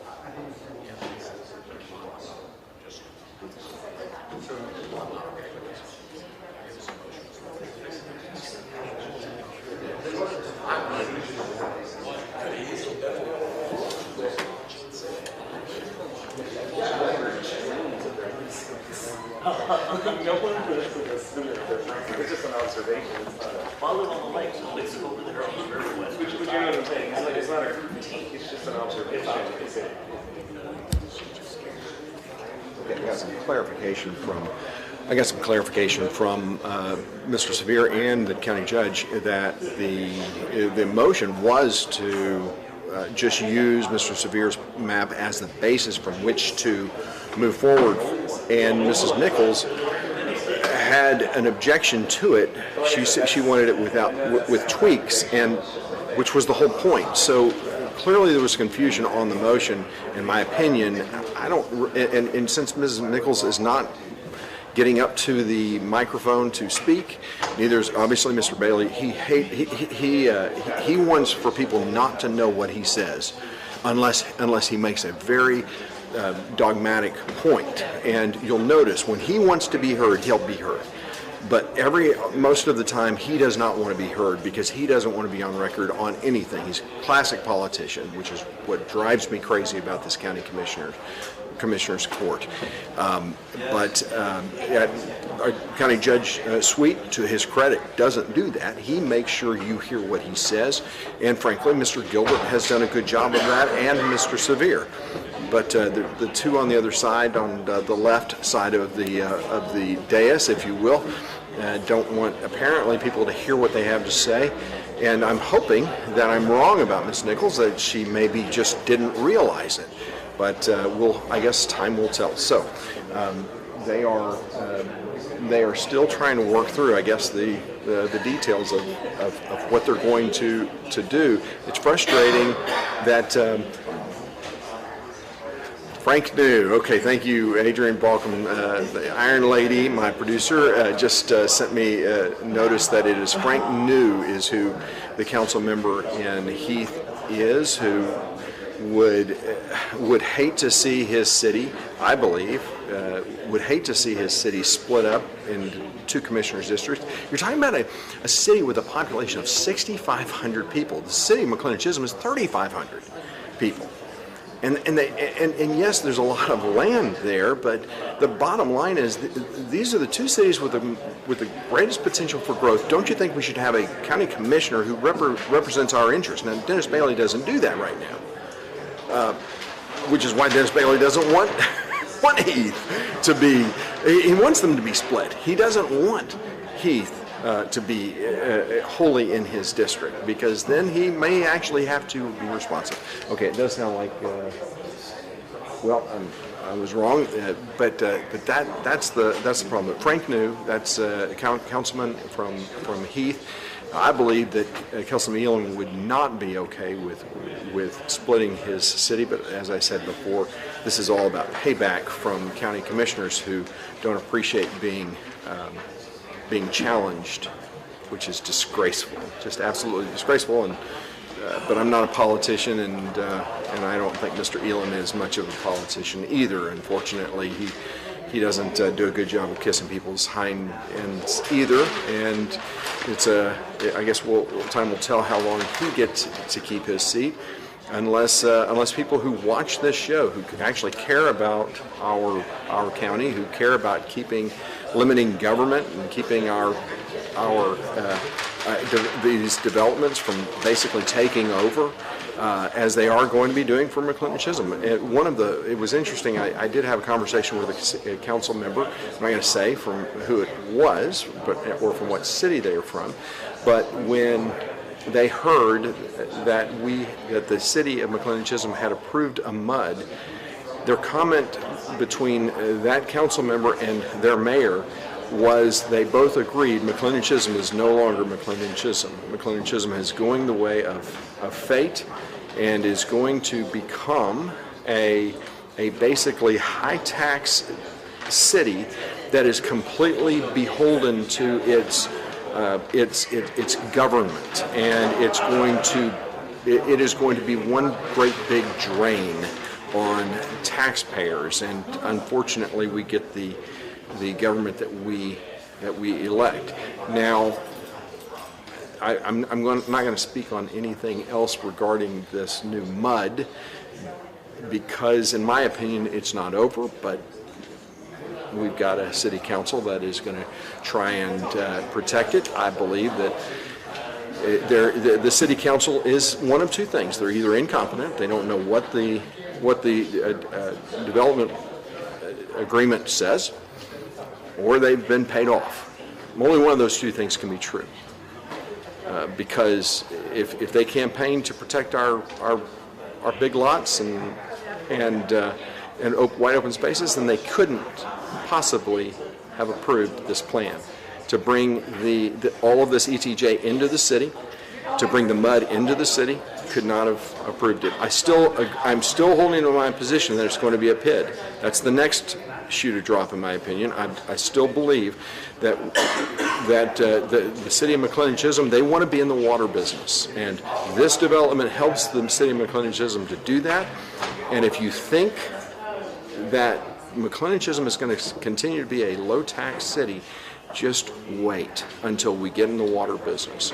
The cost to buy out RCH, we've already established, we've already estimated how much that's going to cost, which is why they've raised the tax rate, even though they are starting out the fiscal year with a $3 million surplus. They want to add to that surplus so that they have enough money in the bank so that they can buy out RCH. They're basically using your money.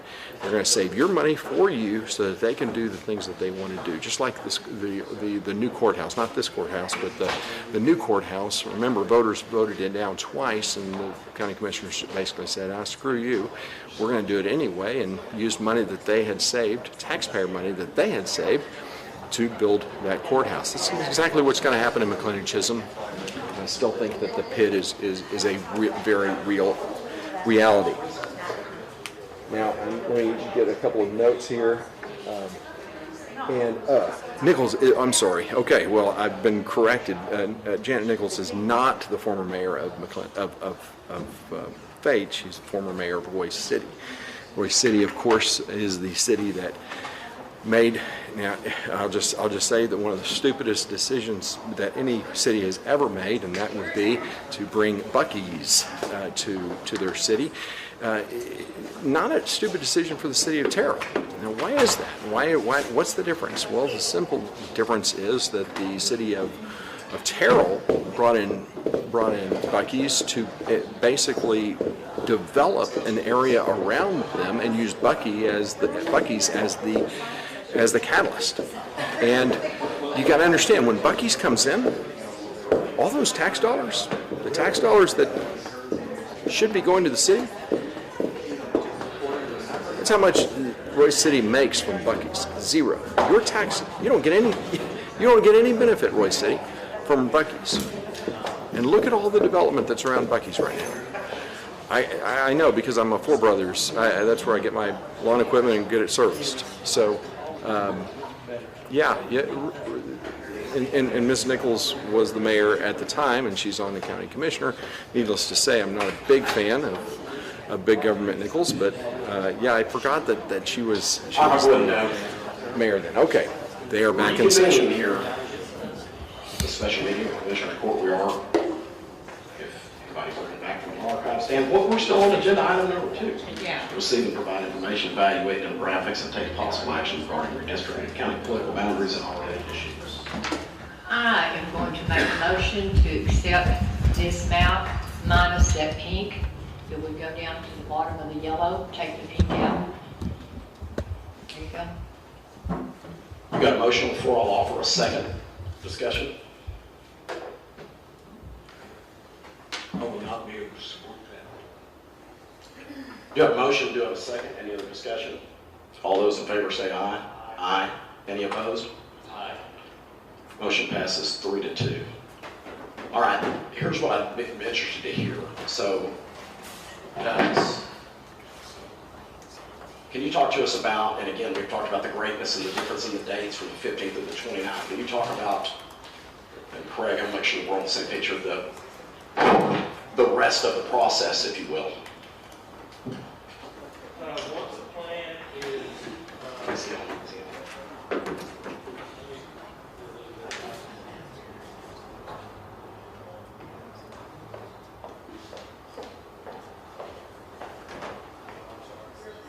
Oh, thank you, Jennifer. That's what I was asking about.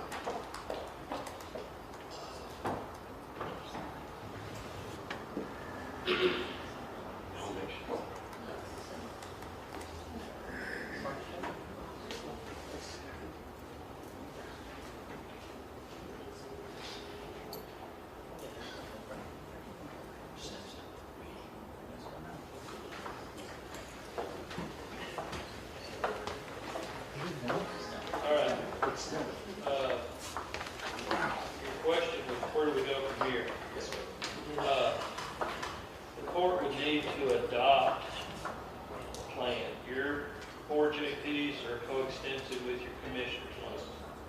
But the changes we've made in the commissioner's line will result in same changes in the JP line. Voting boxes are going to have to be reconciled to the new boundaries. So there's quite a lot of work yet to be done, but so far as meeting the filing deadline problem, we've got a map. Typically, in a normal year, if somebody wanted to run for office, they would go to their party chairman and say, I want to be a candidate in precinct 1, 2, 3, 4, whatever. And they would go to the registered poll list and say, well, if you're in that precinct, I know you're eligible to run. Now, there's this uncertainty, right? So they're going to have a map in front of them. And we can produce the maps, and your local folks can produce maps. And so I can give Jim a shapefile from this plan, and we can have the maps. So that's not the problem. It's not a problem as far as meeting the filing deadline problem. It's just going to take a ton of work to reconcile the election precinct so the poll list can be revised so that when people come to vote in March, they know where to go, which poll to go to. We're vote centers, so we solve that problem. Okay, I forgot, you're a voting center, but you can't have on the same ballot territory that has more than one JP, commissioner, state rep, state senator, congressional line, state board of education. We don't. We have if he thinks we don't have that problem. It's not a problem. Yes, but I guess what I'm saying is there are administrative tasks to be taken care of. Your county is not split by state, senate, or congressional lines, so those are also problems. I think from here, it's just administratively, y'all approve a plan, we get some maps published so potential candidates can ascertain their hopes and dreams of serving the public. And the court is pretty much done at that point. There may be some rectifying, and you'll have to approve new precincts, but that's something that'll come down the road later. Does that answer your question? Yes, sir, it does. Craig, is there any questions on your end?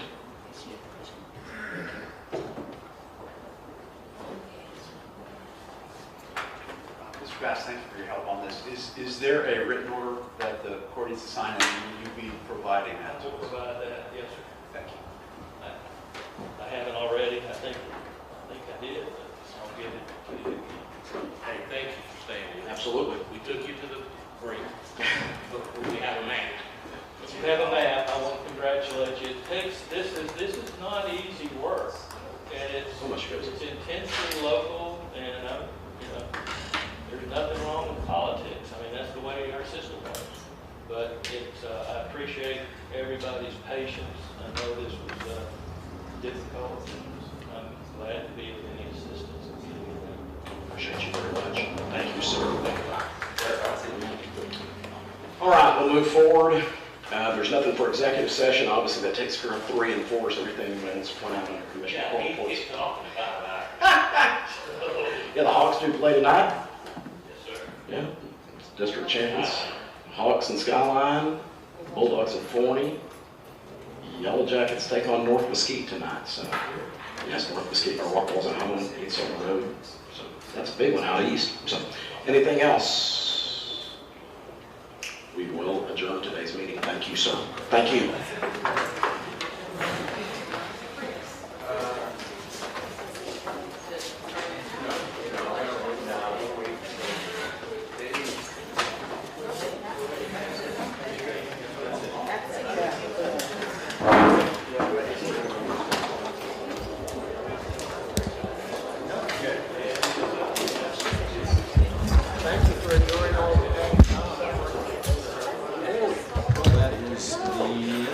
That's how it ends for this county of Rockwall. We now have a new map that is that basically Instead of having a nice clean map that makes it easy for all of us to understand where we are, especially those of us who are in Heath and McClendon, Chisholm, it's a little more complicated, and those who are in our commissioner's district, they're going to have a little bit of trouble understanding where you are, whose commissioner district you vote in, that kind of thing. So it's not a win, obviously, and I think it's a lousy compromise. I don't understand. Obviously, Ms. Nichols was lobbied hard during the break because she came back and just wanted to approve the plan without really tweaking it anymore. But it is what it is. That's what we have.